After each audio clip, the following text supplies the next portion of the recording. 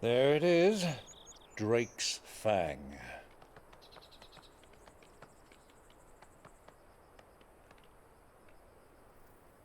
Kupka will be hiding inside. Along with goodness knows how many guards, all on highest alert. You'll need to keep your wits about you if you're to reach him. So be careful. I will, Uncle.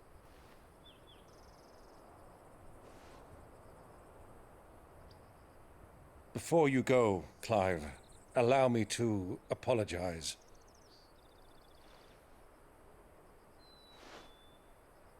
After what befell at Phoenix Gate and the crisis that followed in its wake, I fled. I retreated to my counting house and danced attendance upon the vicereine in the hope it would bring me favor. I betrayed my nation to save my skin, like the coward I am. And I'm sorry.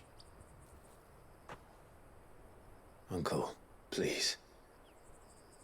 It's not too late, Clive. Rosaria is yours by right, and there are those that would help you to take it back. Had I the courage of my brother, I might already have done so. But that ship has sailed. You, however... No. Forgive me, but I cannot. I fight to build a new world now. A better world. Where men can live and die on their own terms. I was raised in a nation that strove to improve the plight of bearers.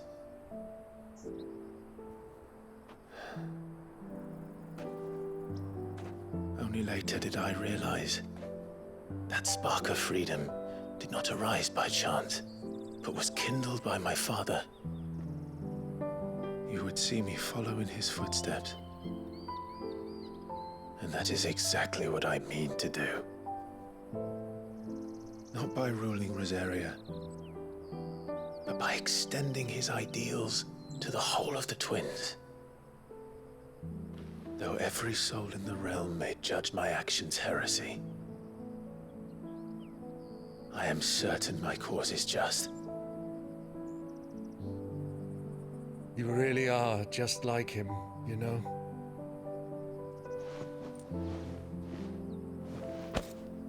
Thank you, Clive, for coming back to me. I am proud to call you nephew.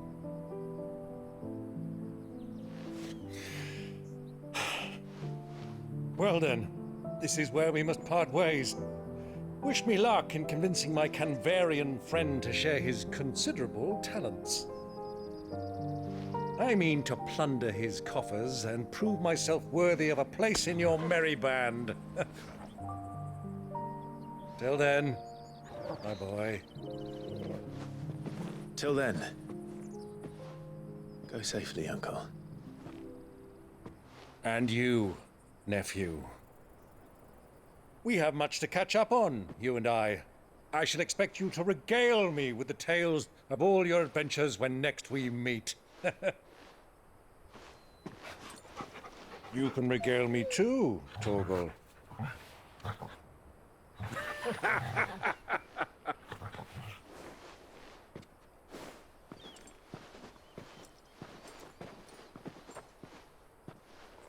I'm coming for you, Kupka.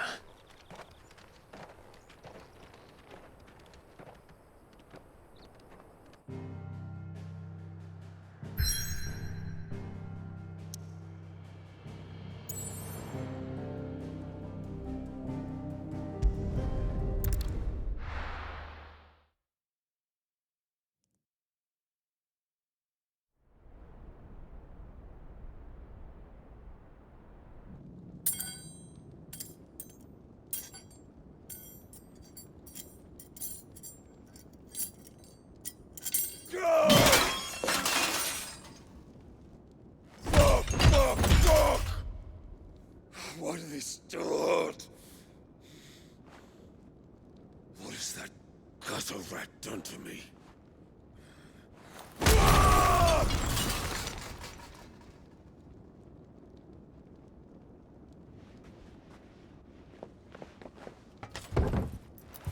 Out of my sight, wench! I'll kill you, Rosfield! I'll rip out your heart!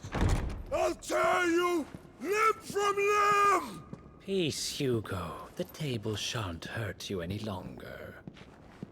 He sought to humiliate me. Me!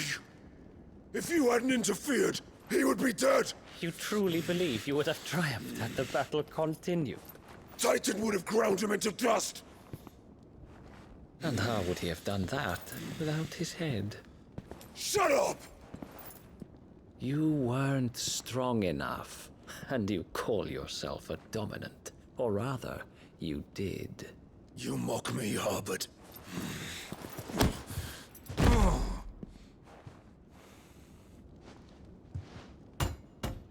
Do you see, Hugo? You are weak. Fuck! But so long as that fire burns within you, there is still hope. There may yet be a way for you to take your revenge. Tell me, what must I do? Please, I'll do anything. Just tell me.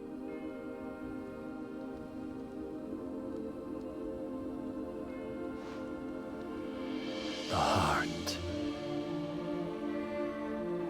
What of it?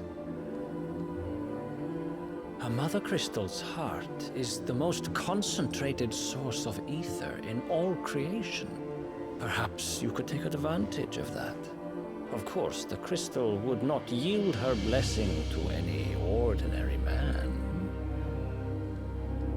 But then, you are no ordinary man, are you, Hugo? Clive Rosfield stole your power, but others have suffered a similar fate, and still managed to find the strength to conjure their icon. Like Benedicta Harmon. She too drank of the ether and gained a power beyond human understanding. She did.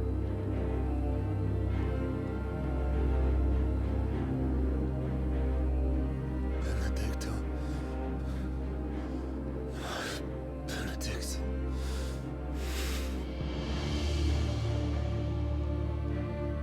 I'll do it. My love. I'll avenge you.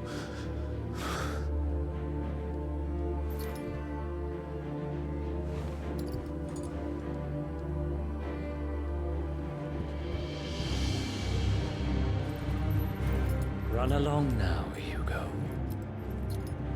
You need only follow the light.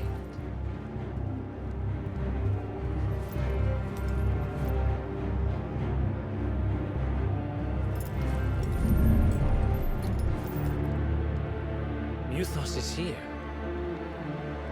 Very well, it shall be so. You may leave everything to me, Your Majesty.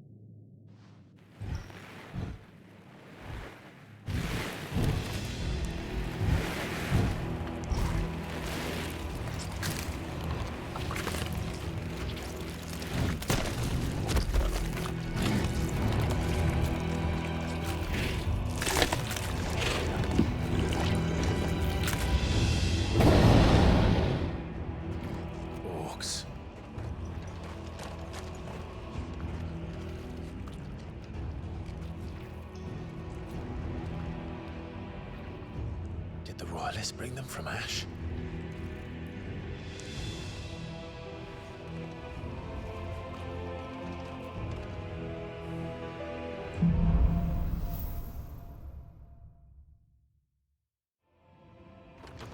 Are the Beastmen part of the Waluda army now? How the hell did that happen?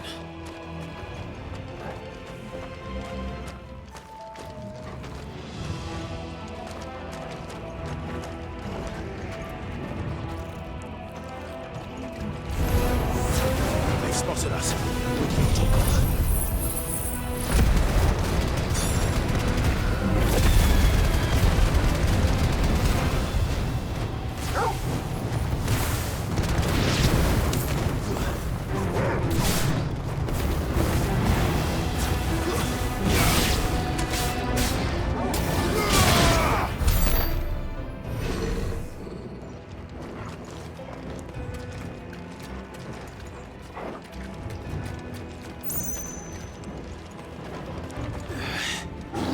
Taken over the entire mine.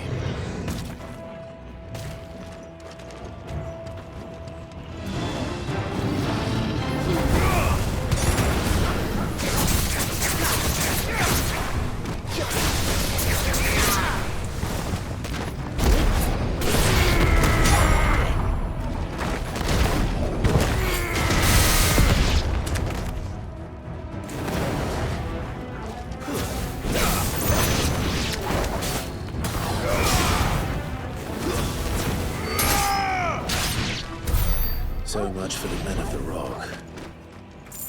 Dhalmekia's finest.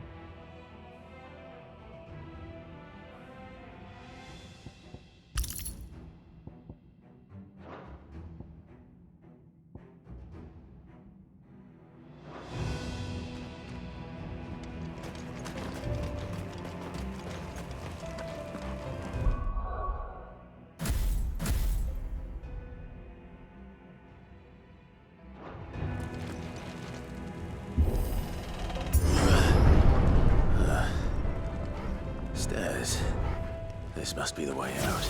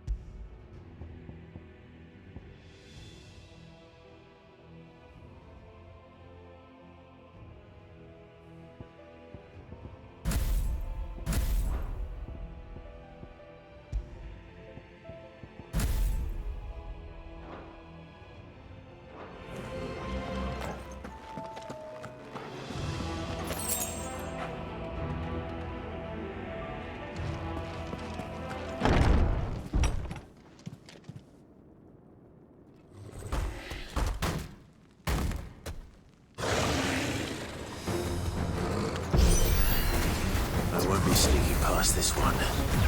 How did it get in here?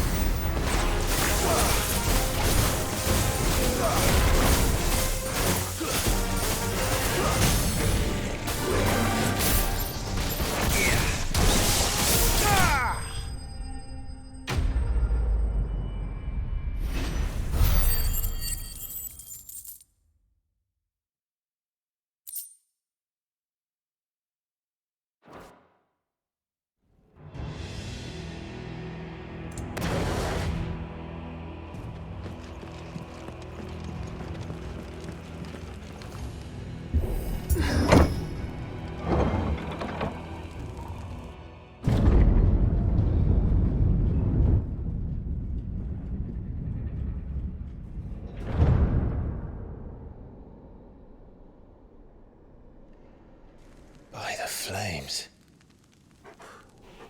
Come on, Torgal.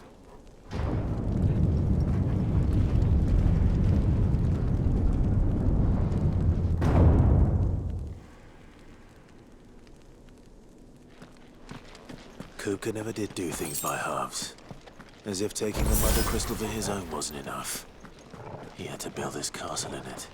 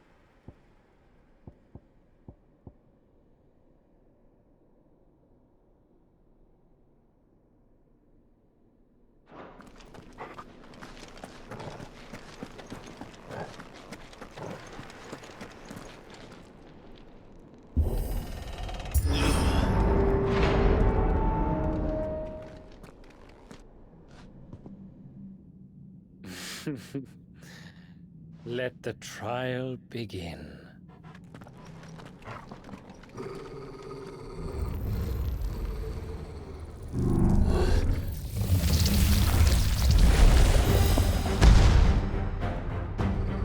What the hell? With me, Tom.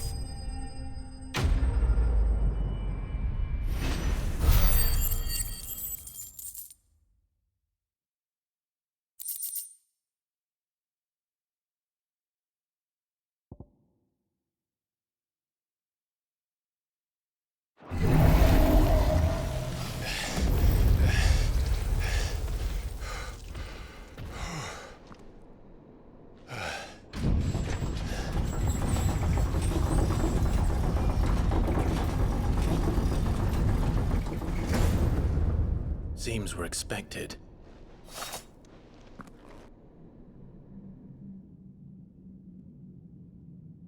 So this is the power of Muthos.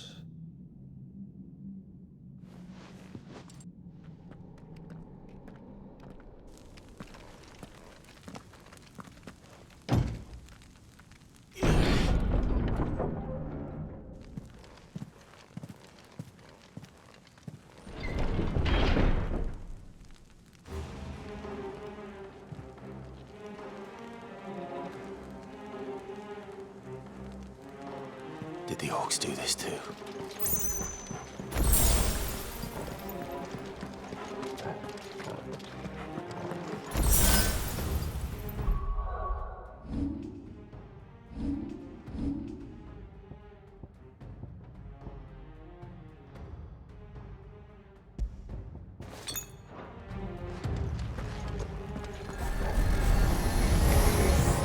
More of them.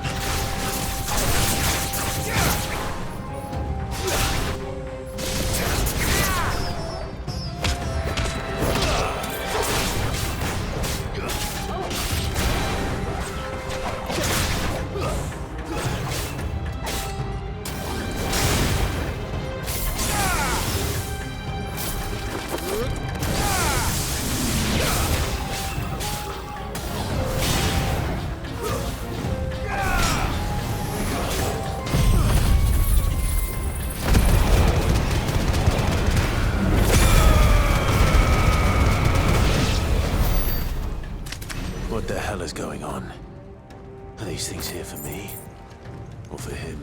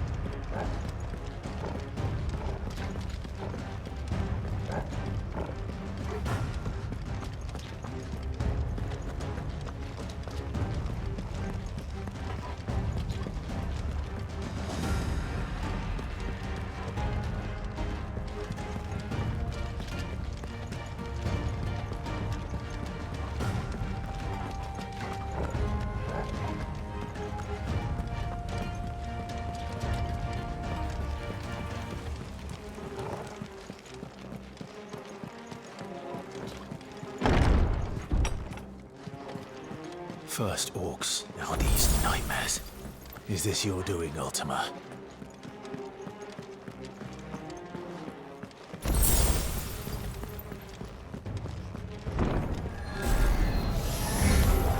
No mistakes.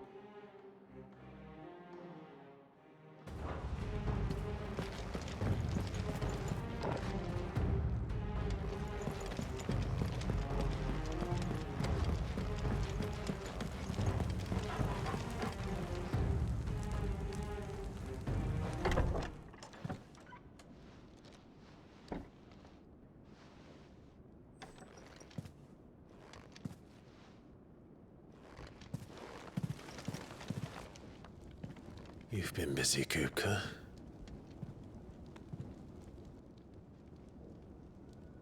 But where did you go?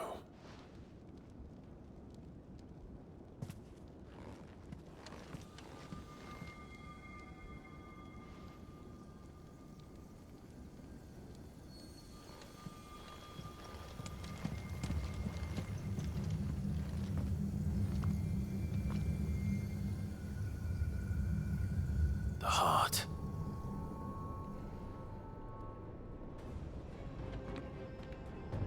He's in the sanctuary. I can feel it. Come on, Toggle.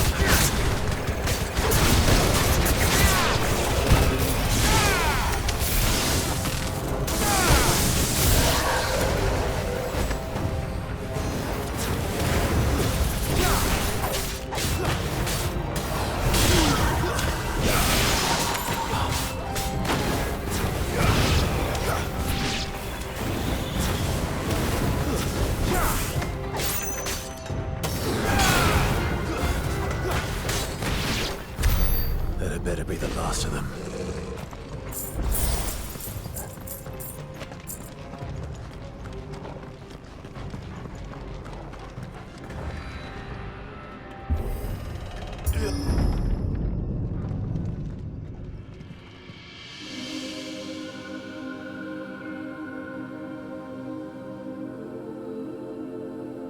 Benedicta, my everything. I've missed you so much. Kuka!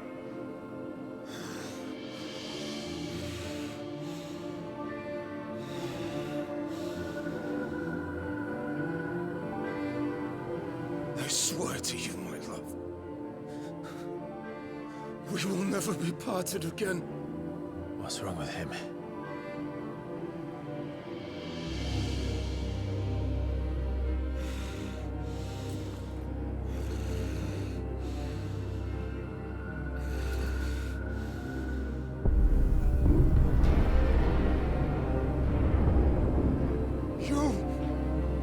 Get away from her!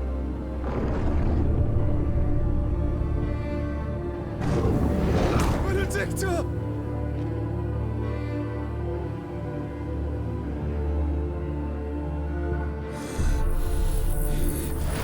I'll kill you, Roswell!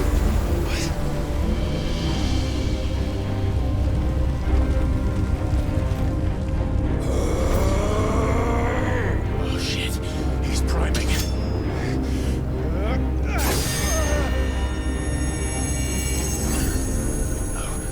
Not now.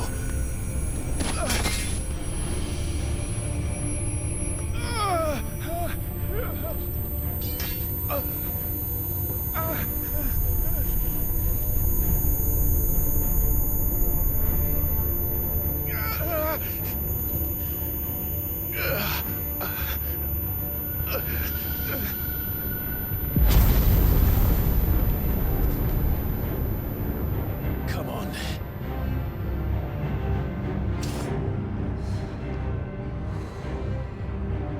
Find him. You've done this before. You can do it again. Let the flames burn within you. No. Let them burn without. Come to me, Ifrit!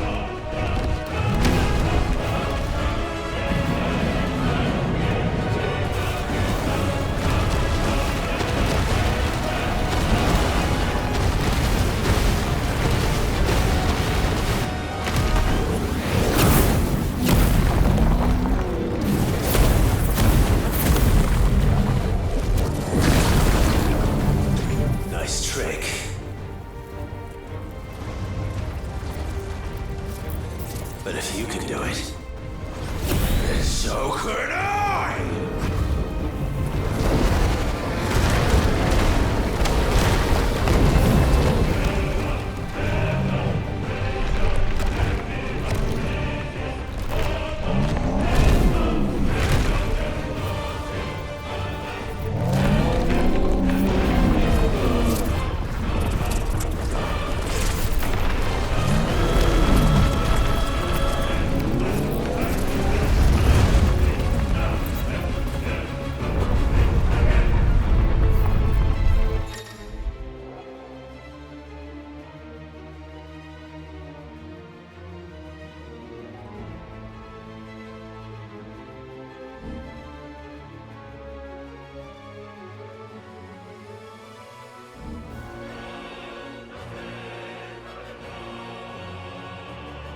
Let's give this a try.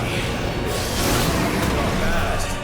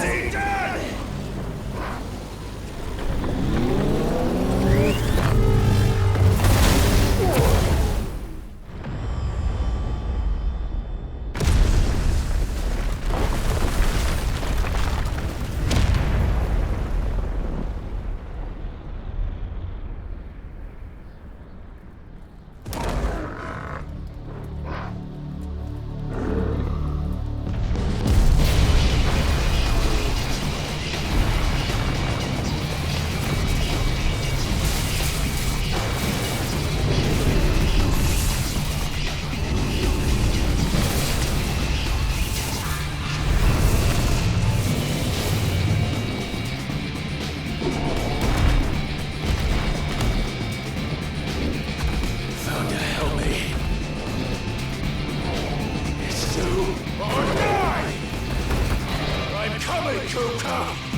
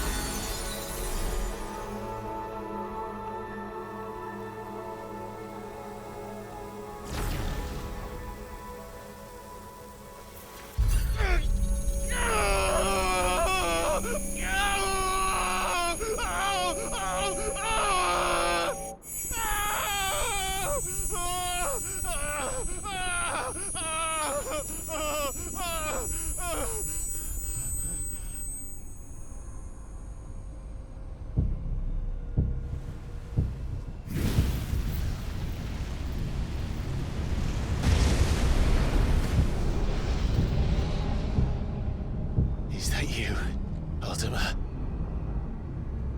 What do you want? Your soul is tainted with worthless human will, yet your thirst for power remains undiminished.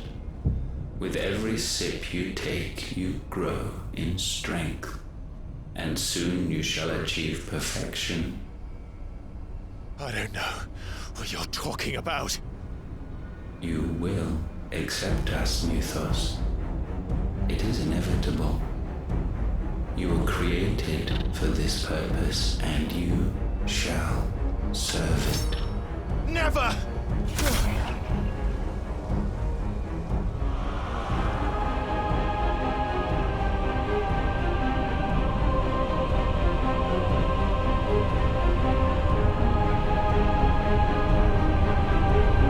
Fight it, Clive! Don't let him in! Consciousness.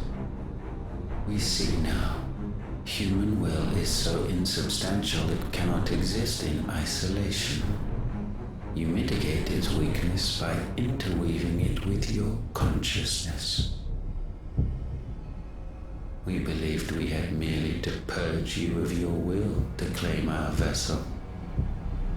It appears we first have to sever every thread of the consciousness that supports it. No matter. The time to build a new world is not yet upon us. We will contemplate.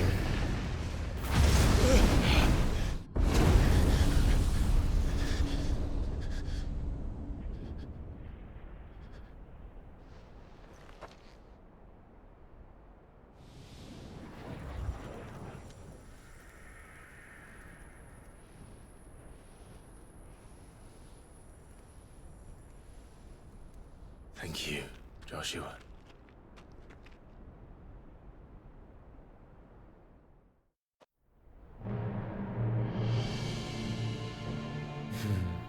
One can no more command the power of ether by drowning in its flood than one can constrain the tides by standing in the sea. I had thought Hugo wiser than this, but it seems his head was full of rocks after all. Titan was strong. Your Majesty. But Mythos is stronger. For 5 years, that man lived only for revenge. Clinging fast to a fiction, even as it swept him into the abyss.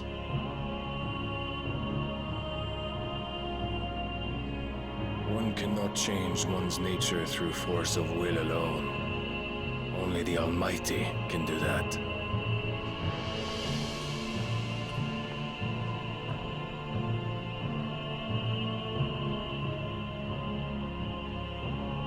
Hugo Kupka, the man who gave his life for a woman's head. A fool like all the rest.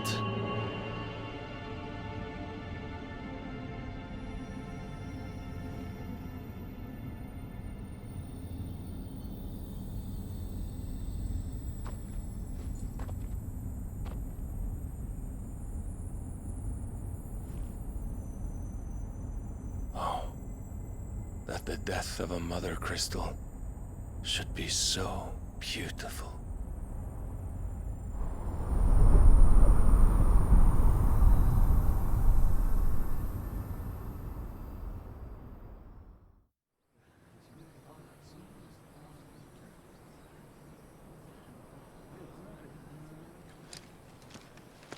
Some medicine, my lord?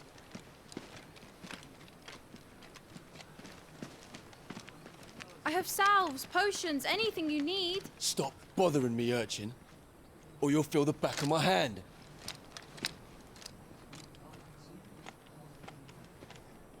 You must consider your health, my prince.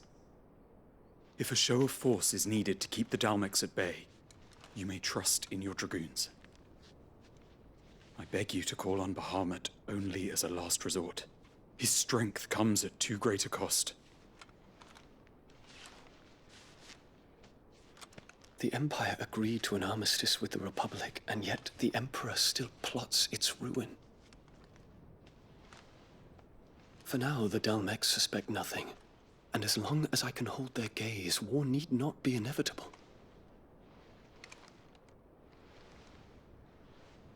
But more than that, Bahamut is the champion of the Empire.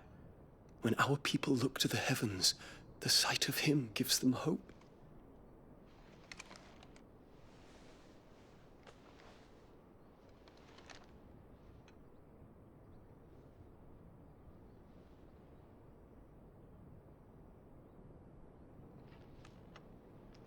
Forgive me, Terence. Would that you were my master. But alas. I will always be your loyal servant.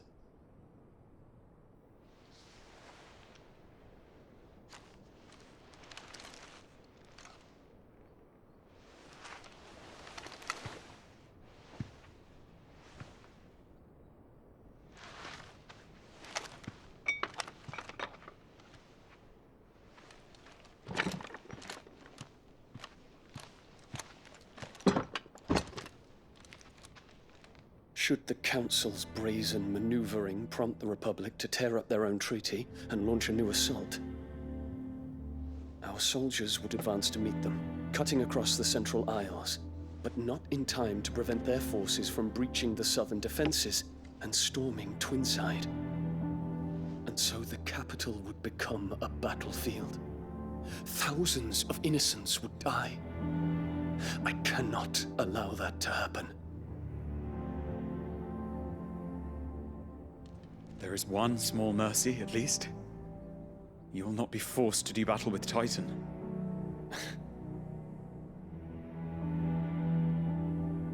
Would that I could avoid doing battle at all. 1,000 pardons, Your Highness. What is it?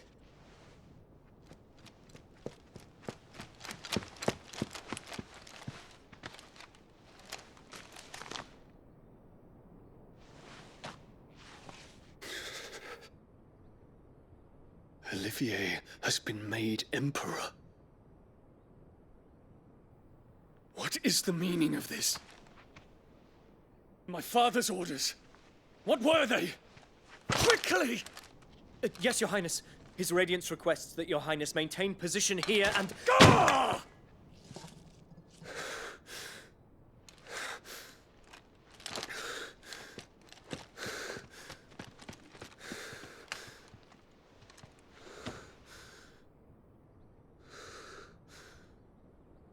Terence. Yes, my prince. I must go to the palace. I'll ready your steed.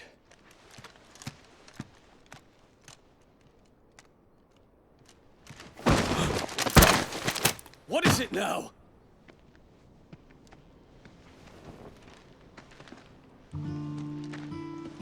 Forgive the intrusion, Your Highness. I know you. At ease. We stand in the presence of the Phoenix. You wouldn't want to get your fingers burned. I hope I'm not interrupting. Not at all. Though I admit, I did not expect such a distinguished guest. How many years has it been since the Remembrance ceremony? 20? I thought you long dead. Do I address a ghost? Many have told me that I look like one. But no. I'm alive. Just. Prince Dion of the House Lesage, I have a tale to tell you.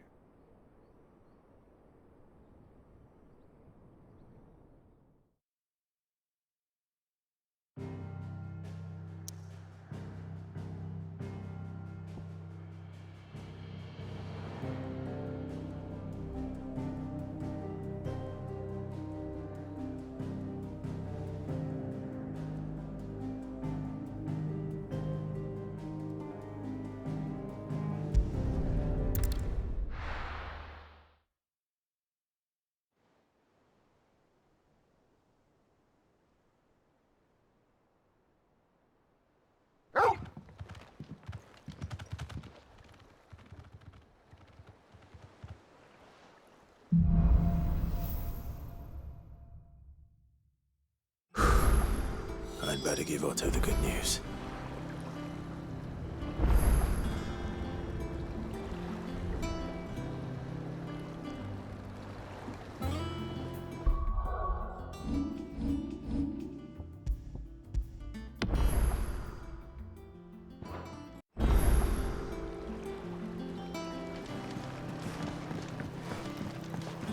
Walkways need patching up.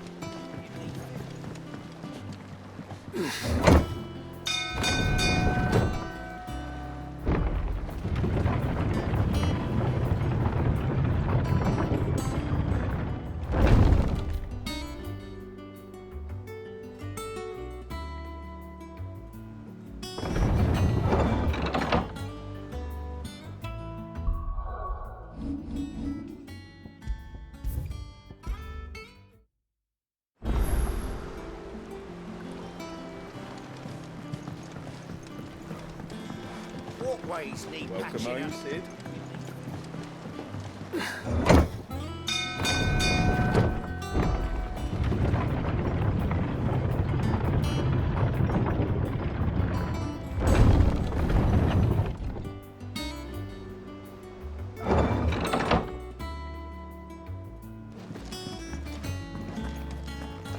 What became of Kupka? Why haven't we heard him?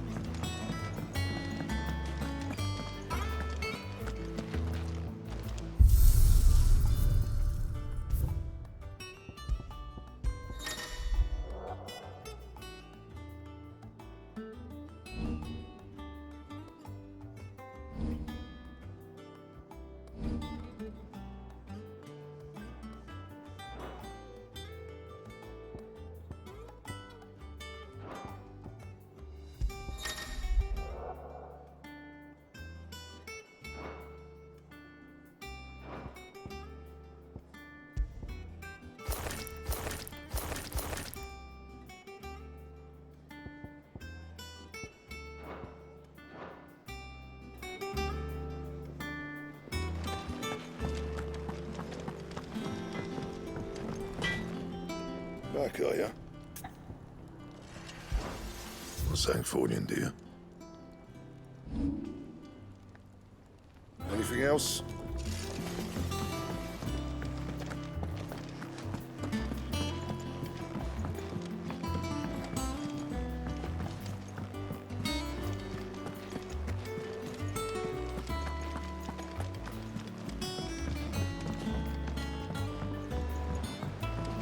We're seeing troops amassing.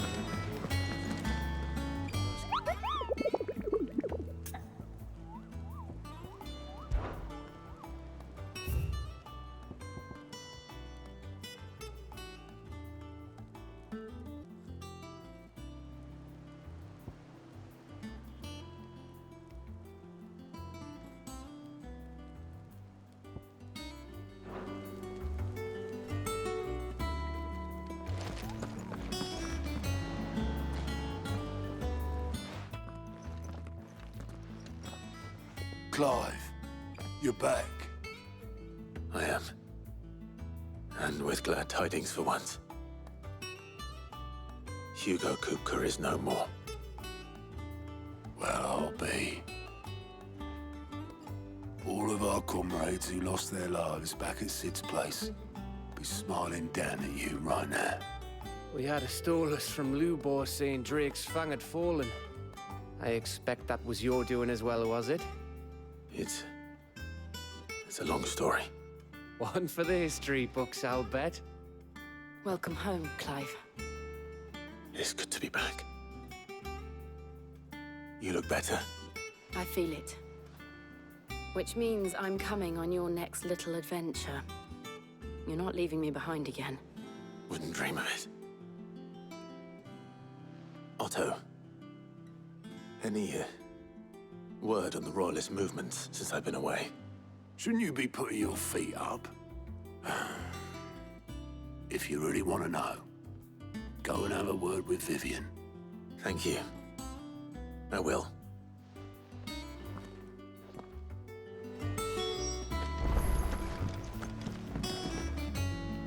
Ah, the conquering hero returns. And with hardly a scratch on him. May have picked up one or two. Well, the fact that you came straight to me instead of visiting our resident physiker suggests that you picked up something more important. A scent. The scent of Waludas. The very same. But whatever plans Kupka was hatching with the Royalists, he took them to his grave. As did his men.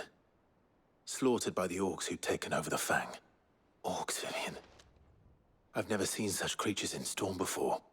The Waludas must have ferried them over from Ash, but why? Why work to rescue Kupka only to invade his home, the mother crystal of an allied nation, and let both fall? It makes no sense. Do you know the tale of the blind men and the Adamantus? One can often be led astray by focusing too closely on individual details. One must instead see the bigger picture. And what bigger picture is there than my map?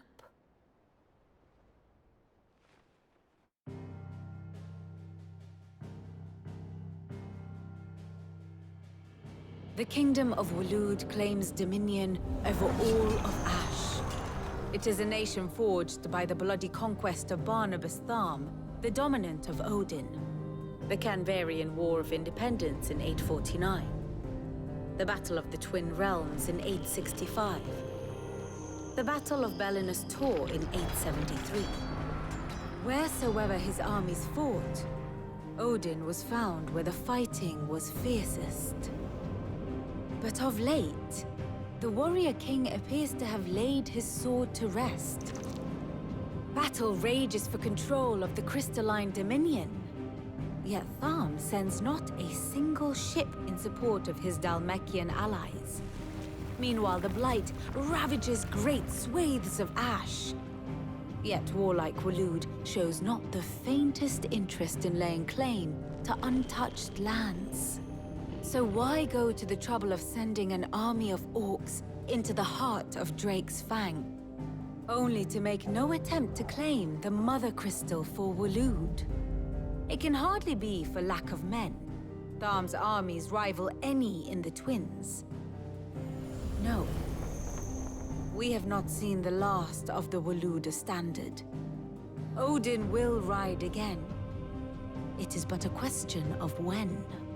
And on that day, who will be trampled underfoot?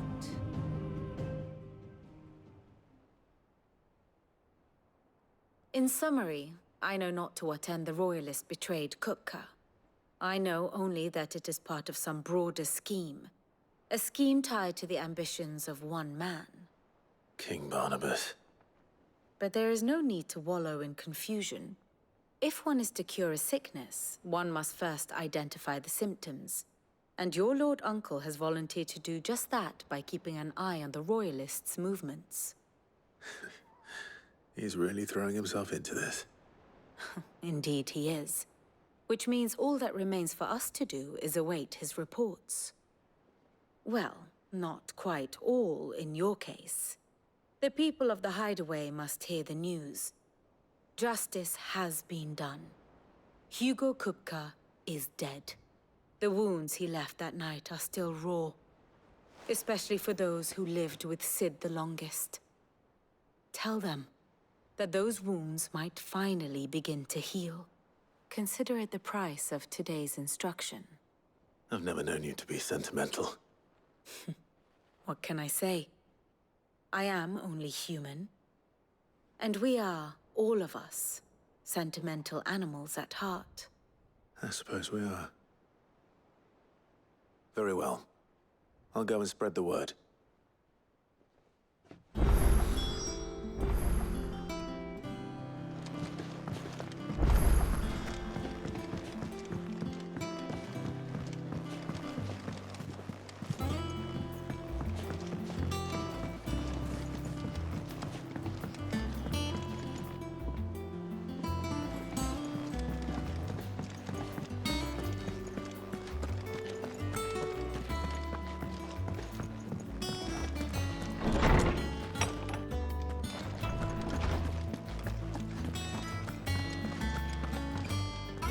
Ah, Clive.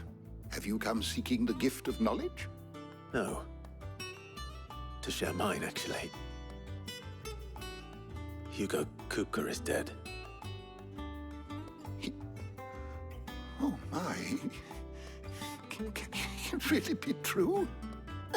Look, he's crying. He is. The big baby. And with good reason, children. These are tears of joy. We must offer up a prayer to your parents that the heavens might weep with us. There shall be no lessons today, only thanksgiving and merrymaking. Go, put away your things. All right. Brilliant.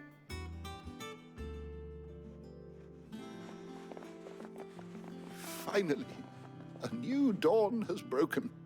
It has. Thank you, Clive. I cannot wait to share the good news. Hippocrates. After Kupka fell, Ultima came to me. I need to know what he is. Have you learned anything? Alas, no. And not for want of trying. I have scoured nigh every historical tome in our collection and found nothing. Not even the sort of conspicuous absence that might suggest a concealment of fact. One is almost tempted to conclude that such a creature never existed. But I saw him. With my own eyes. I don't doubt that you did. Alas, it seems you are the only one who has. To others, he reveals naught. We see only that which he leaves in his wake, like some terrible force of nature beyond the ken of mortal man. A bringer of death. Whether the Ultima you met with was the being itself, or merely another projection of its power, I know not. But until I do, my investigations shall continue. Thank you. It means a lot.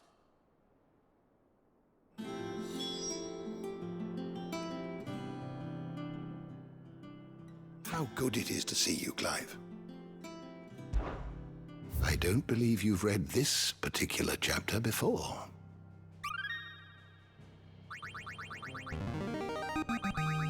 There is a rather fascinating excerpt I've been meaning to show you.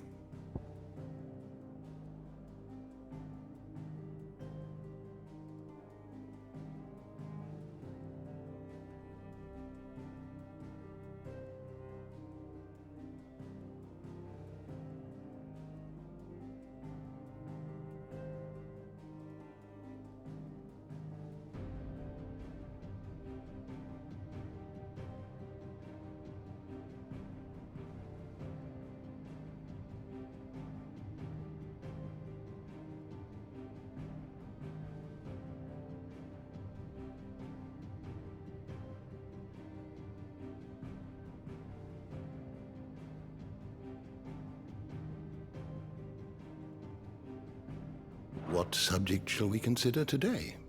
The door to the shelves shall ever be open.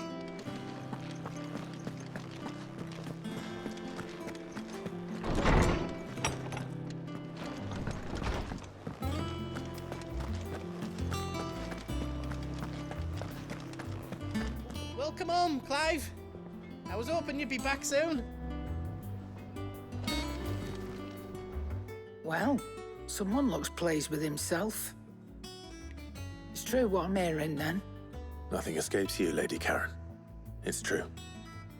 Kupka is dead. No more looking over our shoulders, then. Good. I'm starting to get a crick in my neck. Don't let it go to your head, though.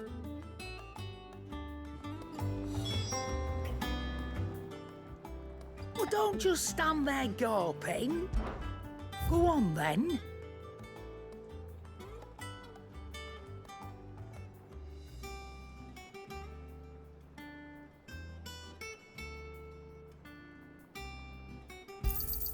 You'll not find a better price than that.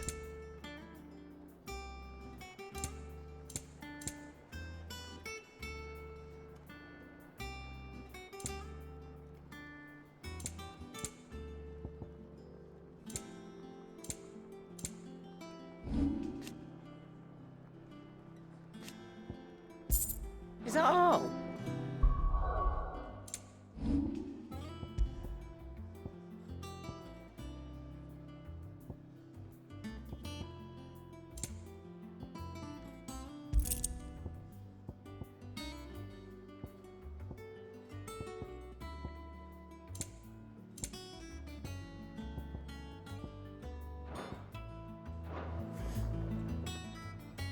And what can I do for you?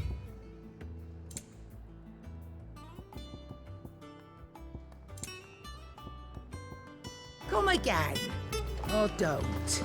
I'm not much bothered either way. Blackthorn, do you have a moment? What is it? I'm busy. I wanted to tell you that Hugo Kupka is dead.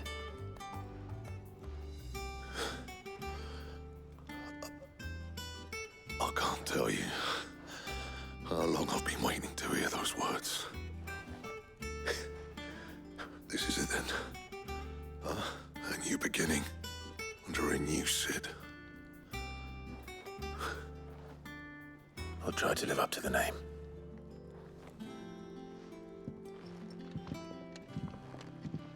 Right. Let's see if Otto has anything else for me. What do you need?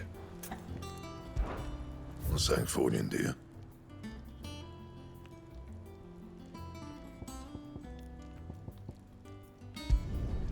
Not bad, if I do say so myself.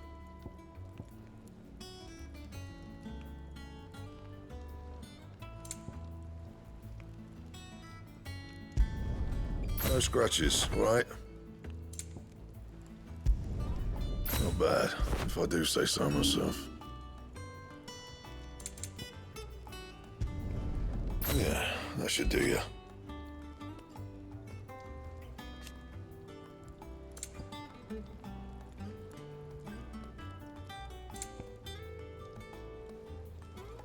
And?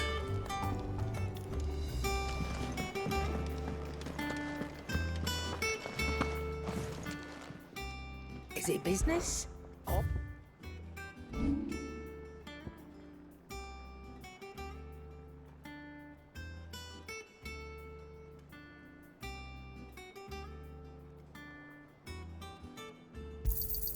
I'll be thankful you got that much. Come again. Or don't. I'm not much bothered either way.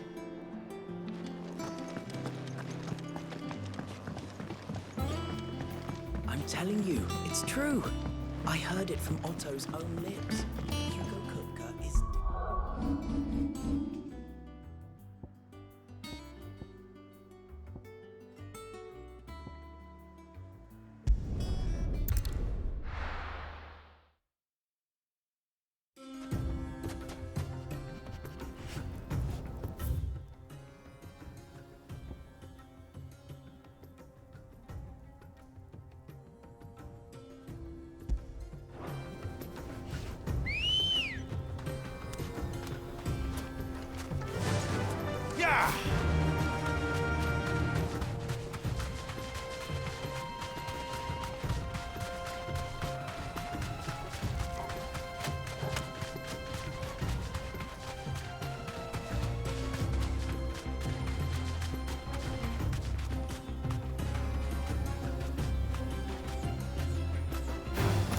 Time to fight.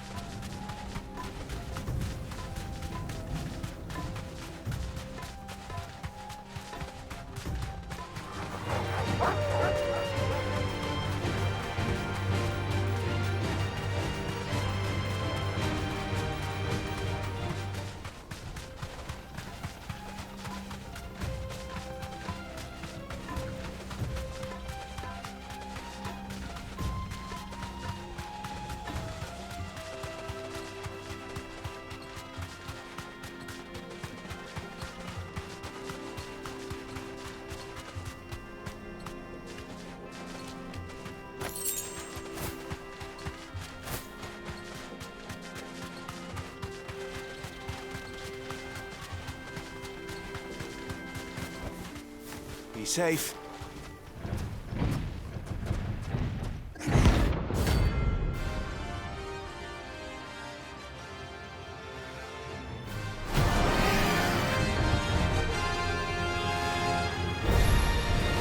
Well, Clive, looks like you're gonna need an even bigger sword.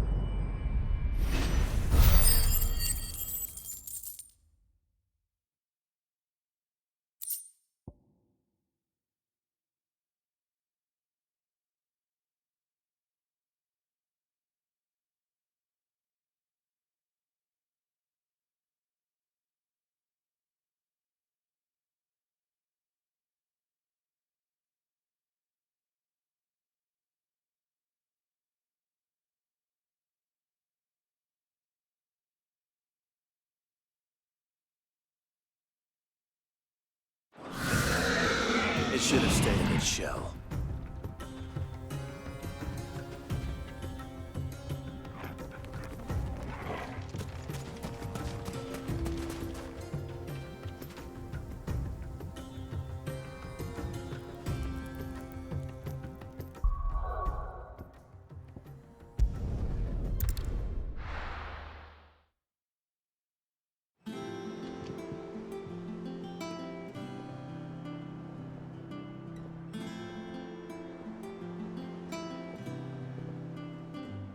I'm telling you, it's true. I heard it from Otto's own lips.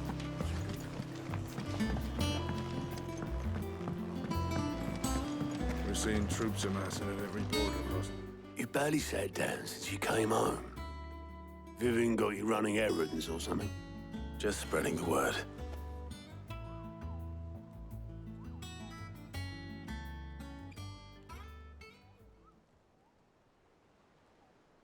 So, the Professor's got a soft side, has she?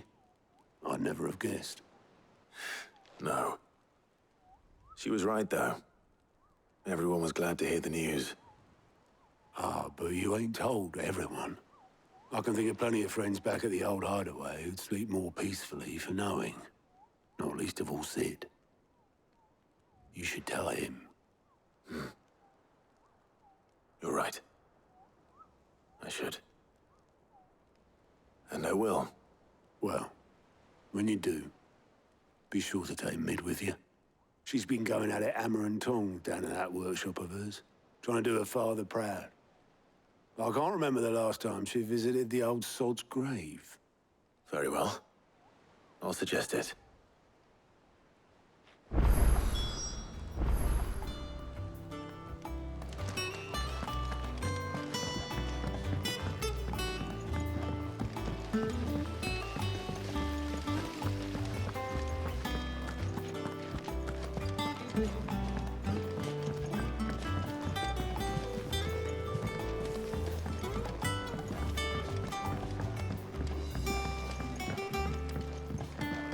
If I don't come up with something soon.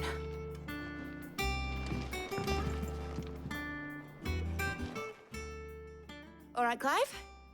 What do you want? I'm going to visit Sid, and I thought you might like to come with me. Sorry, I'm too busy for all that right now. I've got to get this thermal displacement stack sorted. Thermal... Displacement stack. Here. And this is for... Only the fastest, finest ship the world has ever seen. The Enterprise. Me and my dad designed it together. Where other vessels rely on the fickle winds to drive them through the water, ours is fitted with mithril engines. And those things have got more push than a behemoth in a bad mood, and more heat than all the hells put together. Which is where the stack comes in. I may have already talked some tight-lipped shipwrights into putting the hull together for me in a little dockyard in Canva. But the stack's a bit more involved, so I'm building it here. Thing is, it's so involved that I'm running behind and it's starting to hold things up over at the shipyard. I'll come and see my dad, though, when I'm done. Whenever that is. Is there anything I can do to help? Good old Clive. I were hoping you'd say that. First things first, I need some parts meching. The stack will be made up of 3 major components. There's the plating, here, that channels hot vapors away from the engine. The helm over the top, that disperses all that heat into the air. And the shielding around the sides, that stops the rest of the ship from going up in flames. A full suit of armor, then. Probably best to take it one piece at a time. Then you'll need to start with the plating. Everything else fits onto it. I've got the designs and the list of materials here. Show these to Blackthorn. He'll know what to do. I can't make head nor tail of them. Luckily, you don't need to.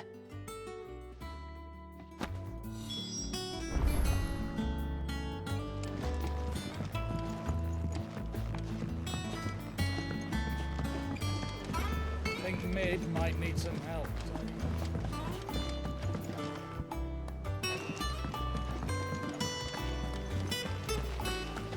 auditors started reading books that don't have any pictures. It hasn't been.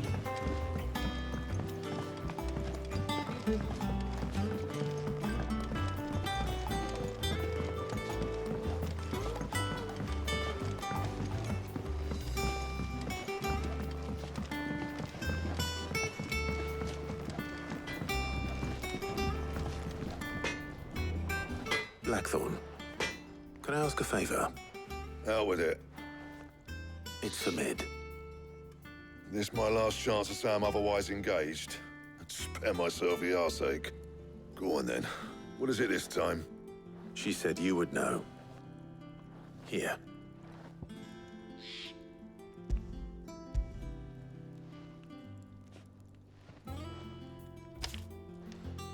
Krieger's Tates.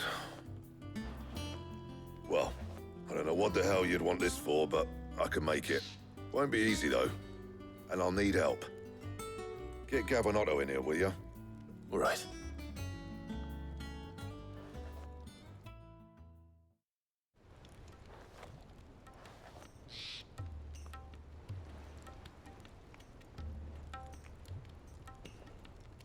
So Mid's roped us all in here again, has she?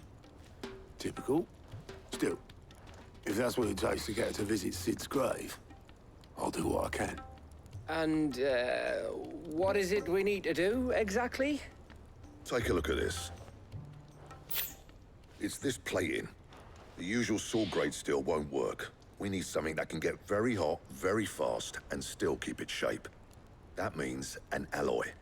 Something that won't break or buckle at the temperatures she's talking about. Which is where you lot come in. I need materials, and I've got my work cut out already. You'll have to fetch them.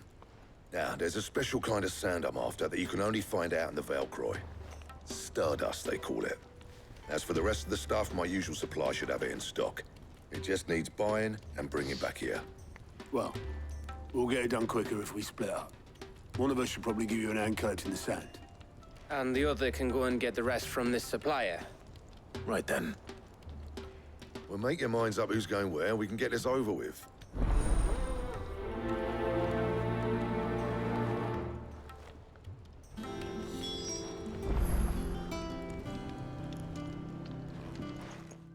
You going after the Stardust then, are you? Which one of these two lucky souls is going with you?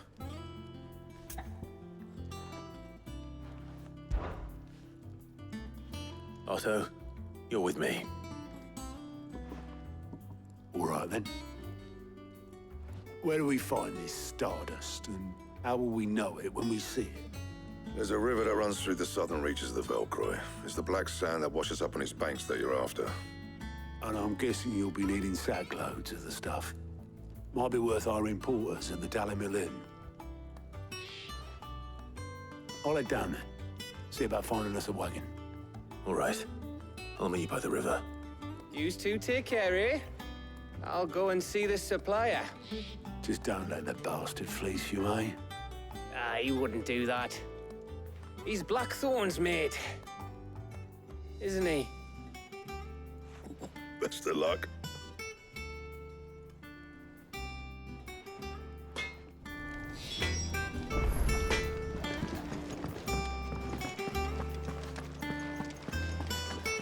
Thanks to Sid. Thank you, Clive.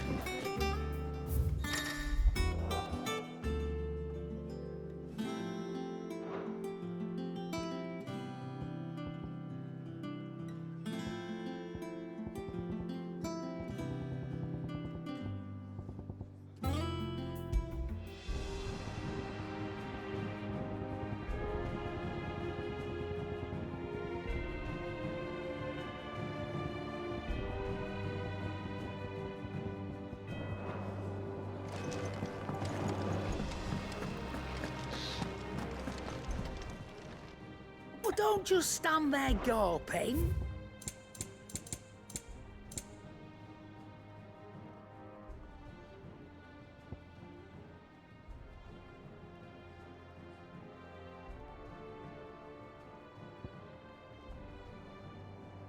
Finished, are you?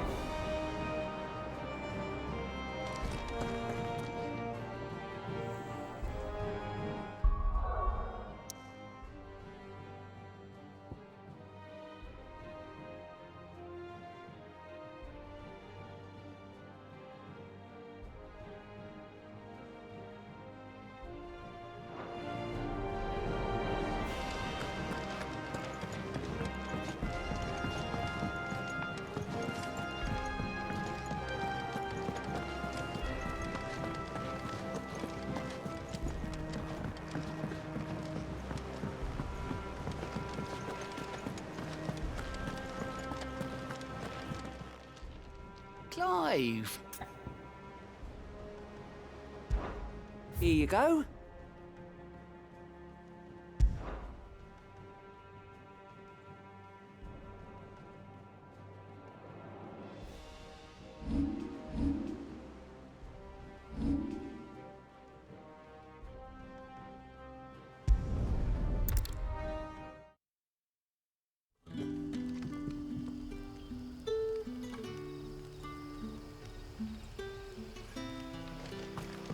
Good day to you.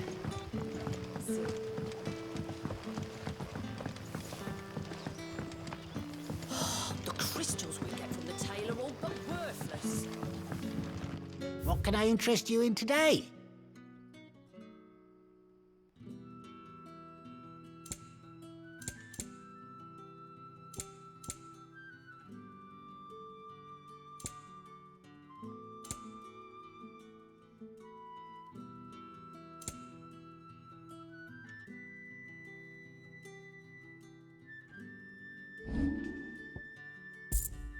Keep fighting the good fight. We are to dig a new cellar. Ah, Clive. Your timing is exquisite, as always. I have a concern which you may be able to assist me with. Go on. There are whisperings afoot of shadowy figures having been sighted outside the village. Rustlings in the undergrowth, suspicious noises. My people fear that they are being watched. It may be no more than a surfeit of nerves, understandable in the current climate, or it may be the prelude to something altogether more dangerous. Given what I hope you'll forgive me calling your nose for trouble, I wondered if you might investigate. Of course. Excellent. You might begin by speaking with the good citizens of Lostwing. Listen to their tales, and make what you will of them. All right. I will.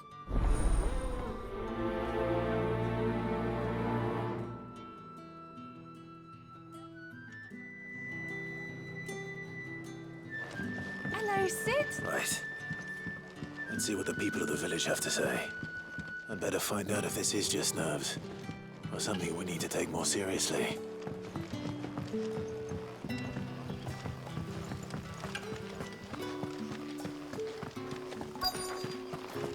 Word is, the Black Shields took a hiding after some terrorism.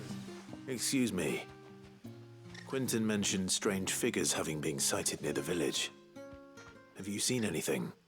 Nah, not me, Gov. I heard the rumours, though. I'm here most days, right next to the gate, and I ain't seen nothing out of the ordinary. Don't worry. Any shady characters try and slip into town this way, and I'll soon come running. And shouting, most likely. All right. Thank you.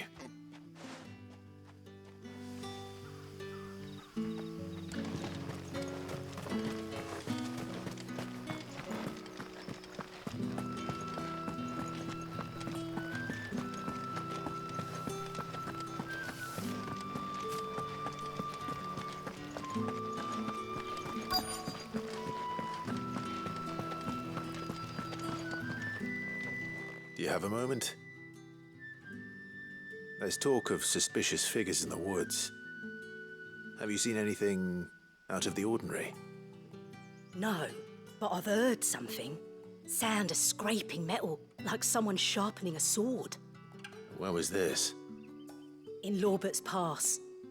Was out foraging for herbs when I heard it, screeching out from between the trees.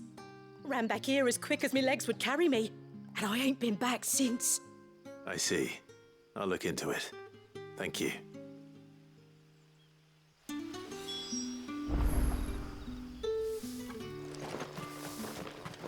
Seems Lorbert's Pass is our best bet then. What do you say, Torgal? Shall we go and investigate?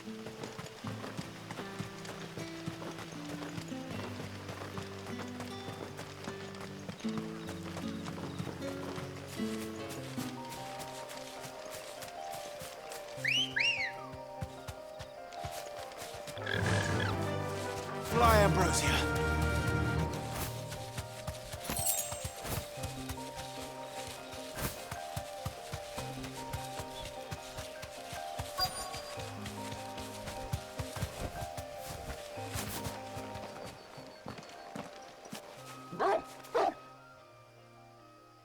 You there. Fuck! He's seen us. Get them before they escape! Black Shields. Here. What the hell are you doing here?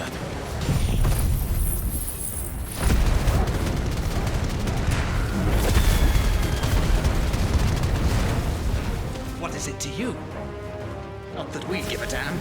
All that matters to us is that you don't leave here alive.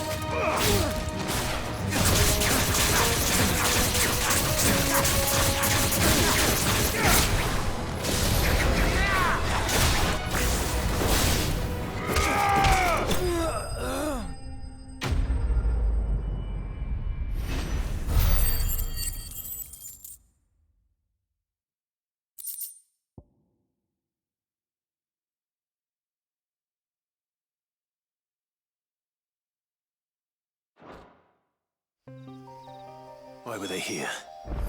Were they planning an attack on Lost Wing? I need to warn Quentin.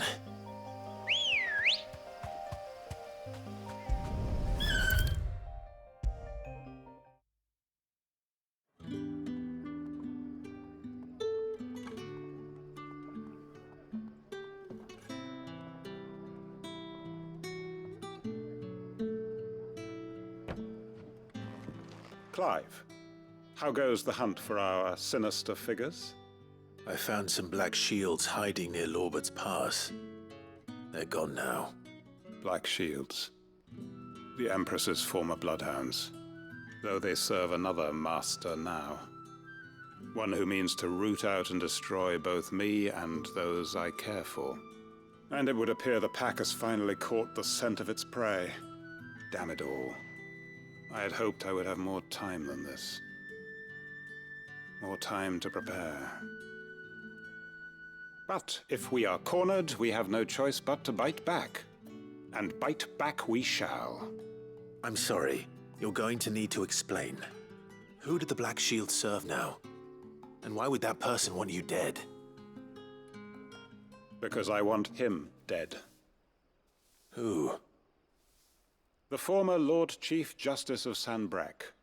All that I have built here is for him. I don't understand. Why him? Why Lost Wing? I suppose it is better that you know the truth. I was a member of the judiciary once. So sickened was I by the injustice of this world, I swore to fight it. And fight it I did in my own small way. I saw more than a few corrupt officials condemned to the very cells into which they had thrown blameless innocents.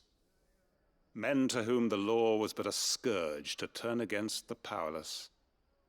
And throughout, it was the Lord Chief Justice who backed me, who was my one true ally in the quest to see justice done. So what changed? I discovered that he hunted bearers for sport. I was a fool to think he shared my hatred of venality and vice. His support for me was no more than a facade, a means of ridding himself of his rivals, a mask to hide the rot beneath. I filed suit against him immediately.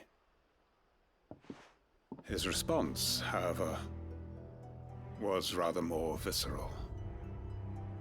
He had my entire family slaughtered, and he faced no punishment whatsoever. I lost everything. My loved ones, my livelihood, my position, the faith I had once held that any modicum of justice might be achieved through the courts. So I set about enacting my own. I tracked down every soul who served him, and slit their throats myself. But the man himself proved an altogether more difficult target. With money and power come protection, and so I saw that I would need an army of my own. I came here to Lostwing and began recruiting like-minded individuals. And everyone here knows this is why you do what you do. Of course. They too have lost loved ones to the bearer hunts. Seen faultless friends sent to the gallows to spare the guilty. All under the watchful eye of the Lord Chief Justice. Our wounds are the same. And our cause is the same. We are comrades. And our revenge is already in motion.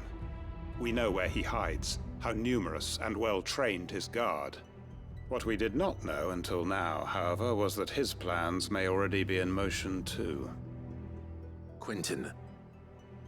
Our time is short. He may move against us at any moment, unless we move against him first. My friends and comrades, it begins. Make ready for war.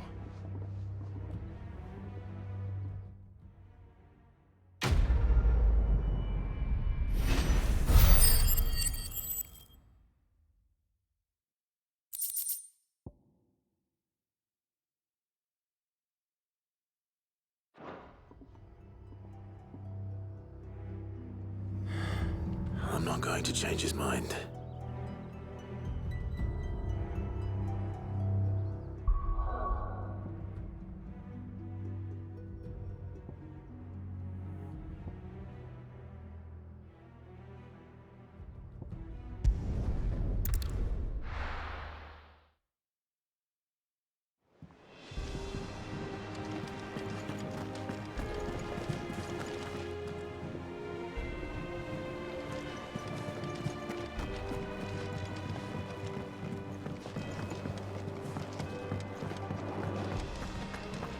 Thanks to Sid. Thank you, Clive. Not...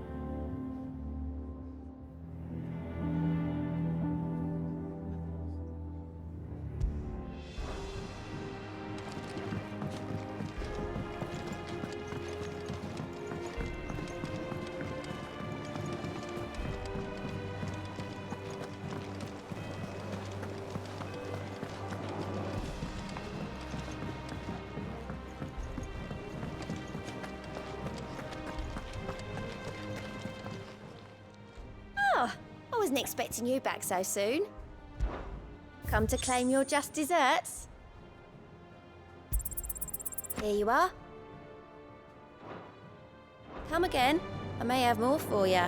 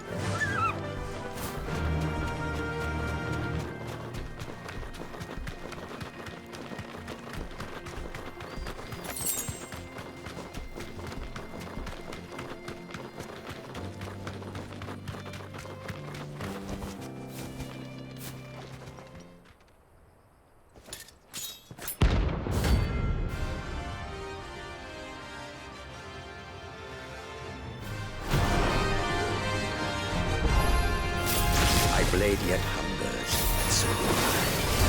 Come, let us feast on your flesh.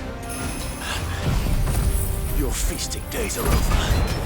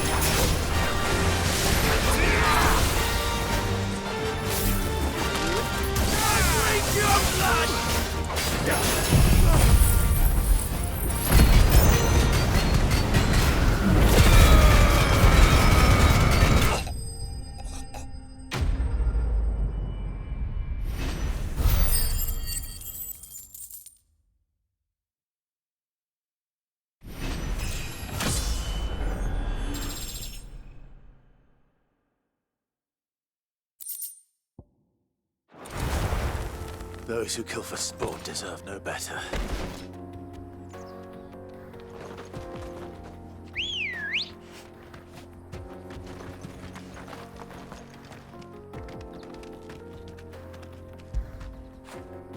Atta boy.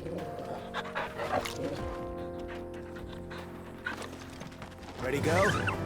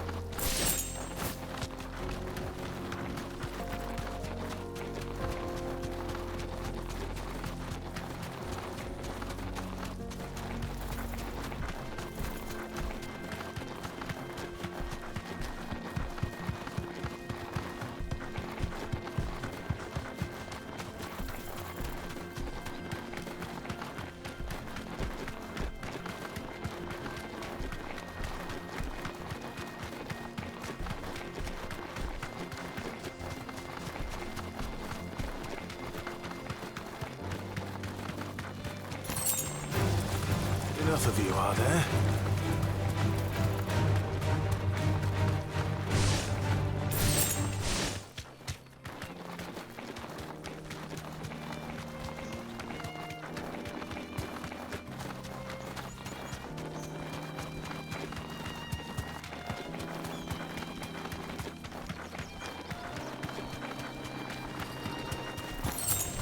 This won't be easy.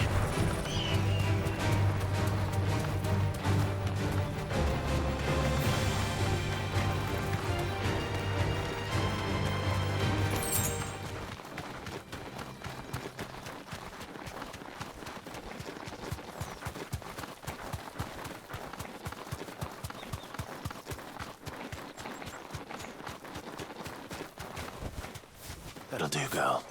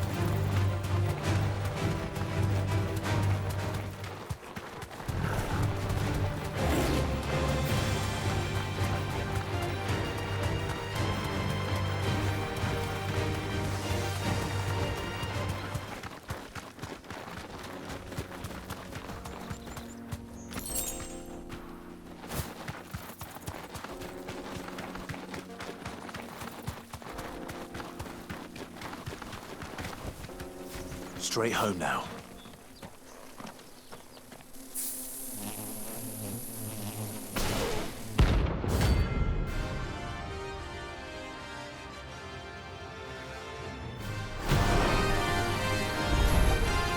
They don't look happy.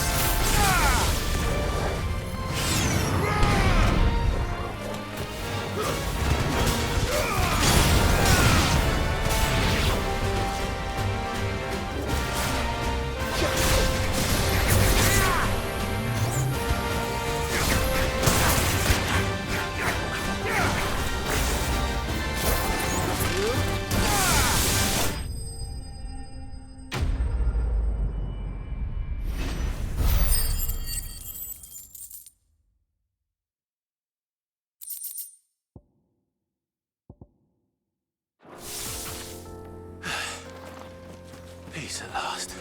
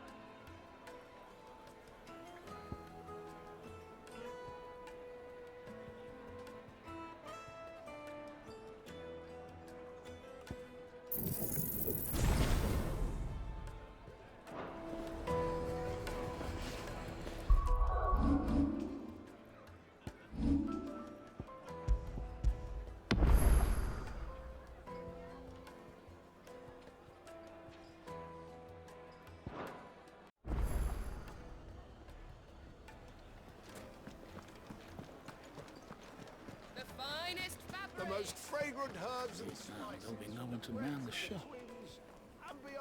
Gone, just like that. And without so much as a by your leave. What's the matter? It's my apprentice. He up and vanished while my back was turned.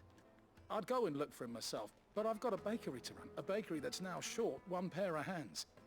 Loath though I am to rely on the kindness of strangers, I'm at a loss. Please, will you see if you can find him? I'll see what I can do. Do you know where he might have gone? I wouldn't be surprised if he was off somewhere mooning at Drake's Fang. He used to work there, you see. Poor fool left his heart in its hollow. All right. Then that's where I'll start.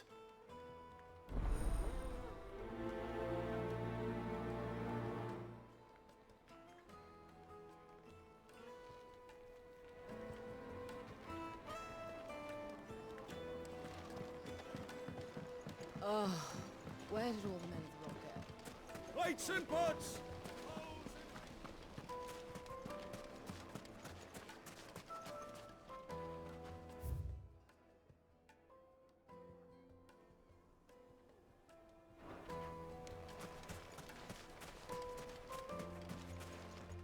Anything I can interest you in?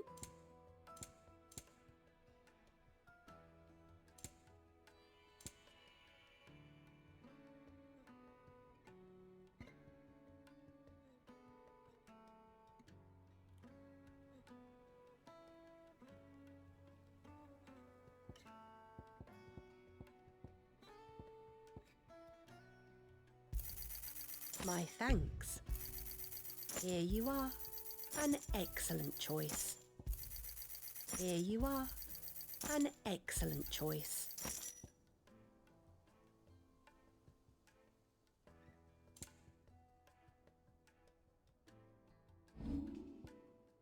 Go with Gilbert.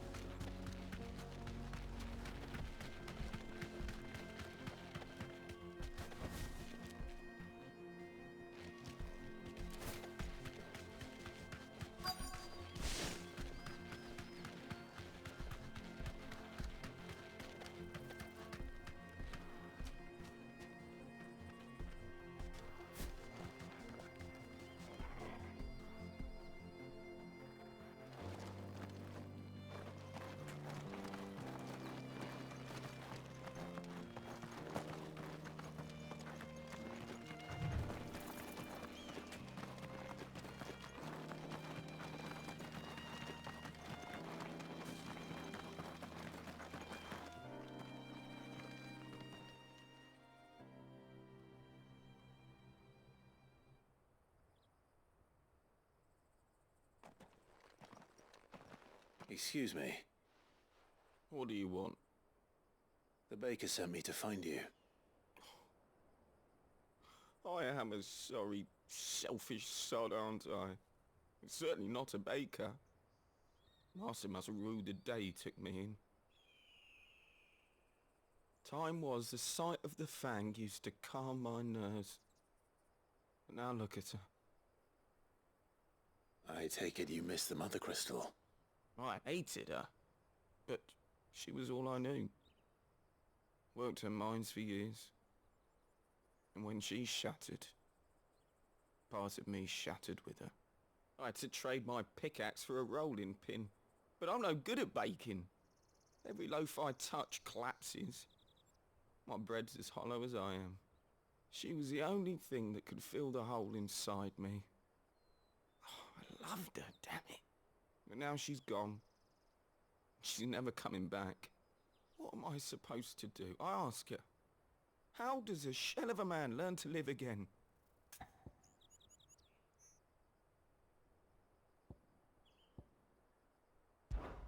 Focus on the job at hand. Think about what you can do right now. What use is proofing loaves when... Wait. Perhaps the solution has been in the bakery all along. You've opened my eyes. Thank you, friend, and fare thee well. Wait.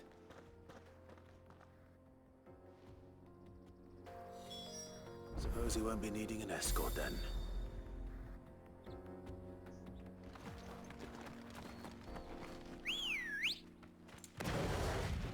Let's go.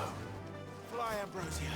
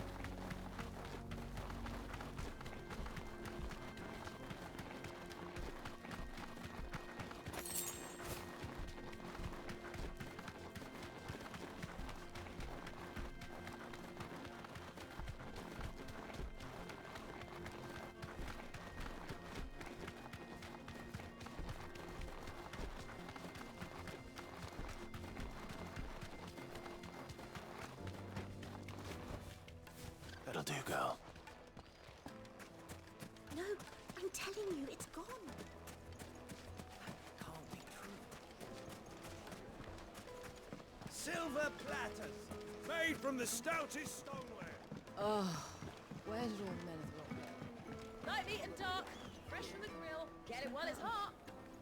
Ah, there you are. The man who lit a fire under my wayward apprentice. Though I worry you might have stoked the flames a little too high. He damn near ran me down trying to get to my oven. Master, it's ready. Behold the Drake's Balm. A truly unique creation. I dare say it is. Just look at it. A perfect likeness of the Fang herself. Her steepled peaks, her fulsome spurs, her inviting hollow. True, my loaves collapse more often than not, but what's the Fang without her crater?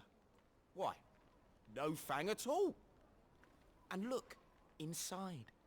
She's filled to bursting with a bounty of beautiful crystals. Salt crystals! Master, I have found my purpose. I must use my work here to preserve the memory of the Fang.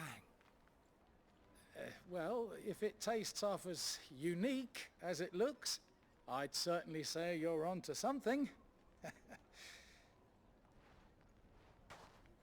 Not only is my apprentice back, but he's finally pulling his weight.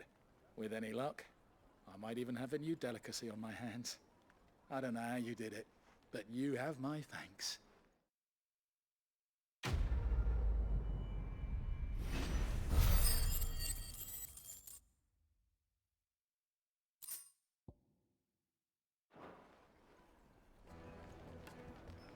Now, Dusan, I know you're keen, but do you have to use the good salt?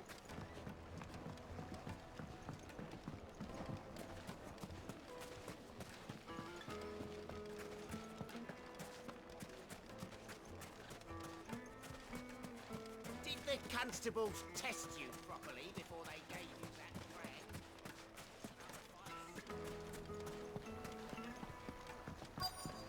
This river runs all the way to the southern seas. They used to load the crystal onto barges and sail it to the villages downstream. Before the canyons were lost to beasts and bandits. When I was a girl, I would wave to the boatmen as they set off on their long journey, and they would throw me sweetmeats in return. Such happy times.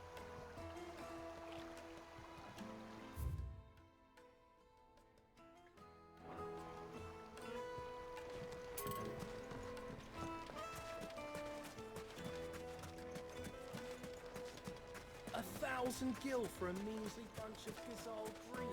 Won't you come and play, handsome? Plates and pots!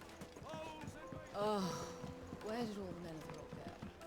Now, Dusan, I know It would make her fine.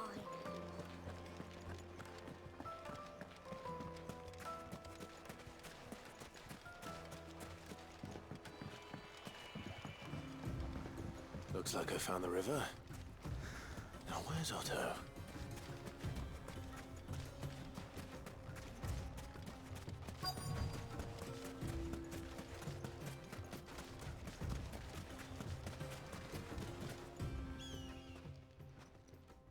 Otto, sorry I'm late. Oh, Clive. I had a quick scout about, and I reckon this area's our best bet. Seems Blackthorn's the only one who thinks smithing with his Stardust stuff's a good idea. It's just lying here, waiting for any old fool to fill his boots. But unlike any old fool, you thought to bring a wagon. Well spotted. Now get filling.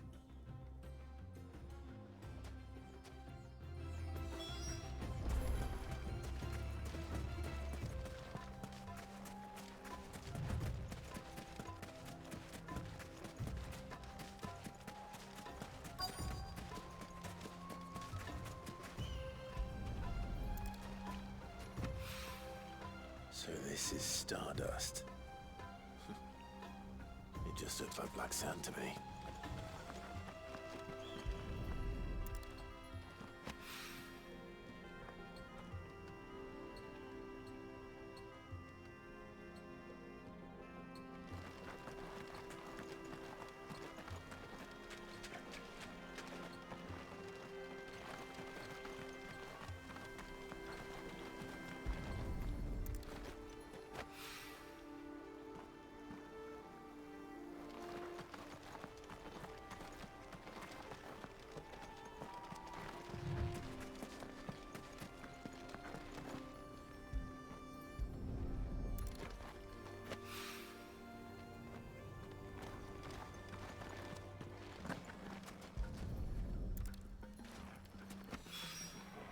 That should be enough for now.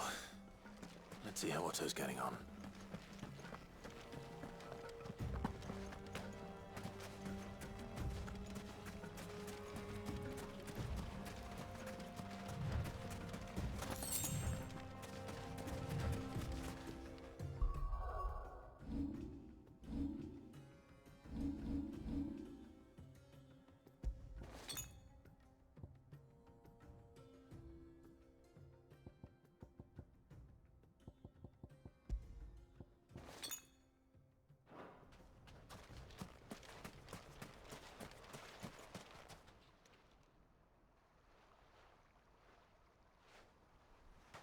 How much did you get?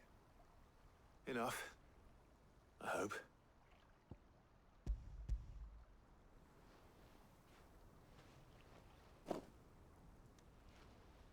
More than me.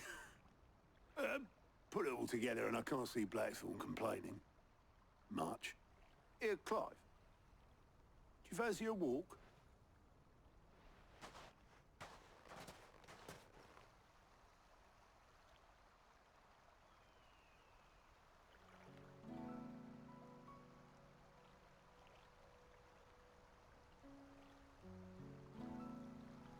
Sid would be proud. Of what? Of you, you idiot. The way you've carried on what he started. When we first met, I had you down as a spoilt little puppy who enjoyed nothing more than biting the hand that fed you.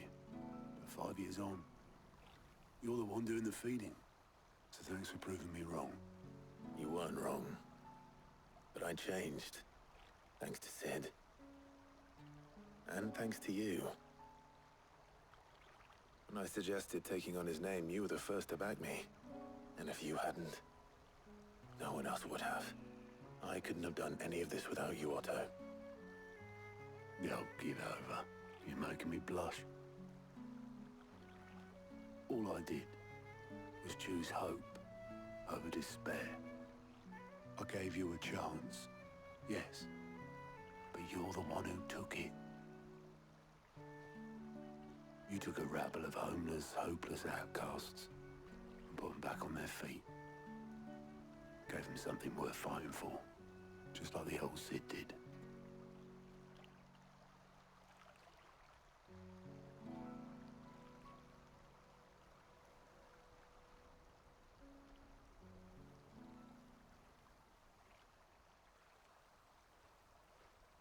About time I was heading back, I reckon. All this scrabbling about in the sand's taken its toll on the old pins. I'll see you back at the hideaway then. You can take a well-earned rest when you get there. Oh, I plan to. Believe you me. But I'll make sure Blackthorn gets his precious black sand before I put my feet up. He'll only moan otherwise.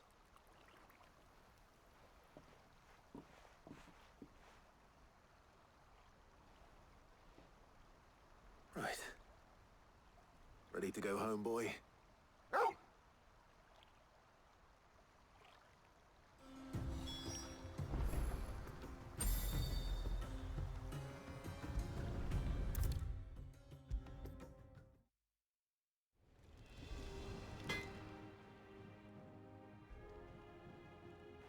Blackthorn, got everything you need? Yeah. Yeah, I do. Cheers for the stardust. Should be enough to be getting on with. Nice to get out and about for once. Let's do it again sometime, eh?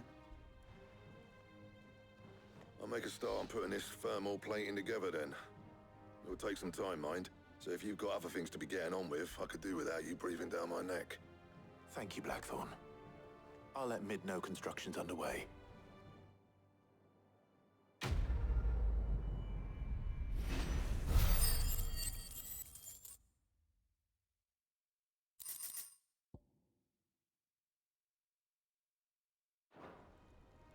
Suppose we'd better be getting back to work too.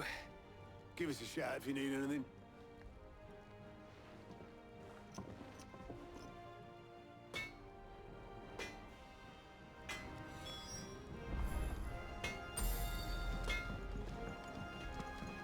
He cracked the crystal too. You're joking.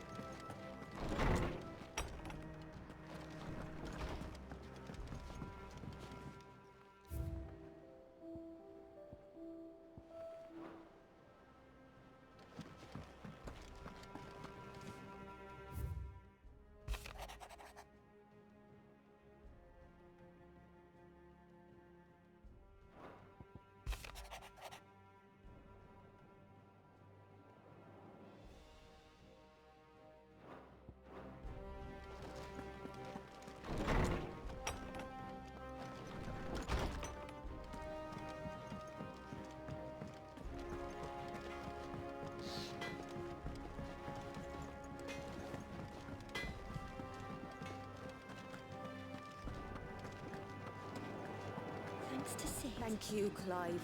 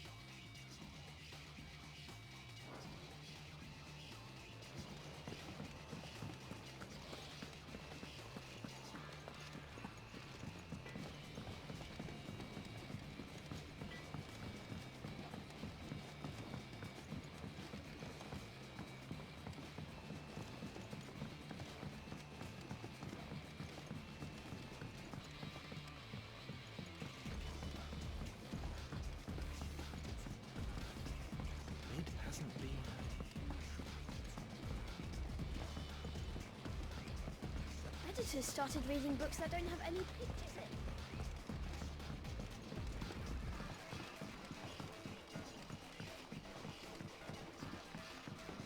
If I don't come up with something soon.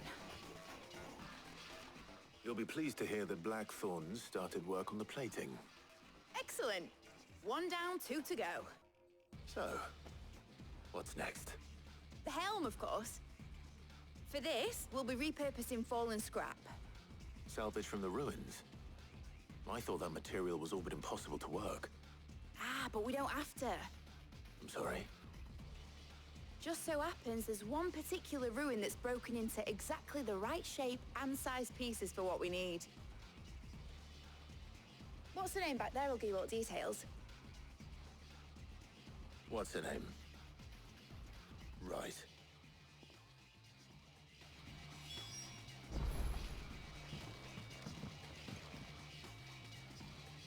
Oh, Sid, is this about the helm? Yes. Mid said I should speak with you. I'll show you the plans then. Here you see the mithril engine, in which mithril is burned to generate heat. That heat is then harnessed to produce motive force. Excess heat is dealt with by means of the thermal displacement stack, which disperses it into the surrounding air. Now, were we to rely on thermal plating alone to achieve this effect, the rate of excess heat buildup would far exceed the displacement coefficient of the plating. In other words, the reactor would overheat and eventually explode. This is where the helm comes in. It connects to the plating, you see, and serves as a sort of thermal sink to absorb all that excess energy. Our experiments have shown that fallen ceramics are remarkably thermophilic. They can withstand and absorb levels of heat far above anything we are able to make today. And not only that, they're also waterproof and immune to rust, making them the perfect material for our protective hood. Why, if sea or rainwater were to enter the reactor proper, it would vaporize instantly. The forces produced would tear the ship from stern to... You can stop there. I understand. Mid said we might be able to use parts of a fallen ruin. Where would I find it?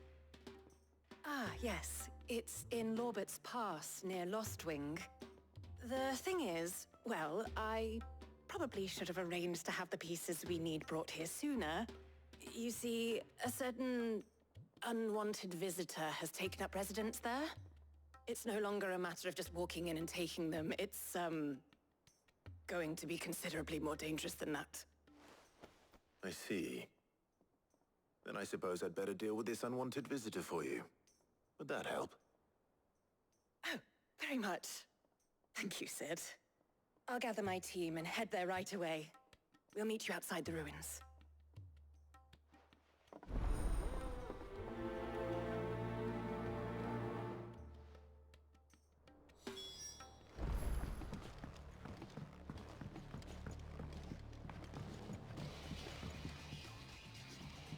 I think Mid might need some help.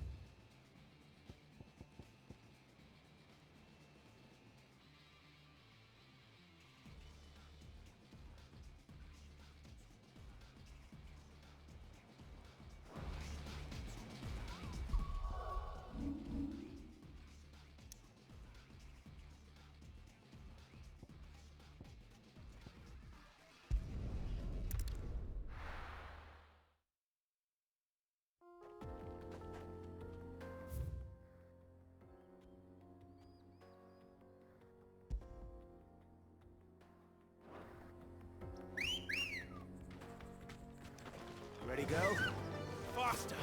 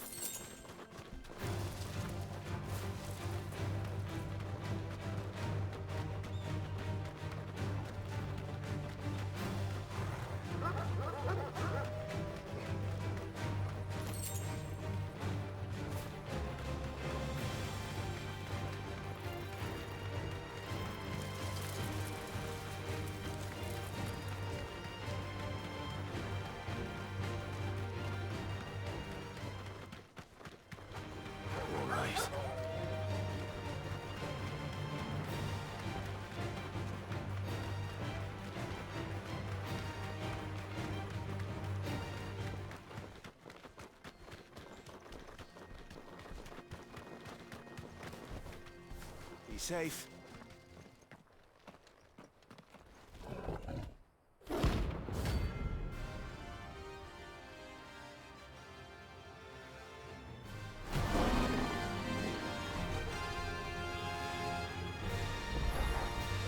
Playtime for the pack, is it?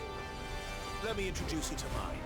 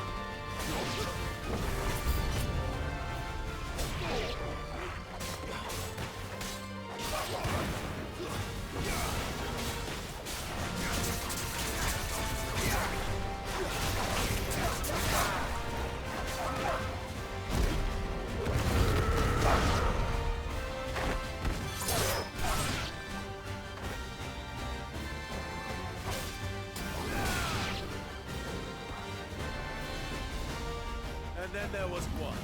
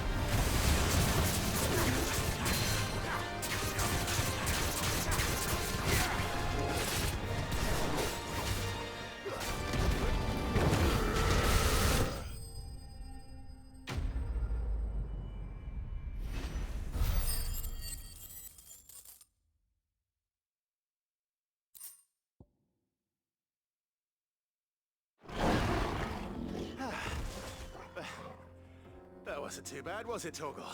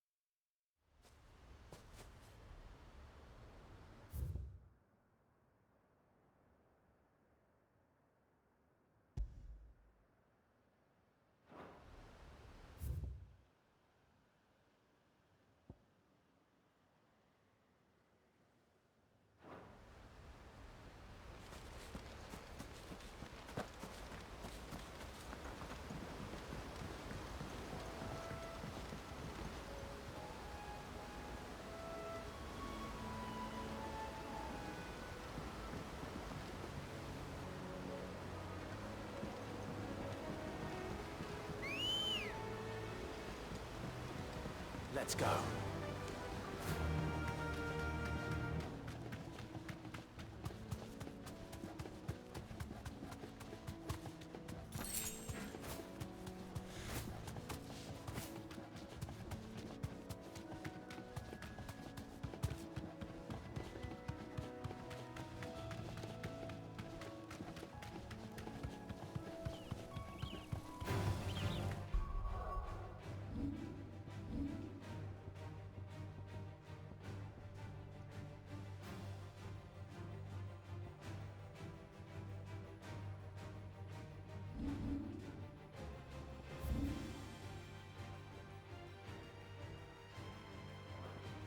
Time to fight.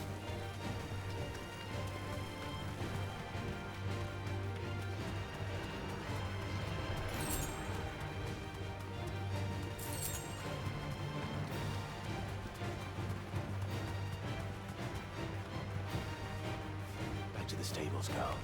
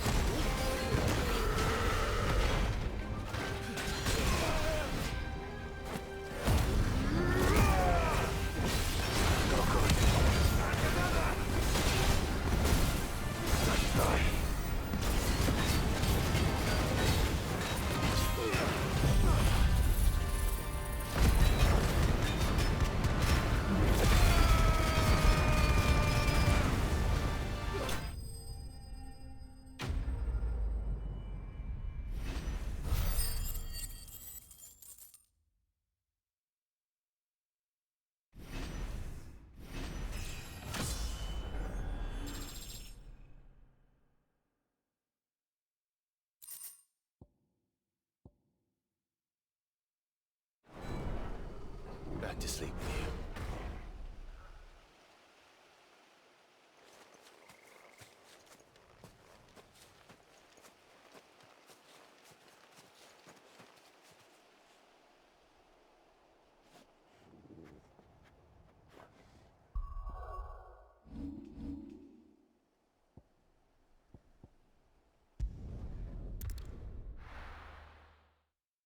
I'll be taking you all to a storehouse in the Bales. Leave anything you don't need behind.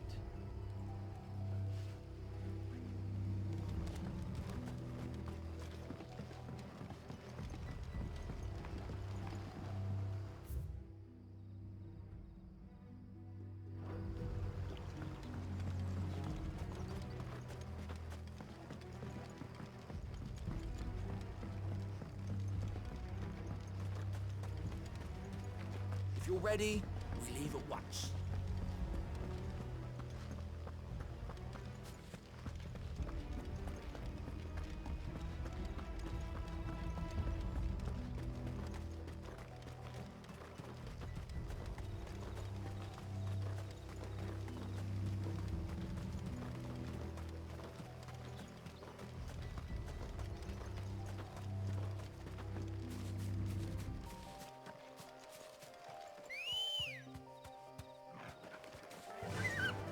Fly, Ambrosia.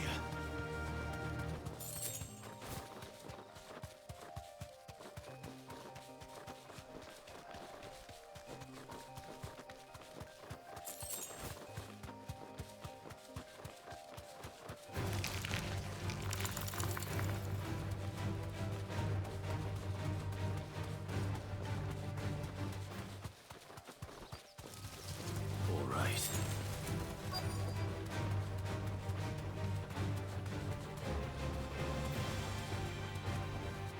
Straight home now.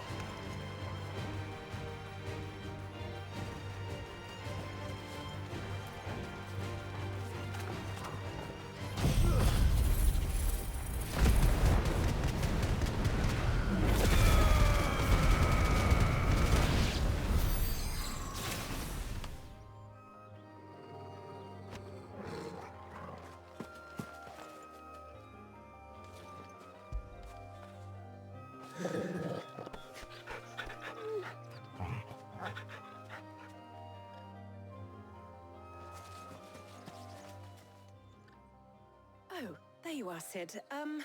Thanks so much for coming. The, ruins are just over there, as is the creature I told you about, I'd imagine. Would you mind? Of course. I'll be right back.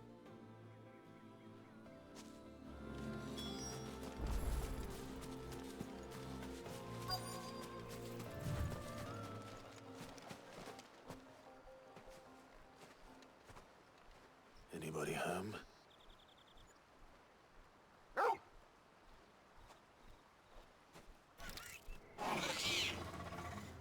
This must be our unwanted visitor. Time to go.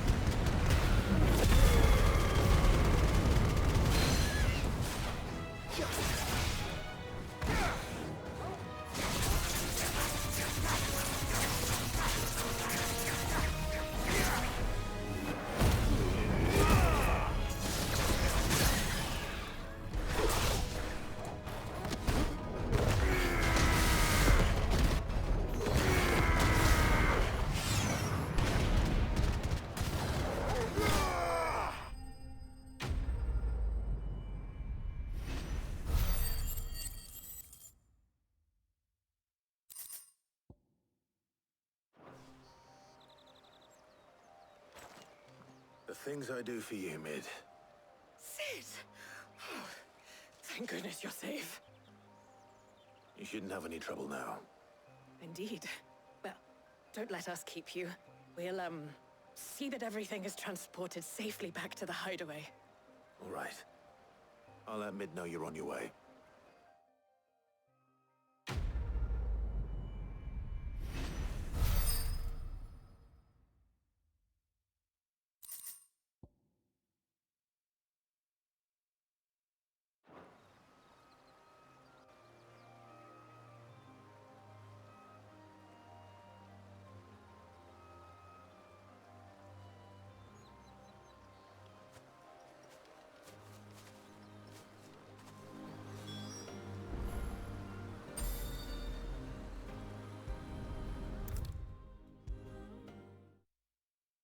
If I don't come up with something soon. Mid. Helena has recovered the material for the helm. She'll be along shortly. Excellent. Another job well done. And just one remaining. Right. Right, the shielding. This one's a bit of a bugger. How so? The plating's enough to stop the engines going pop, but those things will still be spitting out enough fire to set the rest of the ship ablaze. Which is why you need proper shielding. A prism for the dragon's breath that's blazing away inside. I thought a triple thick layer of tempered steel might do it. Or more of the stuff that the Fallen use, but they'd both be too heavy. The helm and the plating are bulky enough as it is. Add any more weight and the whole ship would be at the bottom of the briny before we'd even started. I need something light. But I've racked my brains and I just can't think what would do it. Well, if I were in need of obscure knowledge, I know whose counsel I would seek. Harpocrates. Tomes?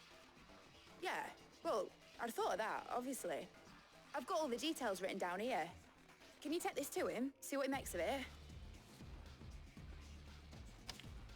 Right away.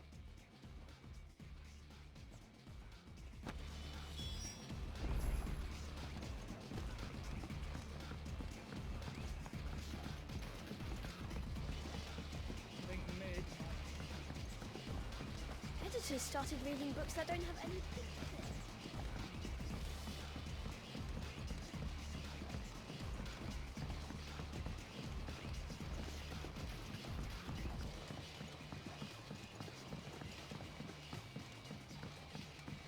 I went up to give some breeze to the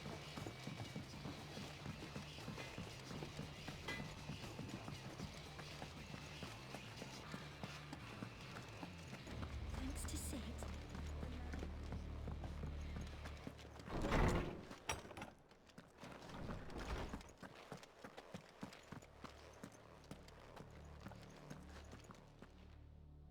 Harpocrates, do you have a moment? For you, Clive? Always. Well, actually, it's for Mid this time. Could you take a look at this?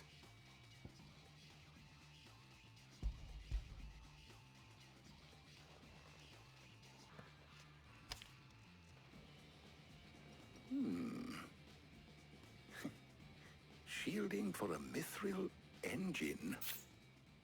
Whatever will that girl think of next? And what are these notes around the edges? She has some specific requirements for the materials. The shielding needs to be able to resist extreme heat on the inside, and yet remain cool enough on the outside not to set the ship alight, while also being light enough not to sink it. As you can imagine, she's struggling to find anything that meets her needs. I see. I wondered if you might know of a solution, or if you might be able to search the records for one. Perhaps it is not a different material she requires, but a different approach. What do you mean? Consider the lake we have made our home. Its blighted waters eat away far more quickly than fresh water or even brine, at timber and steel alike. And yet, we have made a home here from those very materials nonetheless. We have. But Bardolph must varnish every board twice over to keep it from rotting. And Obelisk complains that without a constant supply of pitch. I see. Early Gregorian histories speak of a preparation known as moon dew. It is said to be able to resist even the most ferocious flames. Before the dragoons tamed the worms and wyverns of the realm, nobles would daub their castle walls with it in order to guard against dragonfire. So if we could recreate it... It might be applied to some material or other in order to provide the protection Mid requires. As to how best to apply it and to what material, perhaps Bardolph and Obolus might be of assistance. I shall speak to them and see what wisdom they might have to offer. If you would be so kind as to procure the necessary ingredients, I shall discuss the specifics of how it might be most effectively put to use with our two friends. The knowledge of the past may yet prove useful to we of the modern era. Thank you, Hippocrates. And since you're asking others to help you, perhaps I should too.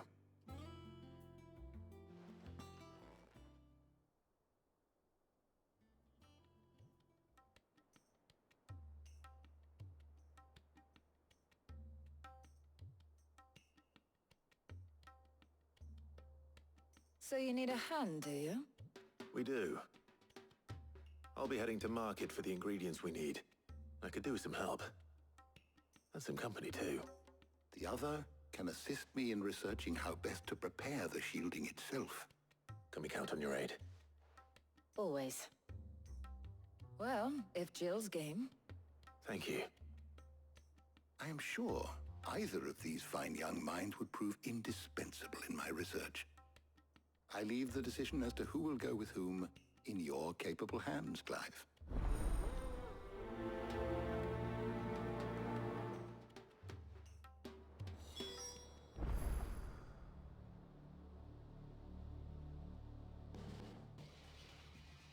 So, Clive, have you made your decision? Who will accompany you on your little excursion? All right. So, what are we fetching? I have taken the liberty of preparing a list. Here. Garlic. Conch shells. Are you sure this is the right list? Looks like the ingredients for someone's supper. Though these items may seem mundane, they have potent effects that are rarely exploited, effects for which they were once highly prized. So much so, in fact, that they were harvested almost to extinction, hence moon dews having fallen from favor. Now, of course, they can be obtained with ease. You should be able to find everything you need at the market in Northreach. Well, isn't that convenient? I was hoping to be able to make a trip over that way sometime soon. Need to speak to an old acquaintance. I'll meet you there. All right. Stay safe. See you later, Clive. Good luck with your research.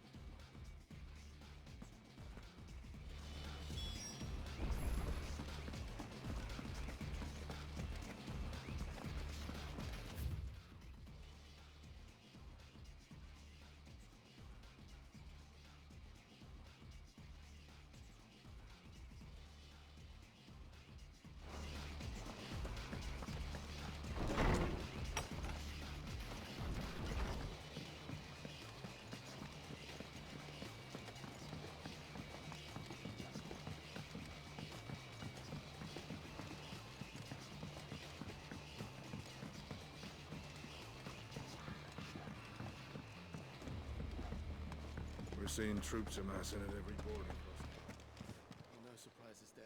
Welcome to the Patron's Whisper. Is everything we've received and everything promised? Here you are. Come again. I may have more for you.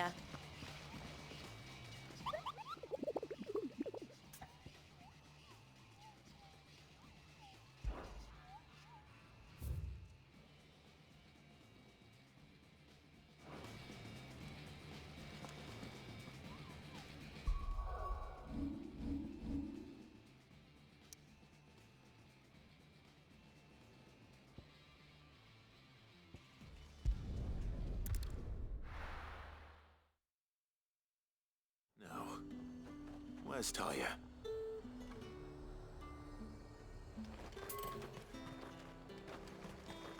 There's talk at the glass.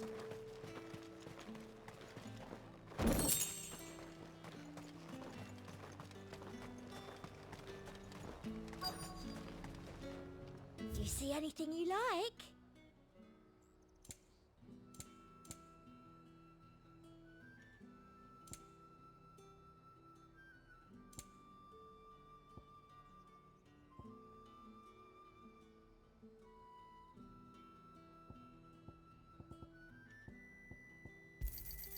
I do like a customer who knows what he wants. An excellent choice. You've a keen eye. I do like a customer who knows what he wants. You've a keen eye. An excellent choice. You've a keen eye. Keep them pilgers nice and chilled. Need to stock up on these. There you are, Talia. Ah, and there you are. We shouldn't have any problems finding what we need in a place like this. But if time is of the essence, perhaps we should split up. Take a few items each. All right. What shall I look for? Let's see now. Why don't you take the garlic and the pepio nuts? Meet me by the gate when you've got them.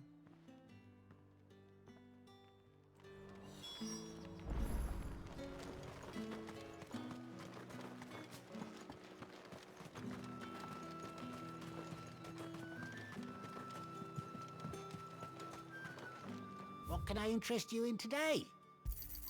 I hope it's to your liking. Good day.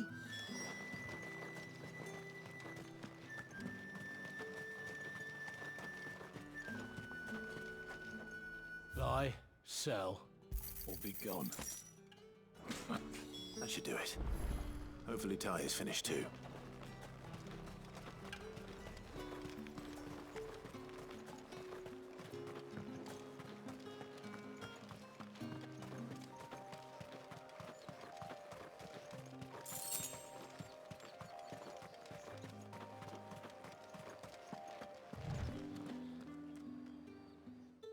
Well, did you find everything?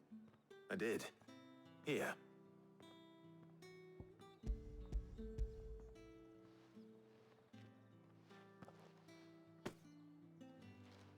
Garlic and pepio nuts.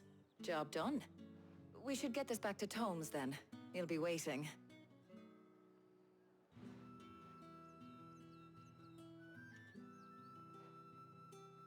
But we're not in too much of a rush, are we? Quick chat.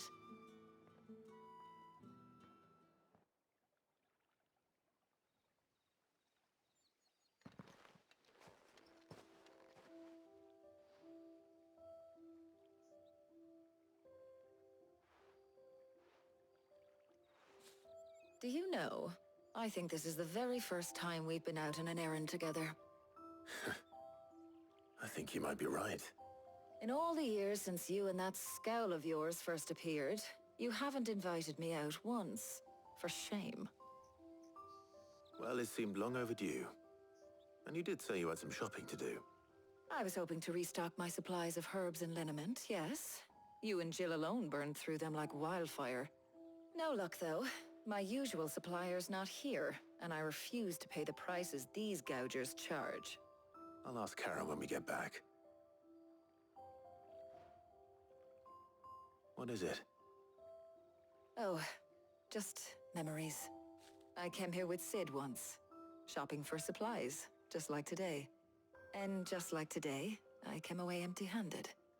Sid even said he'd speak to Karen for me when we got back. Has it really been 5 years? I remember it as if it was yesterday. Hold on. Does that mean it's been 5 years since we met? Feels a lot longer. It does. In a good way, of course. Thank you, Taya. For what? For everything. I just want you to know that all you've done for us, all you still do, it's appreciated. Do you think I'd stick around if I thought it wasn't? But in the spirit of sharing and caring,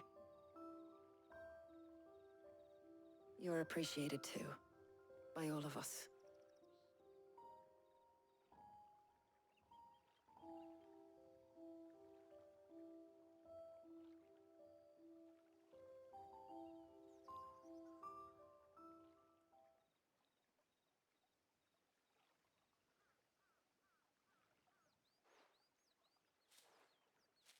Well, I think we've tarried long enough.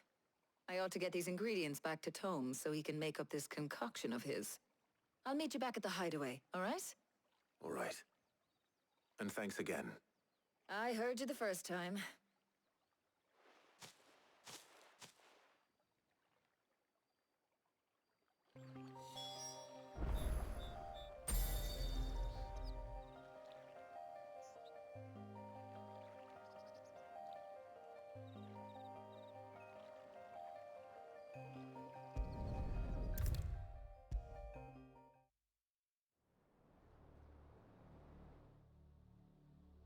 How's work on the shielding progressing, Hippocrates? Well, very well indeed. And thanks in no small part to your kind assistance. I was just explaining to Tarja how we might best go about preparing the moon dew. And now that we have all the ingredients, we may begin. You can count on me. I've mixed more than a few mysterious concoctions in my time. I'm sure you have. What about the shielding itself? Work is underway, under the watchful eyes of Bardolph and Obolus. Apparently, it'll be ready soon. Thank you. All of you. Right then. Jill, would you join me in the infirmary? Many hands make light work and all that. Of course.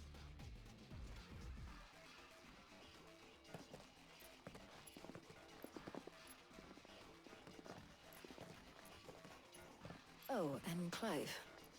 It was good to talk. We should do it again sometime. It appears our work here is almost at an end. A shame. I was enjoying playing the man of action for once. When both the shielding and the moon dew are ready, it will merely be a matter of applying the one to the other. Followed by a rigorous process of testing and retesting, of course. Perhaps someone ought to warn young Mid of that. Leave it to me. Thank you, Hippocrates.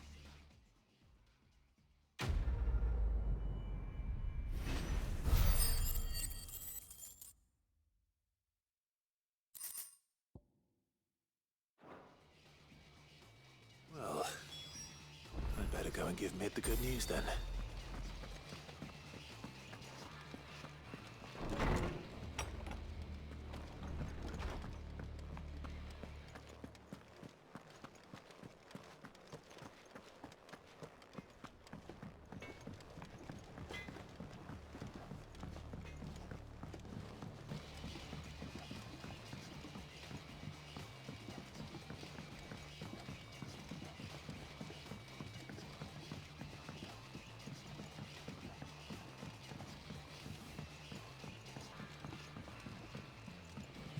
Editors started reading books that don't have any pictures in.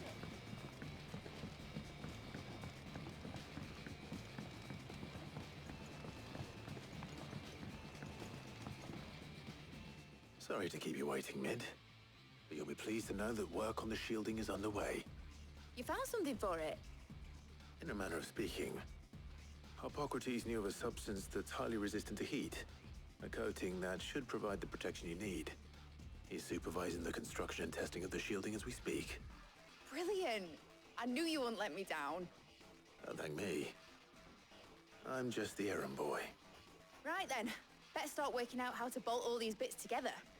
To the Black Hammer!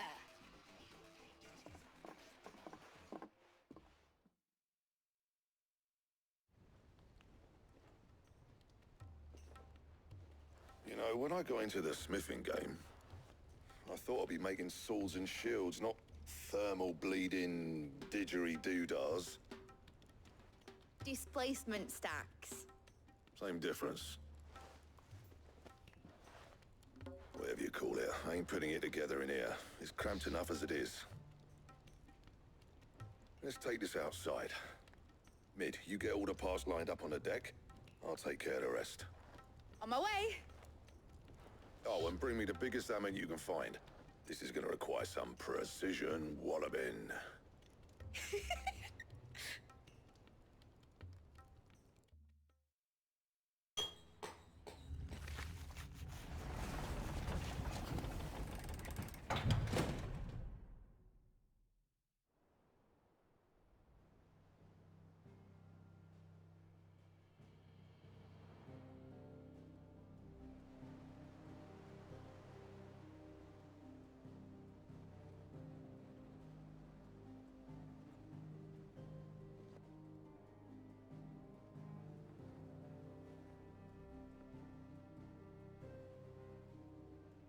finished! It's finally finished! Fuck for that. I'll be feeling my hammer arm for weeks. Thank you, Clive, Blackthorn, everyone.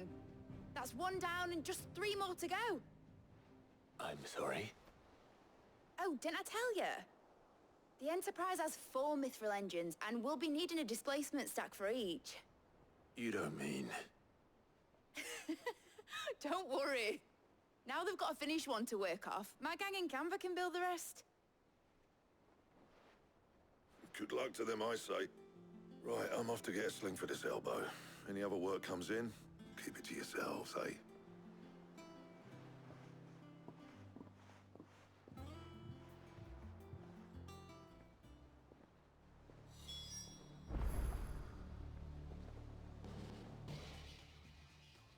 What's the matter? Nothing. Just daydreaming. Thinking about the Enterprise sailing off over the horizon to shores unknown. Searching for a land untouched by the Blight. Just like me and my dad planned. So if the worst came to the worst and every scrap of soil in the Twins turned black, we might still have a chance. That's what she was meant to be. You see, one last chance just in case we needed it. But now she's so close to being finished, I've realized I don't want it to be that. I don't want it to be just a lifeboat for us to cling to if things get desperate. I want people to sail aboard her by choice, not from the lack of it. In a world where we're not just trying to survive, but where we can actually live. I'm working on that. And I'll do everything I can to get you what you want. Don't you always? All right. My mind's made up.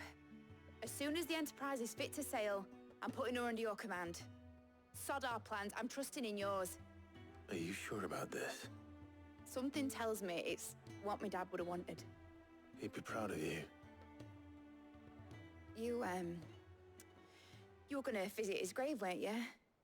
I was. And you can come too now that your little project is finished. Right. There's just one thing I need to finish up first. Won't be a mo. All right. I'll let Otto know you're coming. Meet us in the mess when you're ready. Aye, aye, Captain.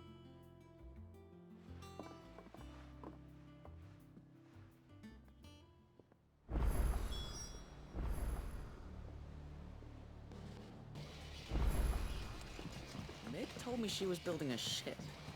Really? That's a ship. Let's sail it round the lake. Is that the thing Tomes helped to build?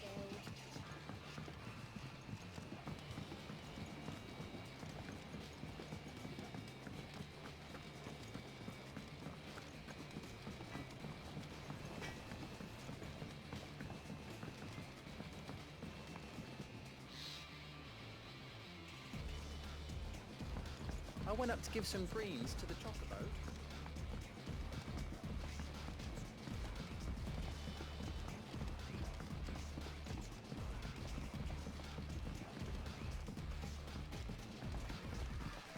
Wish I could take them.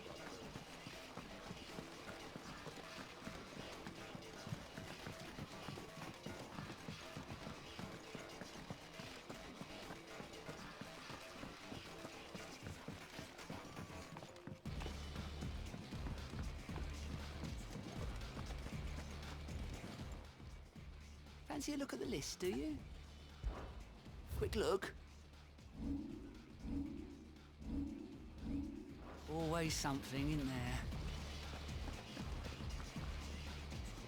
All right, Clive. Astrix. We'd finished sending half the hideaway traipsing across the Twins, has she? I swear, that girl'd do anything to put off visiting her old dad's grave. No excuses now, though, eh? Not quite. She said there was one final thing she had to take care of. I'm sure she'll be finished soon enough. She said that? In those words? She did, yes. Clive? Were you born yesterday or something? There is no thing. She'll probably be halfway to Canva by now. I might still be able to catch her.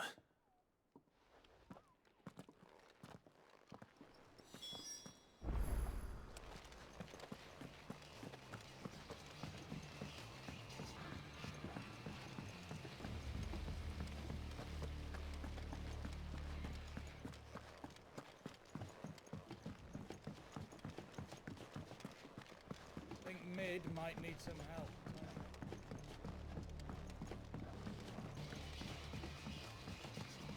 Well, lass. Here, Sid. Reckon you might be just the man to help me out of a bit of bother, if you've a mind to. Let's hear it. Well, it's about this alembic the chief's got me making. Lovely bit of kit it is. Bung in a solution you want splitting, and it will separate it out, just like that. Problem is, it won't always get rid of all the impurities. And with some of the stuff we need it for, that ain't good enough. Which is why I've been looking for something to filter the liquid we'll be cooking off. And that's where I was hoping you could help me out. I imagine Ty could get some use out of this alembic too. Distilling medicines and the like. All right. Why not? Proper job! So what exactly do you need for this filter? Nothing but bomb ash'll do, says the chief. Gave me a sample she'd obtained from the university stores. Couldn't believe my eyes. You pour the blackest blight water through it, and it comes out clear as a mountain stream. So, I did a bit of reading about where I might be able to get hold of some. And do you know what I found out? It's only the blimmin' bones of a bomb king. They leave them behind when they die, see? I take it that's where I come in. If you wouldn't mind. I saw a billet on the hunt board for one just the other day. Would have gone myself, but, well, fighting dirty great balls of flame ain't exactly my forte. You, on the other hand... All right. I'll see what I can do. Thank you kindly. And a good hunting, eh?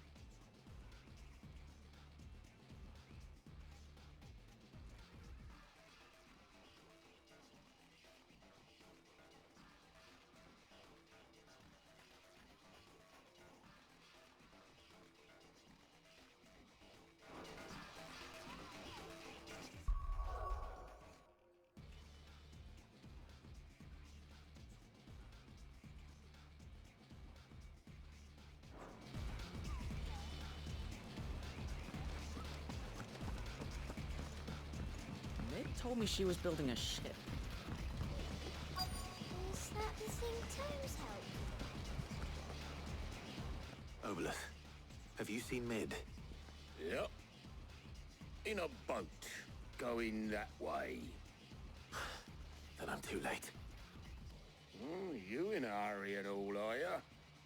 Oh, I offered to take her across, but she wouldn't wait. Just paid for a dinghy and rowed off. Oars going like the clappers. Got some life in her, ain't she? But anyway, I was on my way up to see you, as it happens. Got a letter for you. Urgent, by the sound of it. One of your uncle's men said I was to hand it to you in person, post-bleeding haste. And you're here now. Thank you, Oboleth. Don't mention it. What tidings, Uncle?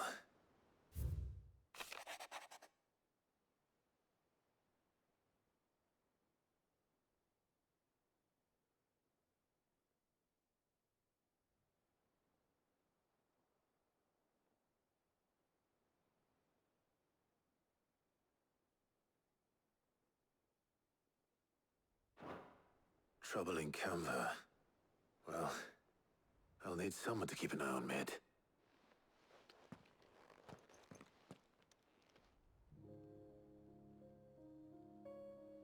So what? Mid got us to do all the dirty work and then just sailed off into the sunset? It, seems that way. Well, nothing we can do about it now. But next time you plan on visiting Sid, you might want to tie her to something before you suggest it. Ah, don't be so hard on her. Gotta admit, the dirty work was kind of fun. Everyone pitching in, all that bollocks. Just like when we built this place. You're right. Anyway, we all set to head to the old hideaway. I could do with getting to Canva pretty sharpish.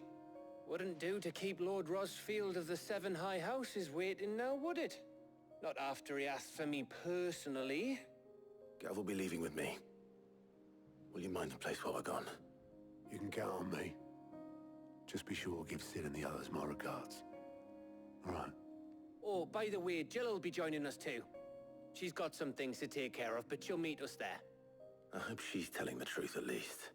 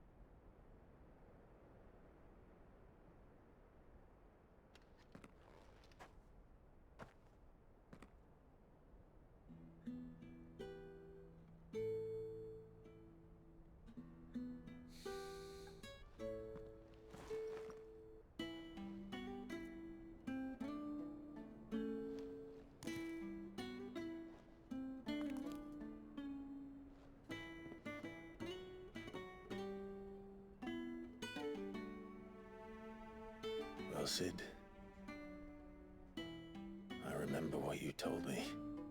That if no one is listening to what you have to say, you may as well not say it.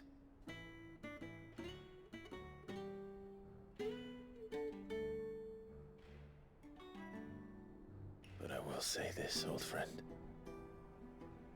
Hugo Kuka is gone. His shadow looms over us no longer. It's a pity the Phoenix can't be in two places at once. If he'd have been with us, maybe he could have done something for the lost. Not even the Phoenix can bring people back from the dead. Life has a beginning and an end. So we must live while we have the chance. And not as slaves to the crystals, but as free men. May we join you?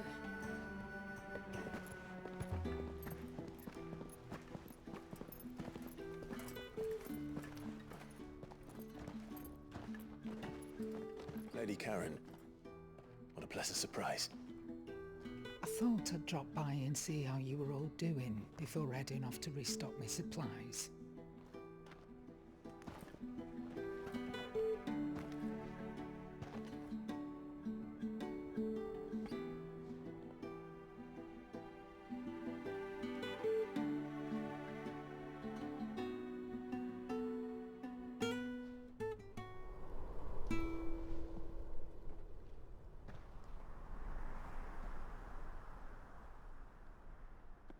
It wasn't the most scenic view back then, but it were never as bad as this. I know. The blight marches on. And soon, there'll be no escaping sights like these.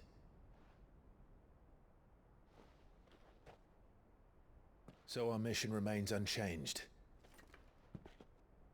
We cannot stop until every Mother Crystal is gone, and their thirst for ether with them.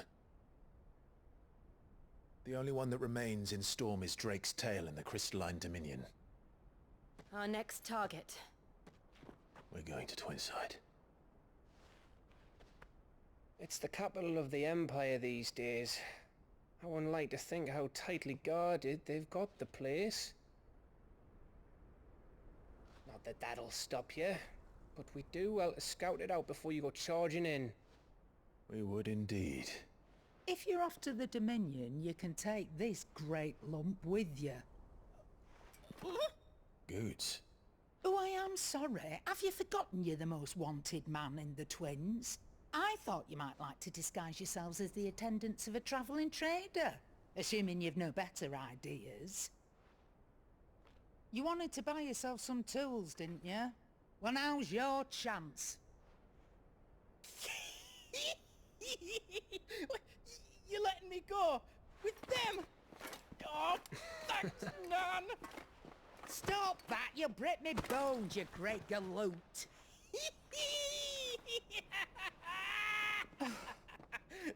There's a caravan that runs back and forth between the Dominion and the Bocklad markets. It's managed by the Merchants Guild. Just show them Goots' traders pass and you'll be on your way. It'll be a damn sight less risky than footing it the length of the Crystal Road. That's for sure. Thank you, Karen. And glad to have you with us, Goots. Okay then. I'll get me things and I'll meet yous there. See yous down in Bocklad. Get off! Me poor fingers! Jill, you're with me. Understood. And Gav? Already on my way, Captain. Be careful. Aren't I always?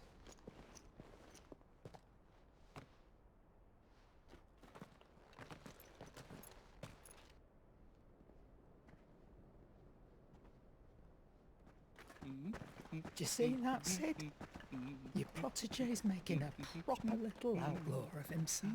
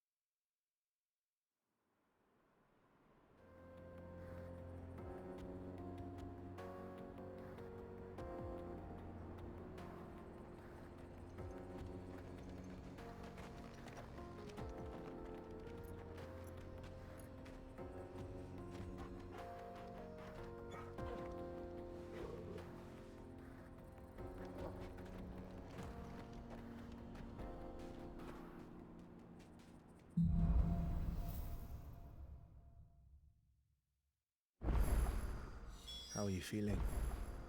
Better. Thanks to Talia. I'm glad to hear it. And Torgal helped too. Didn't you, boy?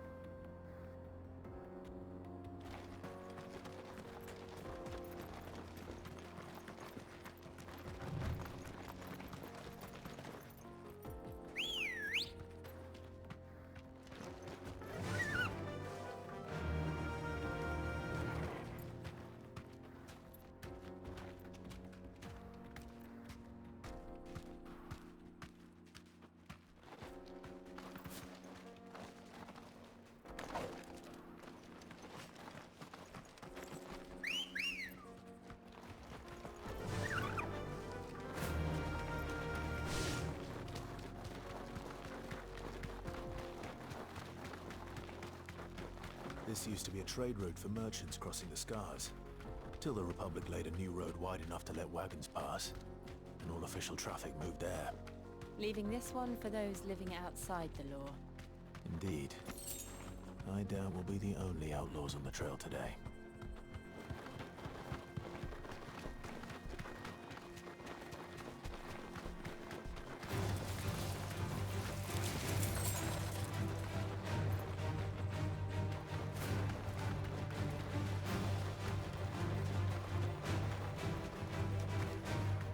Straight home now.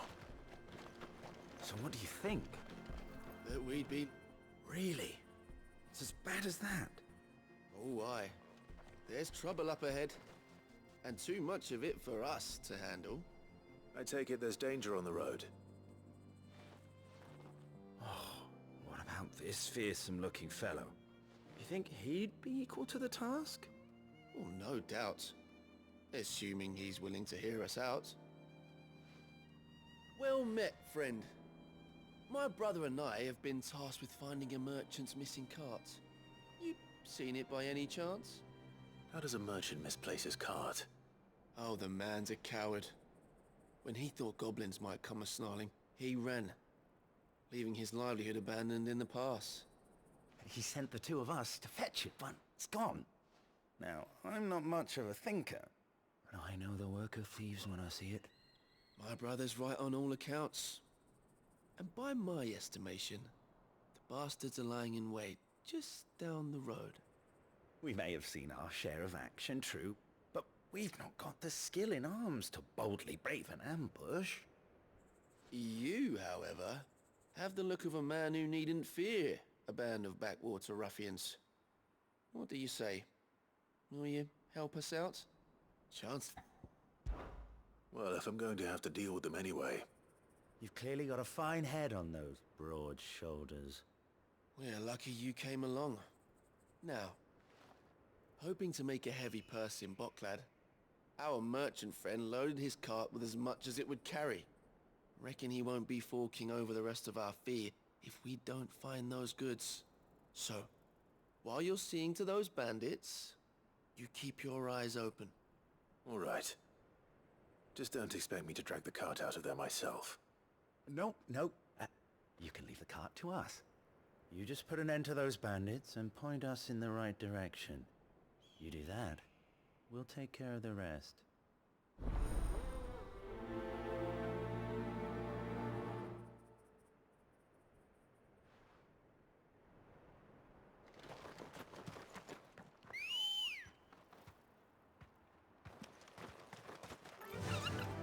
I'm not sure I trust those two. But if there are bandits lying in wait, I should probably take care of them. Look lively, you lot. We've got guests.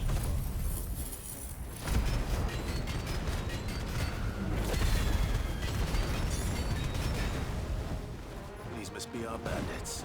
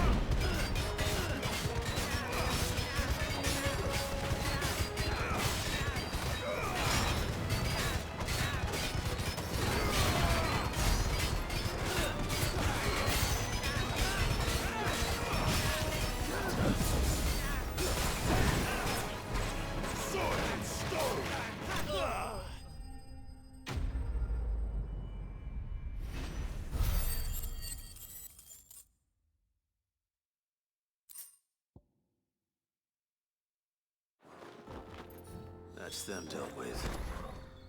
Now, where's that cart?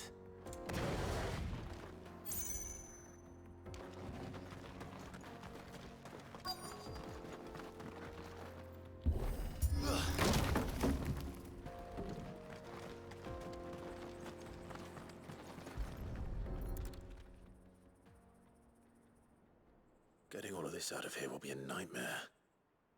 Seems we've found ourselves the right man for the job, wouldn't you say?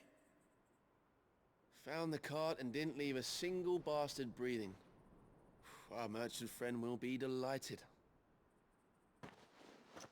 And how exactly will he be getting his goods out of here?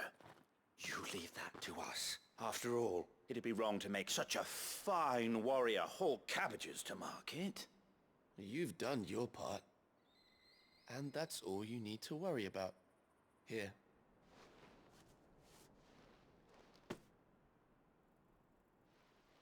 It's been a pleasure. Now piss off. There's no need to be so rude, brother. What if we want his help again next time?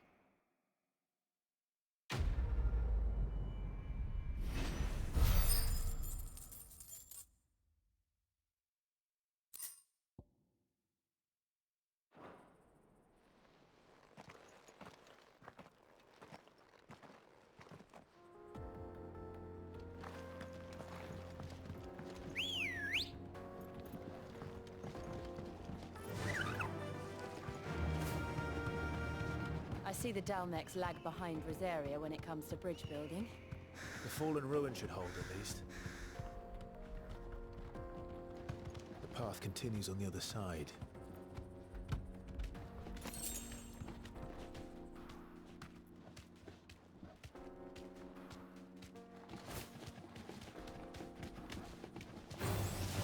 Enough of you, are there?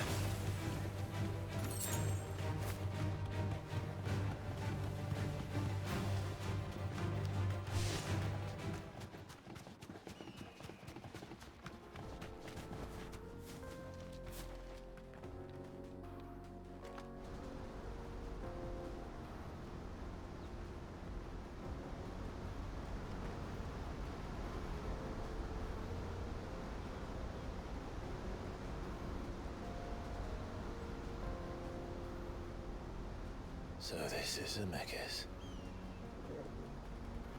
The land of the gods. It's even more impressive than I imagined.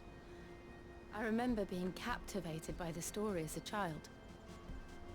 Long, long ago, man was overcome by avarice and challenged the gods in a bid to win their power. The final battle took place here, at these falls. Or so the legend goes. If anyone ever manages to plumb those depths, perhaps we'll learn if there's any truth to the tale. That the gods emerged victorious and punished man for his defiance by visiting upon him 2 curses. Dominance and bearers. To tell the truth, I always thought it strange that the dominant and their icons were deemed a curse. Back home, the dominant inherited the throne. They were admired and exalted, not spurned. Whenever I got to that part of the story, I always assumed there must be something I'd misunderstood. You had a lot of storybooks, didn't you? In your room, I mean. When we were young. The old legends were always my favorites. Epic battles between gods and men. Father encouraged me to read as much as I could. He thought it good for my education. You really were a boy like any other, weren't you?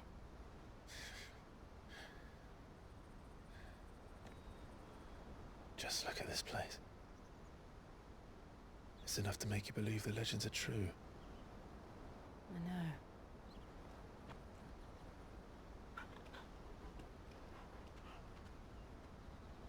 We're not far from Boklad.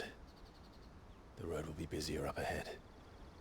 And we'll have to keep our wits about us.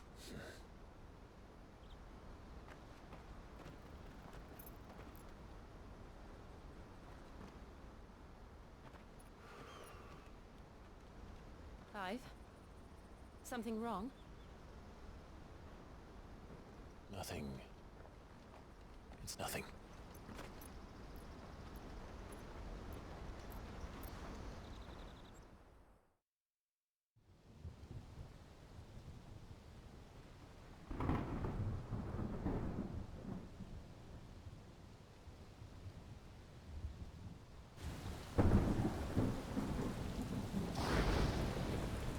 I see the reports are true, Father. You have surrendered the throne to Olivier. I have. Emperor Olivier shall rebuild the Holy Empire of Sambrec.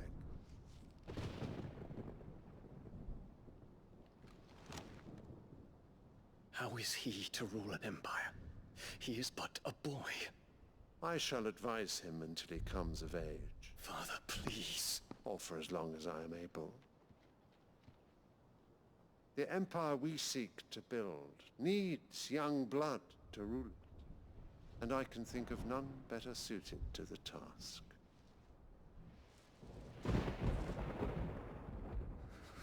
There is other news, Dion. Hugo Kupka is dead, and Drake's Fang destroyed. The pillars of the Republic have fallen. Ere long, the Imperial banner shall fly over every city in Storm. And then, Valisthea. All shall bow before their Emperor. Father, these are the words of a tyrant. They are the words of a god. The Emperor whom I gladly serve. Great Grieger, made flesh.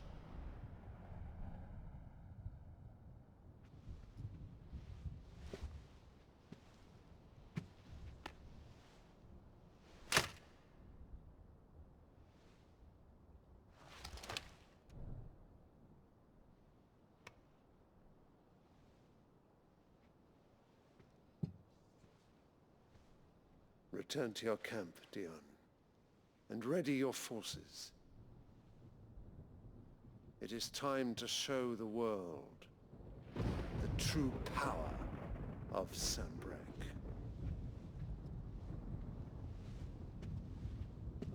Father.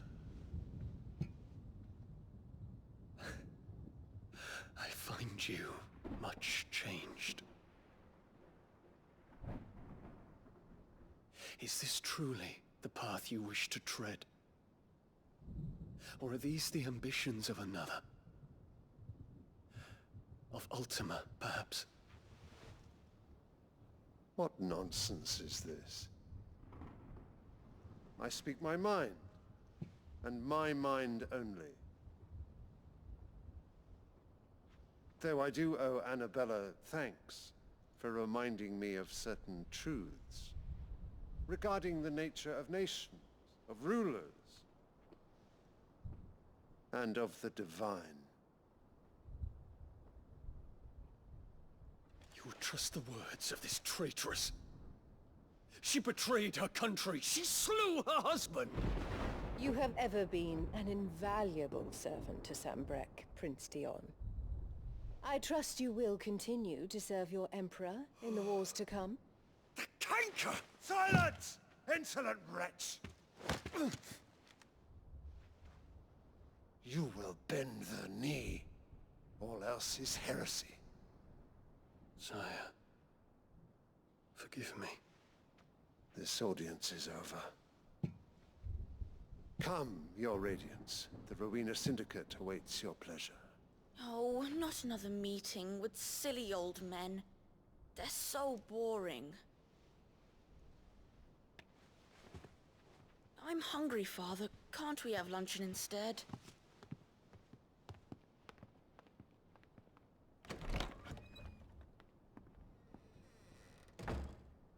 Does it pain you that you will not inherit your father's throne? I have suffered worse.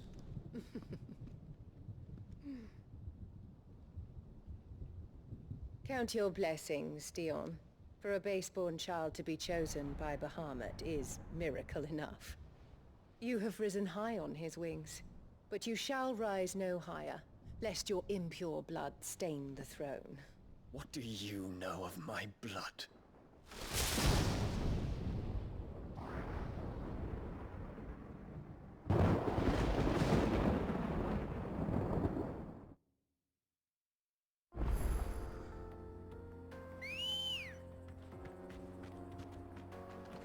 Let's go.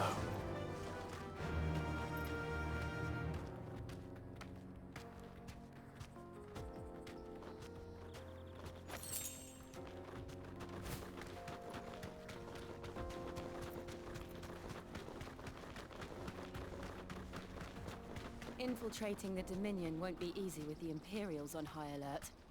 No. His Radiance has lost one capital already. We can be sure Sylvester will do everything in his power to hold on to Twinside. His troops are well-trained and increasingly battle-hardened. But it's not as if we can wait for the siege to end.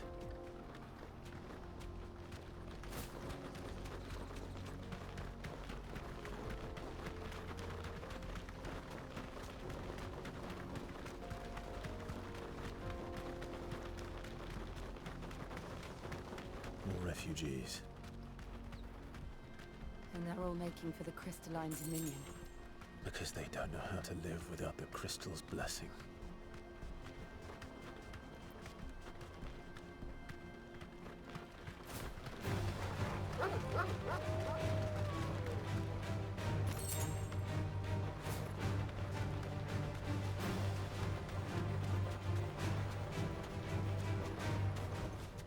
Back to the stables, Carl. There are no crystals here. This is where we're supposed to meet Goots, isn't it? That's right. He said he'd wait for us here after replenishing his supplies. I dare say he'll have finished by now. Best price. What do you think, girl?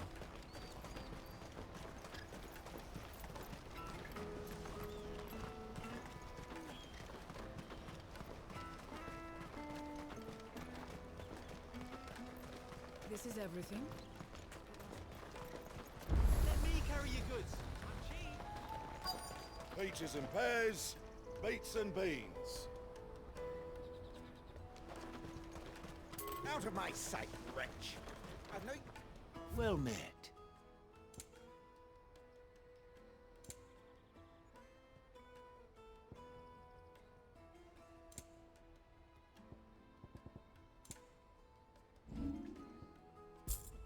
Farewell.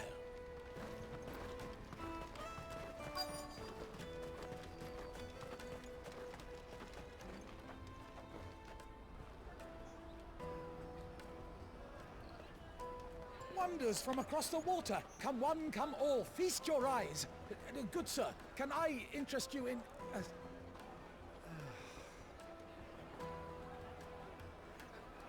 How much? For a measly crust of bread? You won't find any cheaper. Not nowadays. They are more than welcome to look.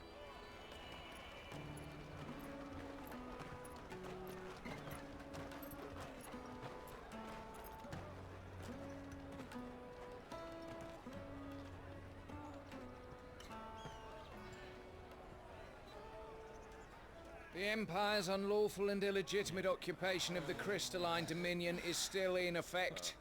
Only those whose business in Twinside has been officially approved by the Republican Army will be permitted to cross the border. All who seek entry are to form a line and ready their documents for inspection. It looks like we aren't the only ones who are eager to leave. And they're checking everyone. Can't you make an Not for the likes of you. We won't get through without that pass. Let's go and find Good, shall we?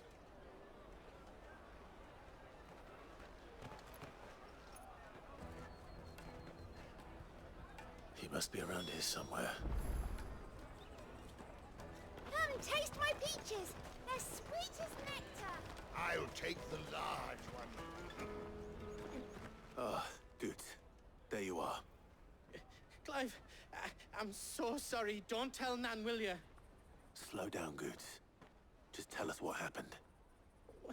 It's me trader's pass. It's gone. We cannot ride the caravan without it. We won't even be able to get through the flipping checkpoint. Do you remember when you last saw it? It was in my pocket a minute ago.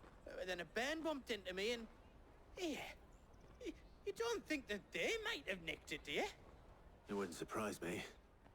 A busy market like this is prime territory for pickpockets. So, to get the pass back, we need to find this child. Where would we even start? I know where! I've got a pal in Bocklad who might be able to help us. No one knows more about what goes on round here than she does. Where do we find her? She's the owner of the Crimson Caravans, up that way. Sign's got a red chocobo on it. No time like the present. You two go on ahead. I'm gonna check the rest of my stuff, make sure nothing else is missing. All right. We'll meet you there.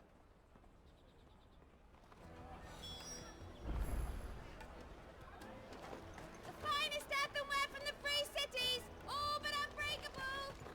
Let's keep an eye out for this red chocobo, then. And the other on our purses. Next to the checkpoint.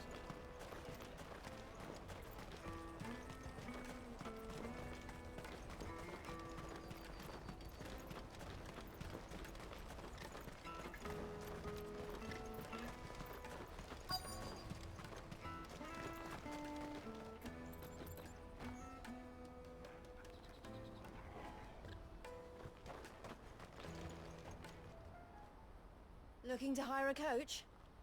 It's 10 million for a two-birder to the Crystalline Dominion. Take it or leave it. Oh, we're not here for that. Then I bid you good day. Oh, wait! Don't go, El! He's me mate. As I live and breathe. Goots, what are you doing back in Bocklad?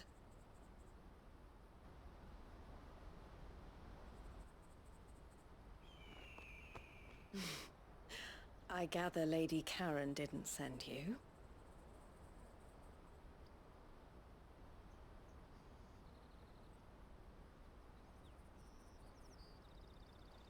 So what trouble have you got yourself into this time? It's me trader's pass. It got stolen. By a little bairn. Of all the... You're the size of a marble. Honestly. Ugh. Goots told us that you know the markets well. Might you have an idea which little bairn could have done this? We don't intend to punish them. We just need our pass back. Then, we can be on our way. I see. So neither of you has a trader's pass either. Not that anyone would take you for traders, but I suppose that's why you came to me, correct?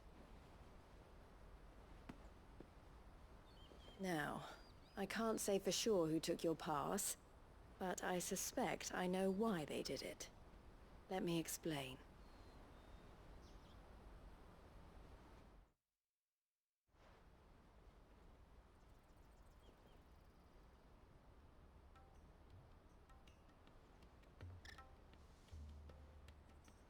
Ever since the Fist marched on the Dominion, the Republic has been clamping down on any commerce that might aid the Empire more than it does us. Which means traders' passes have gone from being merely a way of easing one's progress to being essential if one wishes to cross the border at all. And with demand outstripping supply, they've become a precious commodity, leading some to seek to acquire them by less than legitimate means. So the children are stealing passes to sell on the black market? Yes, and no. Passes are inscribed with the names of their owners, and yet none of the victims' names have appeared on the register of those passing through the checkpoint. Which means? That someone is doctoring the stolen passes. The same someone who is encouraging the children to steal them. And the same someone who has Goots' pass, no doubt. Whoever they are, they're ruining the livelihoods of honest merchants. which is why we've decided to take a stand. Will you stand with us? You want to get your pass back, and we want to ensure that no more are stolen. Catch whoever's behind it all, and 2 birds shall be slain with a single stone. Is there any other way of getting to the Crystalline Dominion goods? They won't let you in if you're not with the caravan. It's that, I don't know, try swimming across the strait. But the guards will definitely spot you if you try and do that. Like, we don't want to get spotted, right? So either we find the people who took the pass, or give up all hope of entering the Dominion. All right. We'll help. Thank you kindly. But I don't know your name. Eloise at your service. Clive. A pleasure doing business with you, Clive.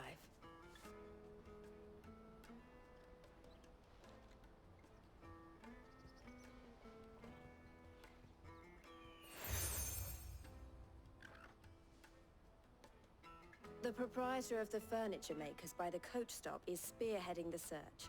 Wear that, and he will know you for a friend. I suggest that you speak with him first. The furniture makers. Understood.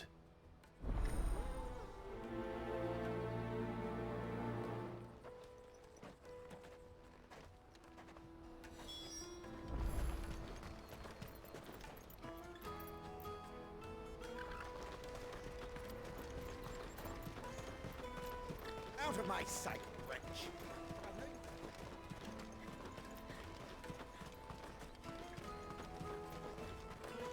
Come on, come on! Jug of snake spit for the road? Juicy pears! Slake your thirst with a... Are you the furniture maker? Looking for something in particular? Ah, Eloise collared you too, eh? Then I expect you want to know more. She told me you were leading the hunt for the pickpockets. What have you learned? For one, that they're targeting the traders carrying the biggest packs. Harder to watch your back, see? And less chance of the mark giving chase if they're spotted. Not that they'd be likely to catch them. Those imps know every inch of this warren like the backs of their hands. Their eyes must have lit up when they saw Goots. The fishmonger round by the gate's been trying to track down the children involved. You should go and have a word with her. Thank you. We will.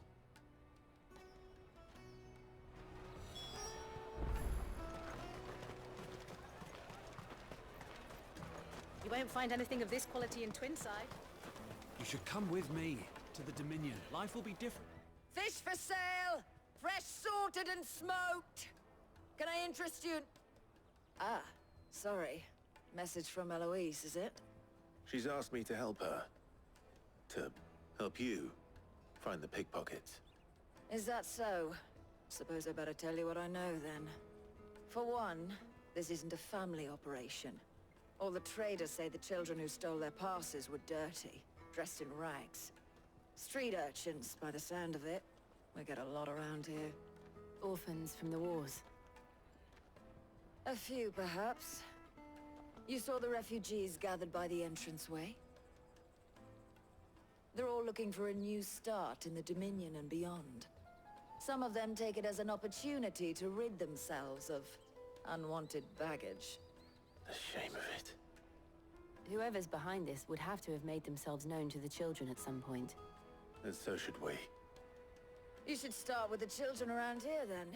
I doubt they're the ones involved, but they might have heard something. It's worth a try. All right then. Questioning children. How hard can that be? Remember when half the people coming through here were traders? Come, taste my peaches! They're sweet as nectar! Excuse me. Do you mind if I ask you something? Can't stop you. I was just wondering if anyone has asked you to do anything out of the ordinary recently. Anything you grown-ups ever ask us to do is shut up and go away. So guess what I'm about to tell you to do? Sorry. I'll leave you alone.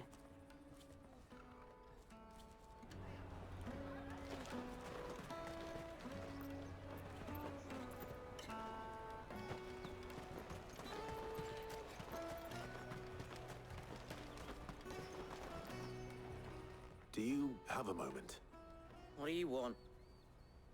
What I want is to know who's asking children like you to pick pockets. I don't know. Nobody's asked me. What's picking pockets? Do you get paid for it? No, you get in trouble for it. So if they come calling, you know what to tell them. The caravan stops next to the check. Excuse me? What do you want? I don't have any money. It's all right. We're not going to hurt you. We just want to talk.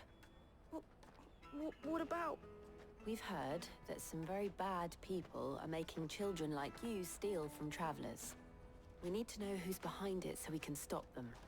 I don't know much about it, really. But my friend, Honza, he said he got a job doing something dangerous. Sounds promising. We need to find him and ask. Do you know where your friend might be? He's usually by the tents outside town. Thank you. You've been very helpful.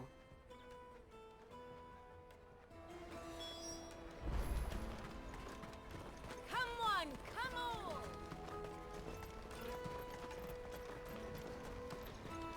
Peaches and pears. Let me carry your goods. I'm cheap.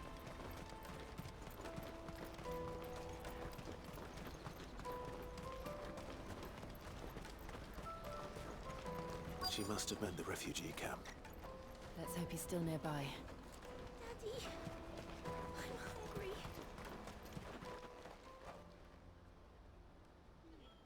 hungry. That big fat donkey was easy pickings. He wouldn't have noticed if we robbed his boots off him. Yeah.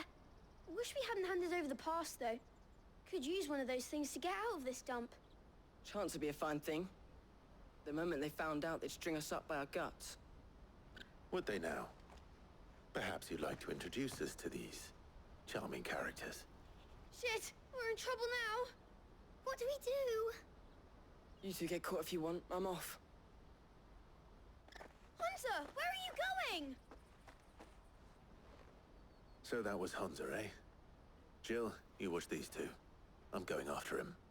All right.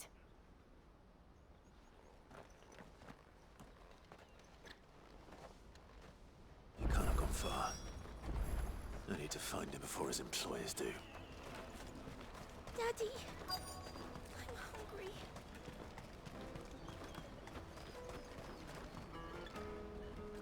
Did you see a boy run past? He stole something from a friend of mine. There was a boy ran back there towards the chocobo pen, but...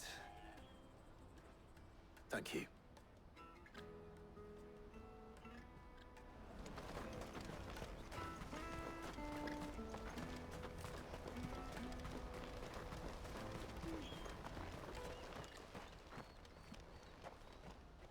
Oh, shit. Cornered. It's all right, Hunter. I'm not going to hurt you. I just want to ask you some questions. Fine. Not like I've got a choice. I'm looking for the people who are making you steal for them. Who are they? Call themselves the Carstones. They said they'd give me good gill if I did what they told me. I knew they were bad, but bread doesn't come for free. Didn't come at all half the time, before I started buzzing for them. You know, if I didn't do it, they'd just pick on someone else. Someone they could push around easier. Hunter. You found him then? Jill. Where are the other two? Eloise is watching over them. She sent Goots and I to look for you. You're... him!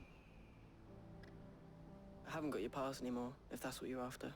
I gave it to the Carstones. Whatever you do to me, I can't get it back.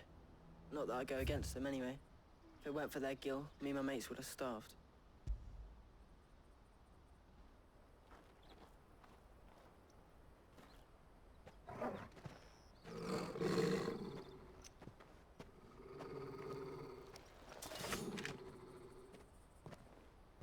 Cowards. You will not force another child to do your bidding. Wait, we're not... Don't hurt him.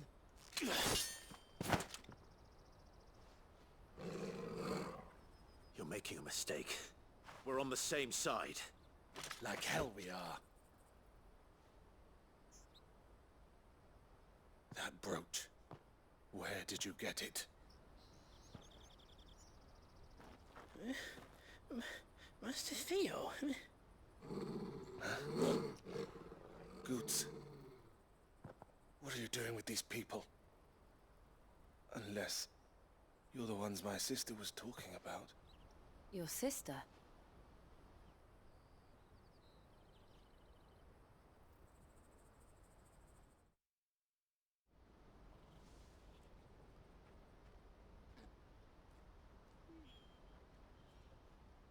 Eloise didn't tell us she had a brother. And why would she? I'm just her back and a blade. Theodore, at your service. Sorry about before. Theodore, what do you know of the cast stones? Vultures who have made Boklad their hunting ground. They prey on the desperate, stealing from those with gil and bullying those without it into joining their flock. I'd been looking into their activities in hope of sparing the refugees any further hardship. But it seems they've already stooped even lower than I'd feared. Hans is a good lad. Don't blame him for what they've made him do. If he and his friends hadn't agreed to work for the stones, some other poor souls would have. On pain of death, most likely. Clive, was it? And my sisters asked you to help put an end to the pickpocketing. Then we all want the same thing.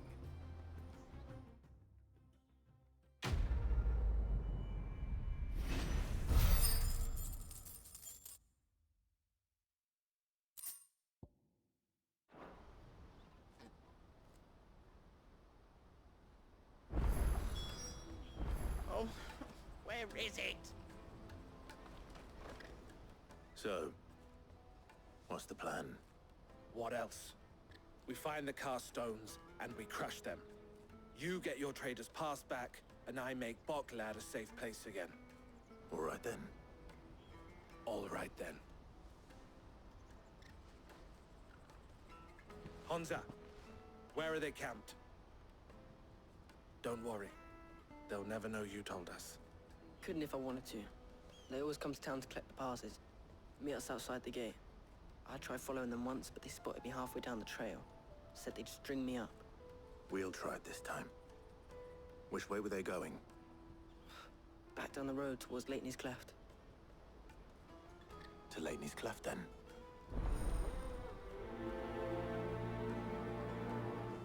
Laney's Cleft is to the south, past the camp.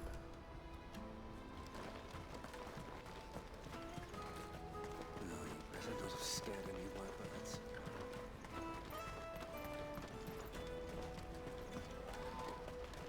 That's that then.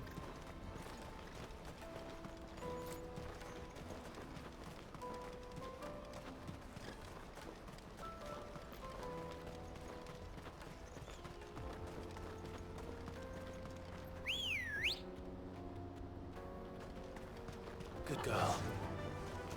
Faster!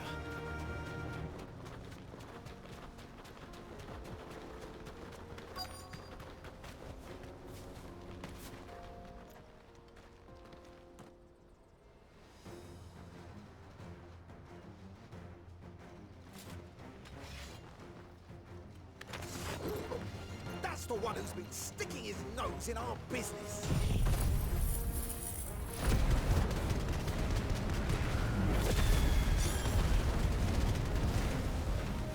You should have minded your own.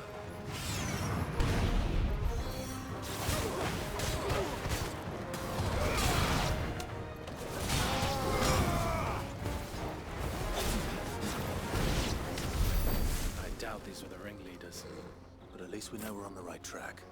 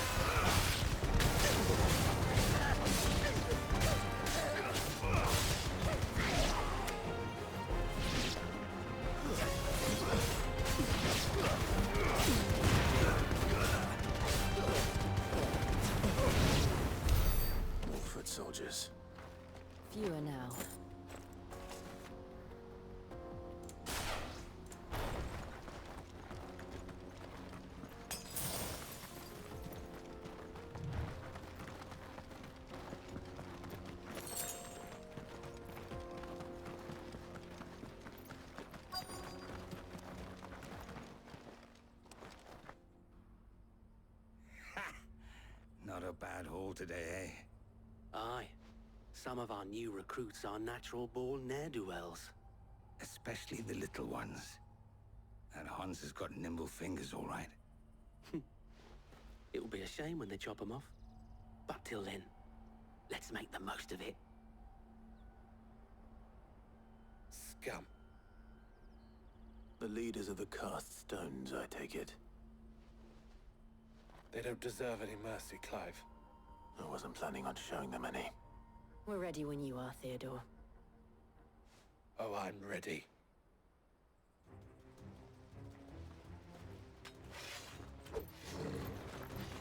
Fuck! It's that guard from Bockland! Kill him! Kill them all! Let's try.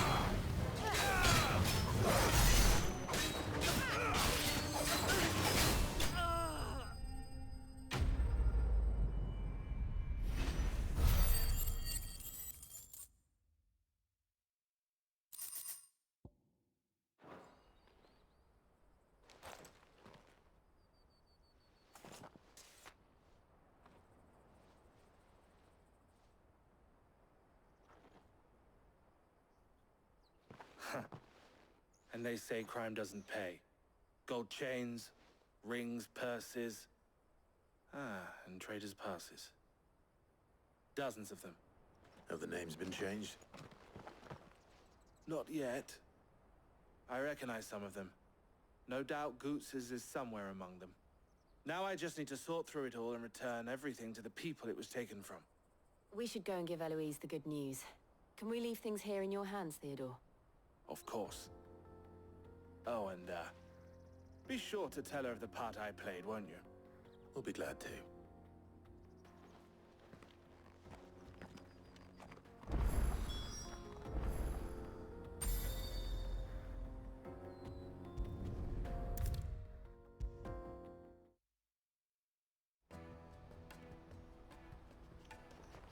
Ah, Clive. How goes the hunt? My brother isn't getting in your way, I trust? Quite the opposite.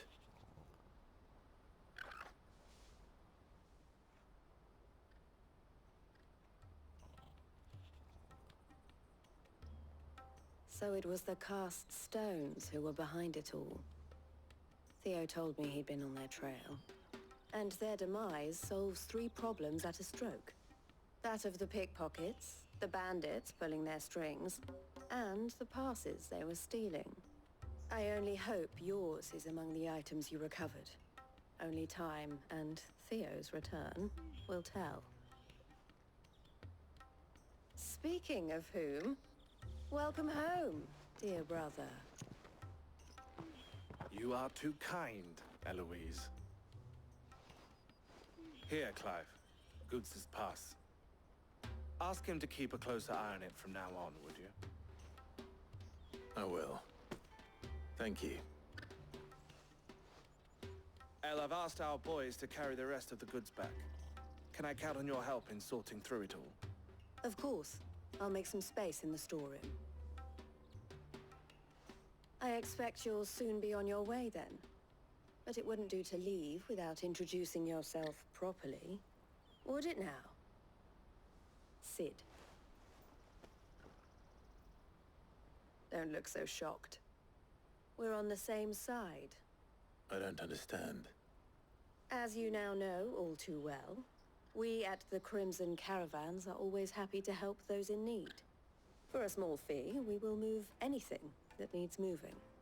Be that goods to market, or bearers away from it. I was the first my sister helped escape. If it wasn't for her, I'd have been branded as a boy. I had no idea. It just so happens that we are seeking to expand our operation. And who better to join forces with than the leader in the field? Wouldn't you agree, Theo? I would. It seems our purpose is the same in more ways than one. So what would you say to working together again? It would be our pleasure. And our honor. The honor is ours. Here, Clive. This is for you.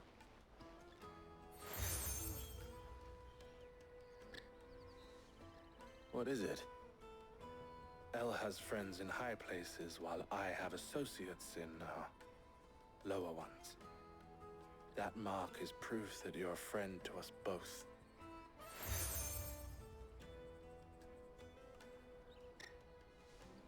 I shall bear it with pride. Well, all that remains is to wish you a safe onward journey. Goots's pass should secure you a place on the caravan, but if you encounter any difficulties, we would be delighted to provide you with a coach of our own. For a discounted price, of course. Say, 9 million? We'll try the caravan.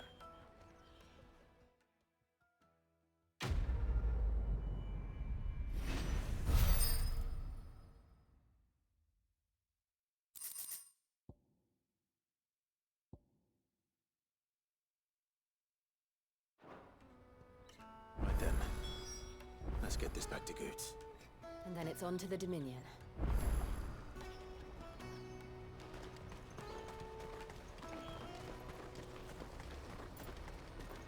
Let me carry your goods. Pardon me, but would you happen...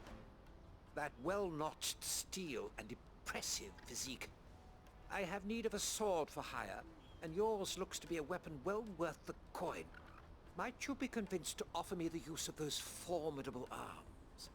How exactly do you intend to use them? Well, being something of a scholar of Zemeckis history, I wish to investigate the ruins near the city.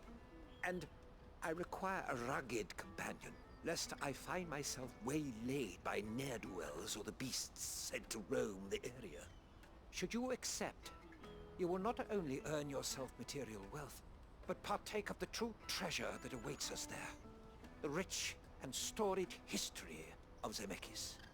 Well, will you ever party to a finer proposition? My arms are yours. Wonderful! Then come. We must away. But where are we going? Along the old Zemeckis Road, and from there, onward to discovery. Quickly! There is not a moment to lose. Wait. Good luck with your ne'er-do-wells.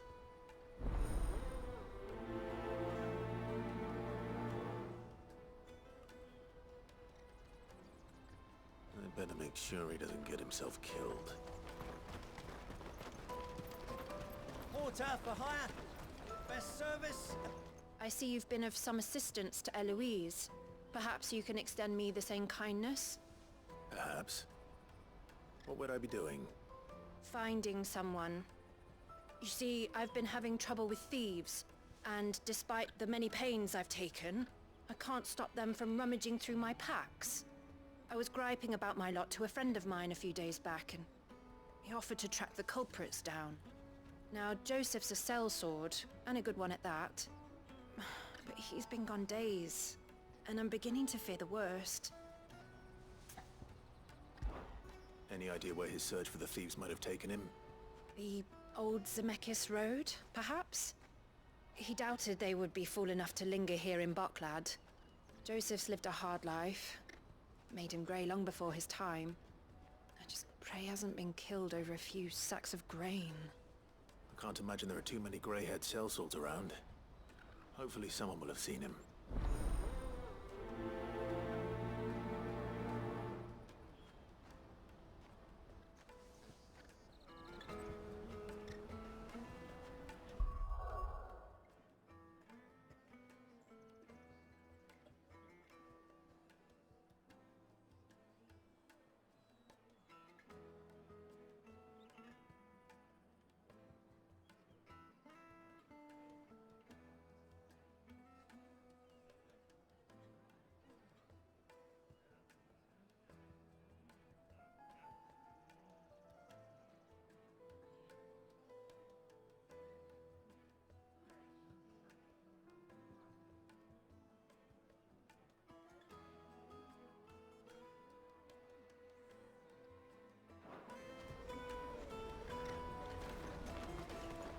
That's that then.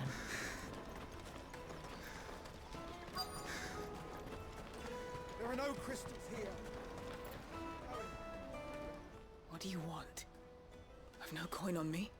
Just information. Has a sellsword passed through here? Grey hair. Now you mention it, there was a young man with salt in his mane sneaking around out there a while back. Which way did he go? How am I supposed to know? Buggered off down the road, I expect. Now why don't you do the same, and leave me be?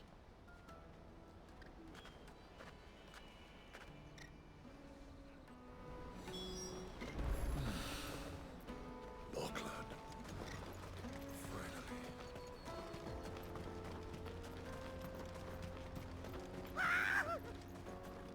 Why am I not surprised? You'll hand over your coin if you know what's good for you.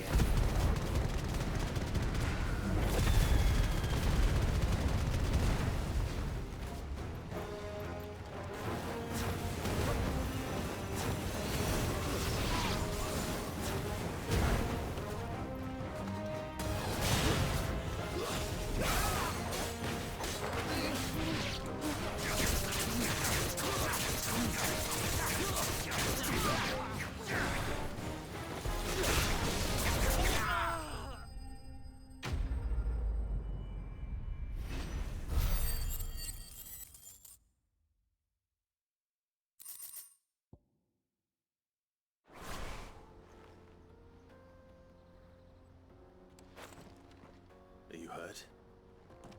Happily not, good sir. Thanks to your timely intervention. More importantly, we have arrived. Now, feast your eyes upon the marvel before us. Ruins, a relic of the fallen civilization. A sight so common that man is oft blinded to its wonder. Colossal vessels, dashed from the very heavens. Airships, we call them, with very little thought to what wonders such a word might describe. Oblige me if you would. Does anything strike you as peculiar about this particular specimen? Though we ourselves find fallen ruins to be nigh indestructible, whatever gouged the final sin from the rock cleaved clean through the structure you see before you. A tantalizing mystery, no doubt, but merely one of countless enigmas in which Zemeckis history is steeped. Come, good sir. Our expedition continues, and we still have much to learn.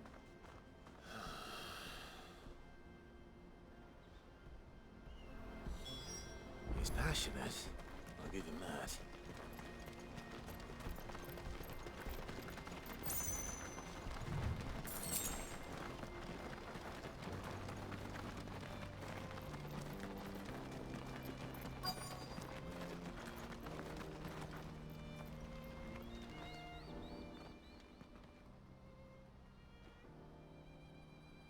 We don't want any trouble.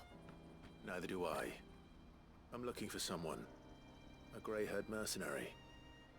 Well, we haven't seen him. Yes, we have. We saw him climbing up the rocks. Those ones, over there. Maybe he found his thieves. Mum won't let me near them. She said there's goblins up there, and that they eat little boys for dinner. Shush now. You've said quite enough already. I only told him what you said. I'd listen to your mother if I were you.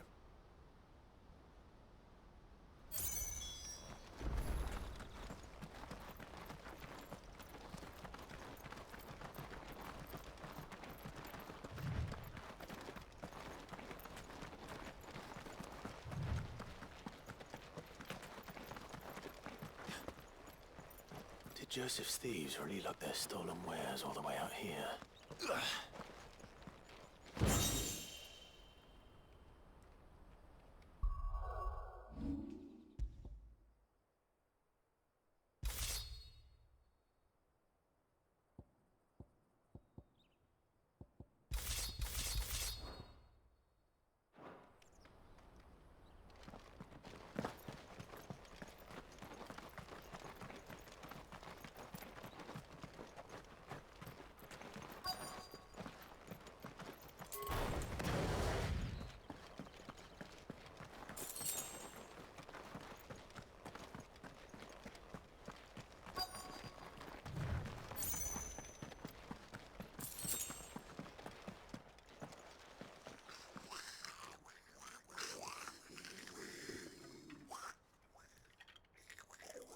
I think we found our thieves. They don't look happy to see me.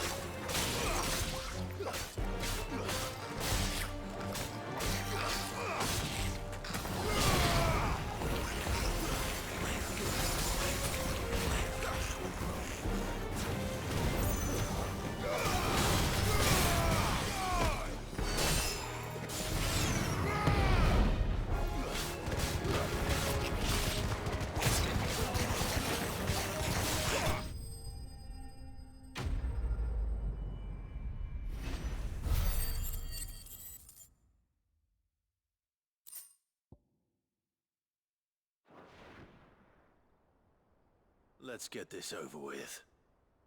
Stop! Don't kill him, he's just protecting his home. Joseph? So the boy was right. I don't know you. Your porter friend sent me to find you. She was worried you might have got yourself killed. Have I been gone that long? Wasn't hard finding the thieves. The problem was knowing what to do with them when I did. I take it things are more complicated than they appear.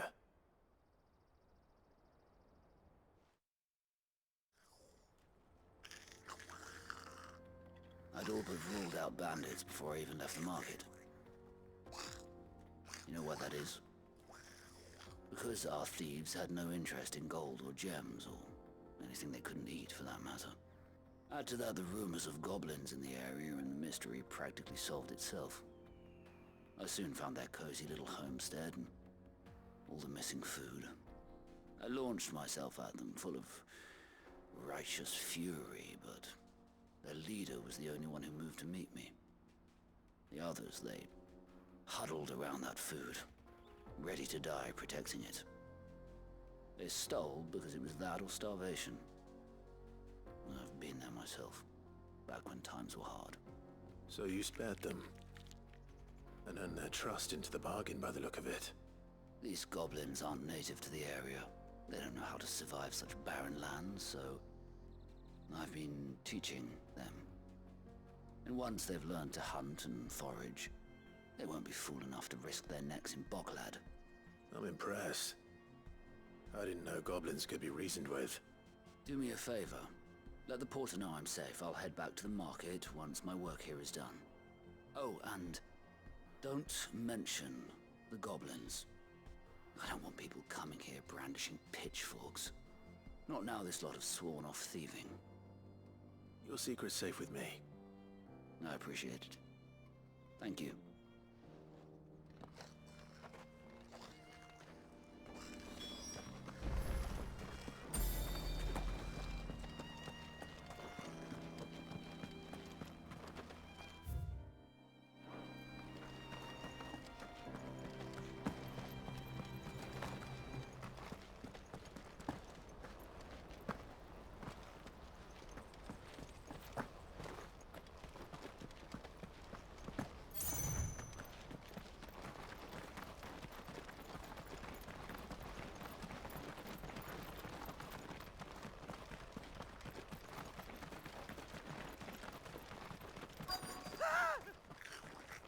Not a... All right then.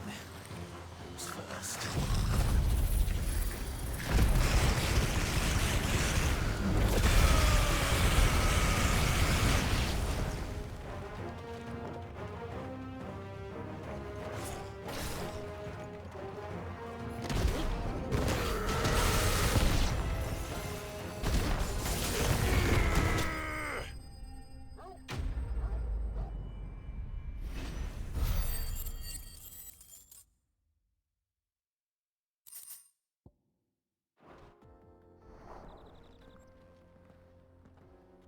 You're going to get yourself killed. Oh, that would not do. That would not do at all. Not when such majesty stretches out before us. Behold, the final sin in all its glory. As Moss tells us, a battle was fought here in ancient times. A battle of such ferocity that it tore a great crater in the very land upon which it was waged. In reaching for their holy sanctum, did man enrage the gods, and great was the vengeance that was rained down upon him.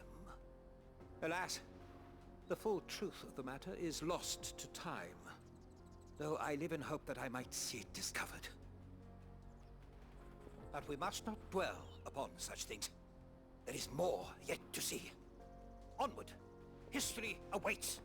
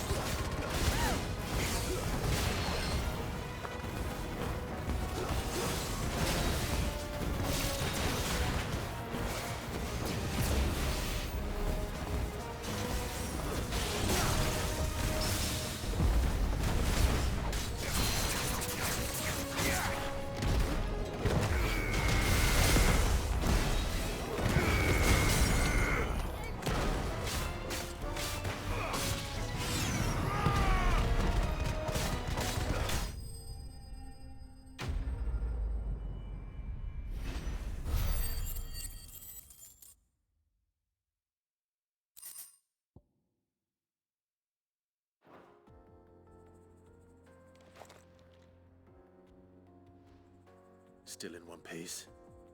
It would seem so. Once more I am in your debt. And once more you impress me with your prowess. These were no ordinary foes, but ones we in the field call echoes. Though Moss the Chronicler concurs with the legends in attributing the fall of Zemeckis to a wrath wrought upon mankind by the gods, he offers little in the way of explanation. Could the ruins we see before us here, in all their elaborate beauty, perhaps suggest an answer? Could the construction of such miraculous edifices have been considered an encroachment upon the province of the divine? Alas, all is mere speculation. But one day, perhaps, I will learn the truth. Not if you keep running headfirst into trouble. You are right, of course. And not only have you plucked me repeatedly from the jaws of death, you have proven yourself a willing audience to my ramblings. Glad to help, but didn't you say you came here to investigate something? I fear I may have rather overstated the case on that front. In truth, a captive ear was all I really desired. You see, even my fellow scholars have grown somewhat weary of my musings of late. And so I came upon the idea of purchasing a companion. A captive audience, if you will. That's what this was all about. I am afraid so. And now, my good man, it is high time we returned whence we came. Fine. Just don't go running off this time.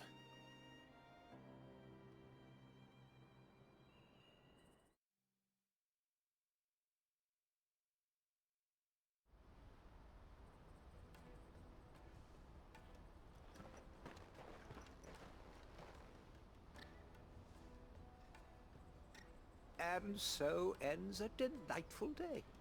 Here, your reward for humoring my selfish whims, plus a little extra for the trouble I have put you to.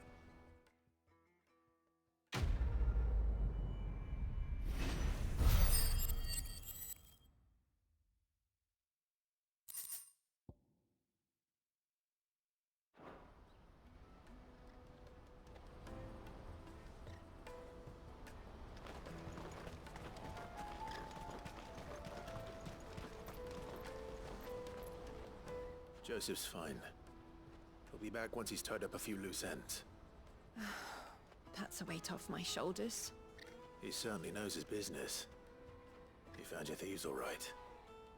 And I dare say they won't be coming back. A good man to have around, that Joseph. And if he says there'll be no more thieving, that's good enough for me. Thank you for putting my mind at ease. Here, for your troubles.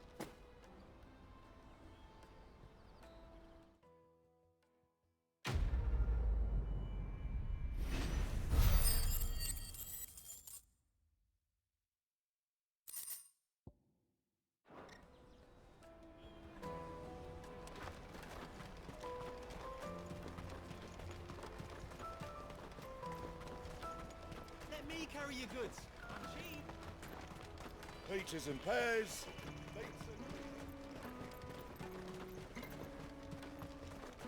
Come one, come all! Caravan stops next. Juicy pears! Slake your thirst without a crystal. What I really want to be is a blacksmith. You gonna do an apprenticeship? Here you are, good. Try not to lose it again. Me bass! You found it! Oh, thank you so much. Nan would have killed me if I'd come back without it. I'll have to say thanks to Elle and Theo, too. So should you, Hunter. You and your friends don't have to steal anymore.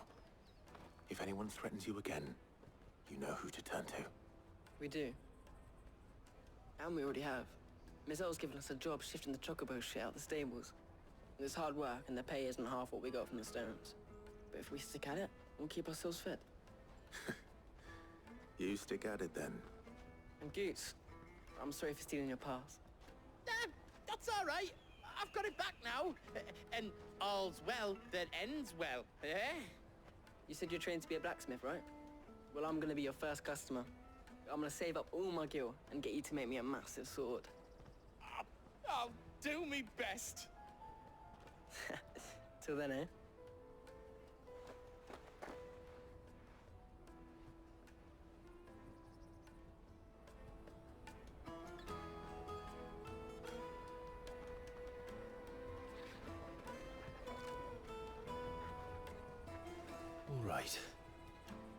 have a place on the wagon.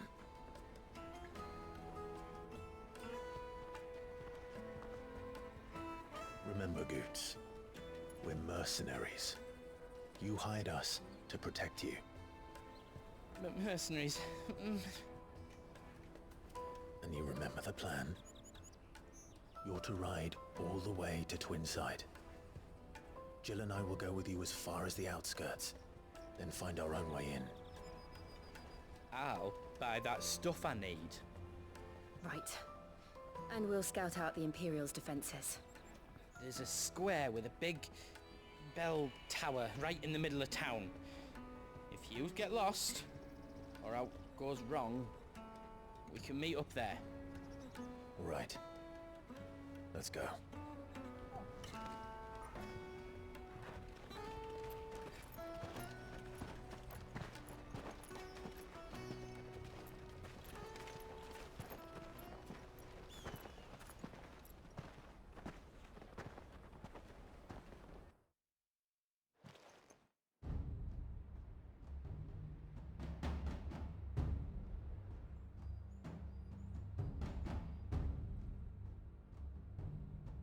I see.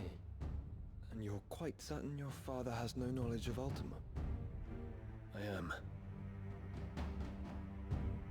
I have no difficulty believing a sinister force has come to exert an influence on Sanbreque.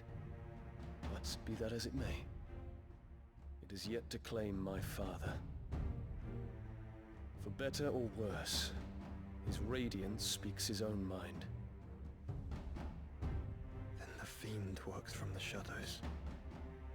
I confess, when first you told me of this fiend, I had my doubts, and more than a few at that. A beast that labors to plunge Valisthea into turmoil, all in pursuit of your brother. But that wound is proof enough that evil is afoot. Then I have your answer, Your Highness. You will join me in my fight. I cannot. Not yet. Your Highness, please. As you are aware, the Dhalmekian army is at our gates. They have lost their mother crystal, and with it all hope of a negotiated withdrawal. It is but a matter of time before they invade. If Bahamut is not here to meet them, my people will be slaughtered. Though not by Hugo Kupka, thanks to Ultima's machinations. I know the fate of your people weighs heavy on your conscience, but if we do not put an end to Ultima's plans, they shall face a far darker fate. The chaos he would wreak would sweep all of Valisthea into the abyss. The lives of every man, woman, and child in the Twins are at stake. I believe what you say, Phoenix. But I have duties of my own, and I must discharge them. Come what may.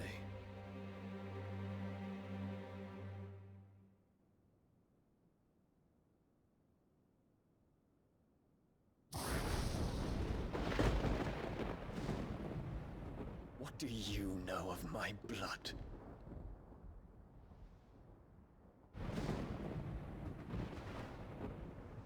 I know that it is wholly unworthy of the highest offices of state, which rightly belong to those of purer breeding. Alas. Your bloodline runs through the Oriflamme gutter, from a whore who weighed her child's worth in gil. Have you threatened my father? Of course not. I merely whispered in his ear that his mongrel son is plotting a rebellion. What? Sylvester listens to the words of his astrologers. And they have ears too. You have been feeding them your lies! Should you remain loyal to Emperor Olivier, his radiance may yet crown your head with laurel, and not with tar. Fork-tongued witch!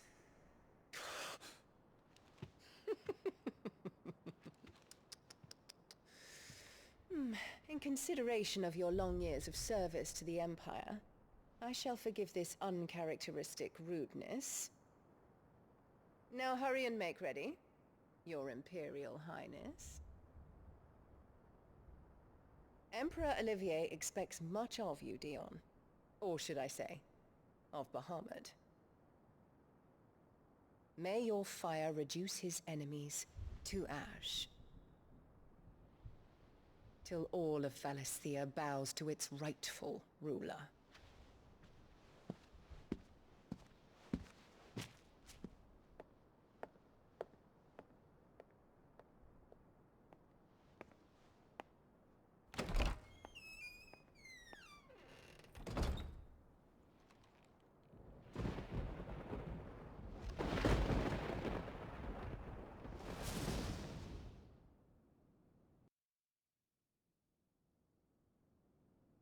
There is another darkness that has taken hold of Sanbreque. And until its grip is released, the flames of war shall spread ever wider, just as Ultima wishes. Forgive me. My family has caused you much grief. You are not her keeper, Phoenix. This is a matter for the Imperial household now, and as a member of that household, it falls to me to resolve it. At such time as that is done, what strength I have shall be yours.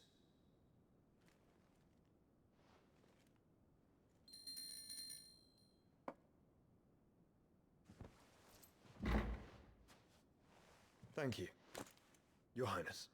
Let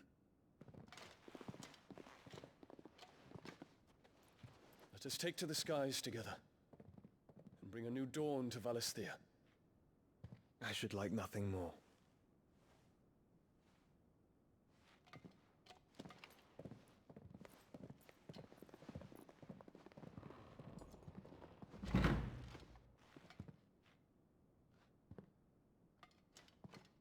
Terence. My prince. Tell me true. Do you believe what I'm about to do is wrong? We dragoons have but one leader, Your Highness.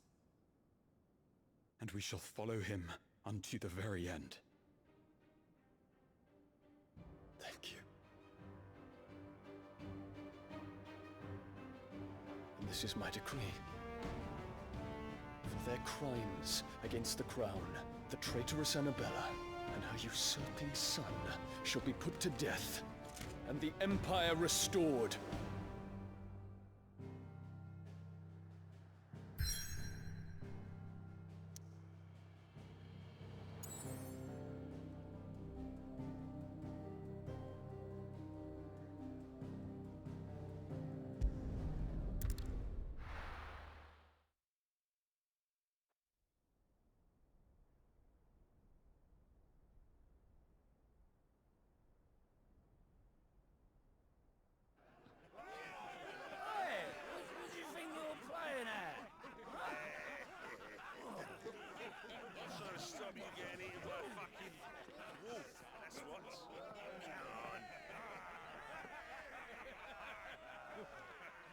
One would never guess that these people stood on the brink of war.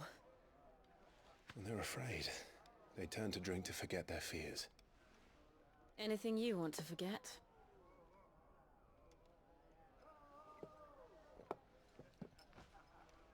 The harbor is empty, and half the market stalls too. The city may seem peaceful on the surface, but it's balanced on a knife edge.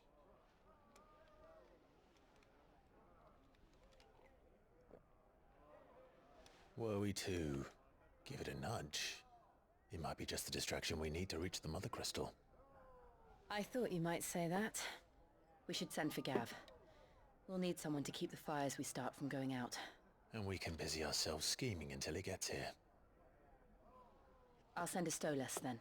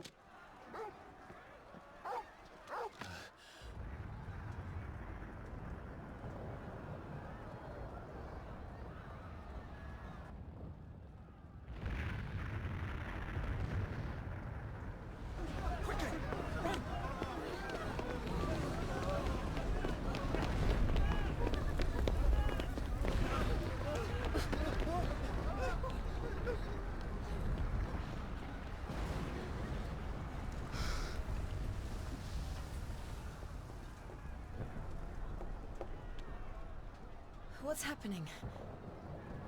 I don't know. Torgal!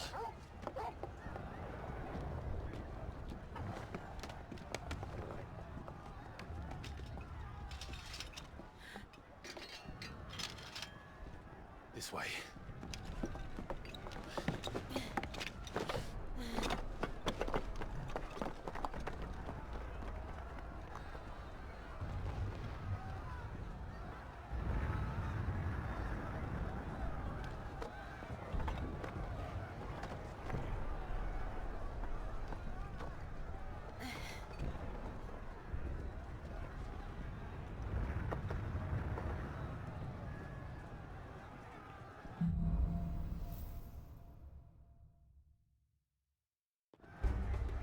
The city's on fire. I'm sure Goots is fine.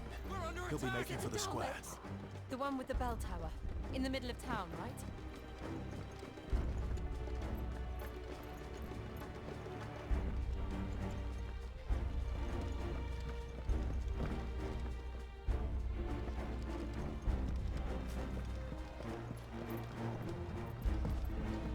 Guard, watchman or sentry is to be slain on sight. But spare the citizenry. His Highness's orders were clear. The people are... Those were Imperial Dragoons.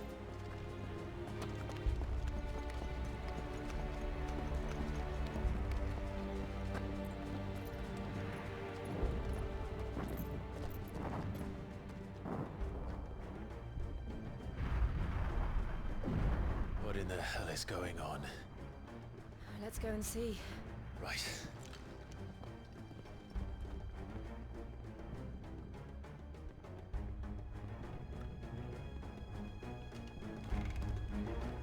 But first we find Goots.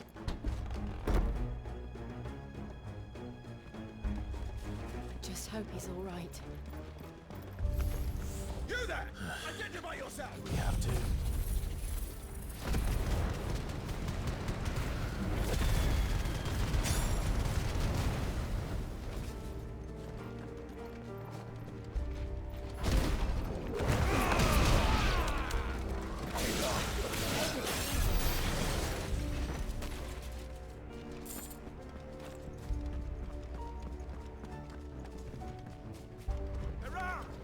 Quickly! Cut them down!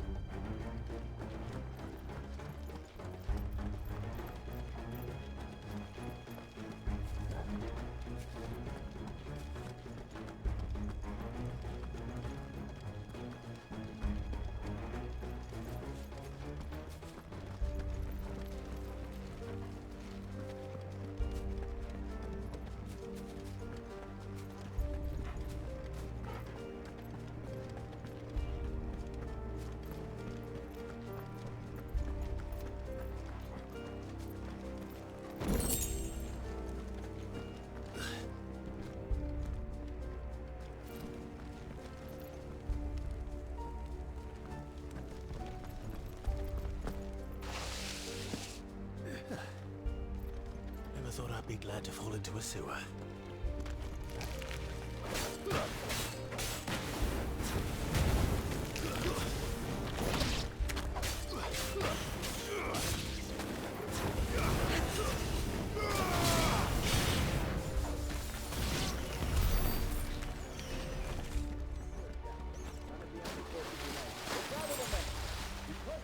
Council chambers. Yes, Captain.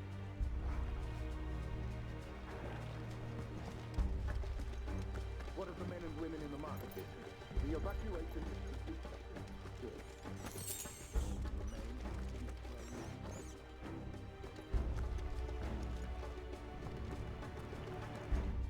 There it is. The bell tower. Right. Let's go.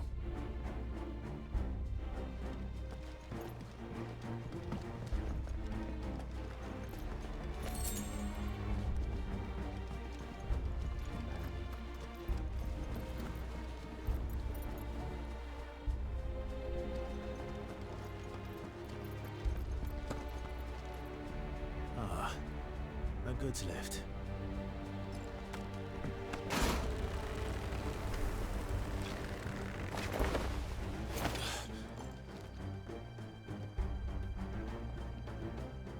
Where in Gringer's name did you come from?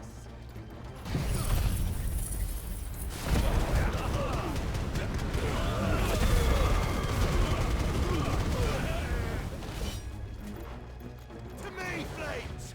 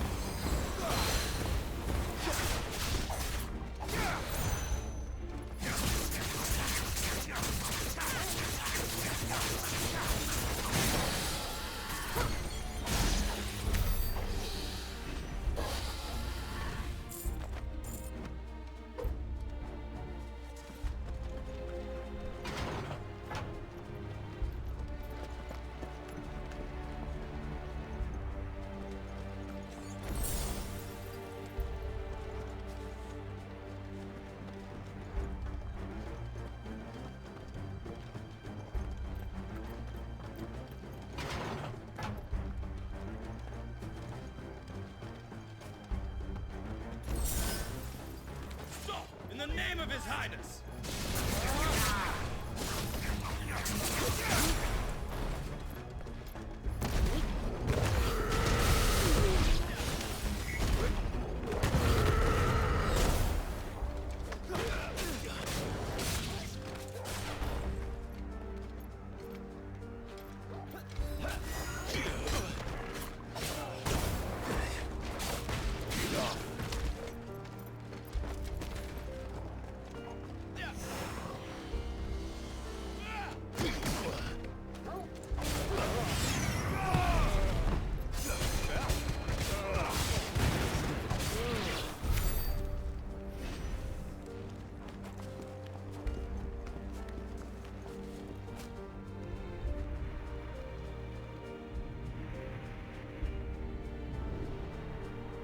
Hold on, kids. We're coming.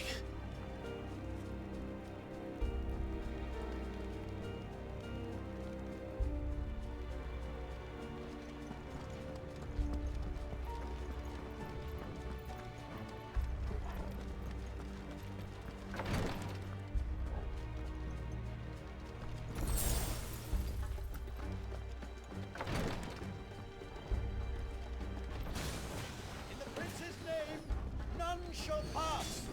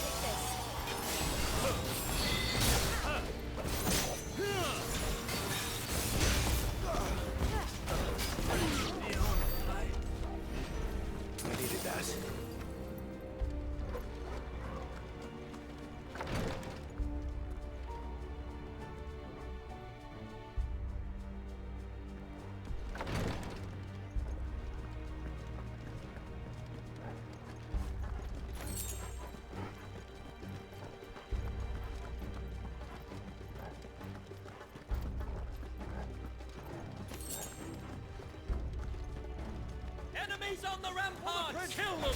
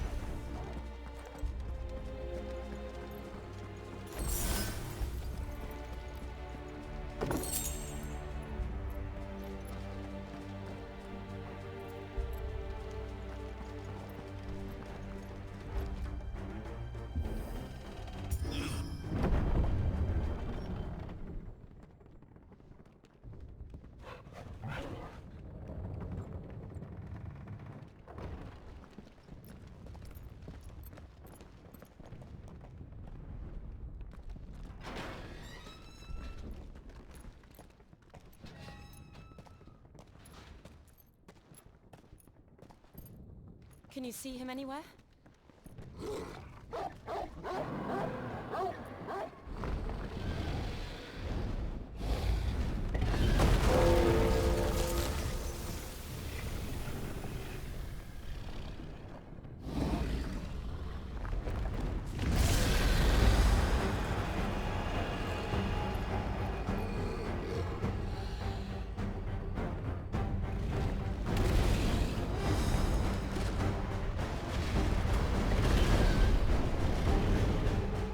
It must be one of the Dragoon's pets.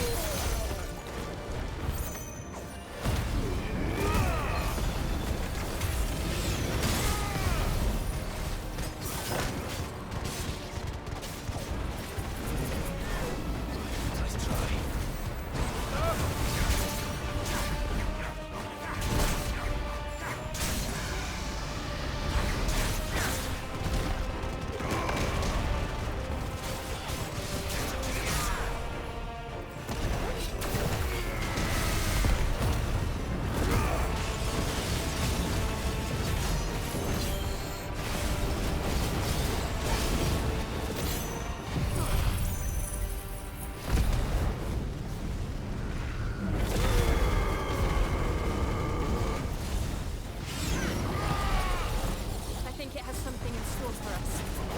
Get ready to move.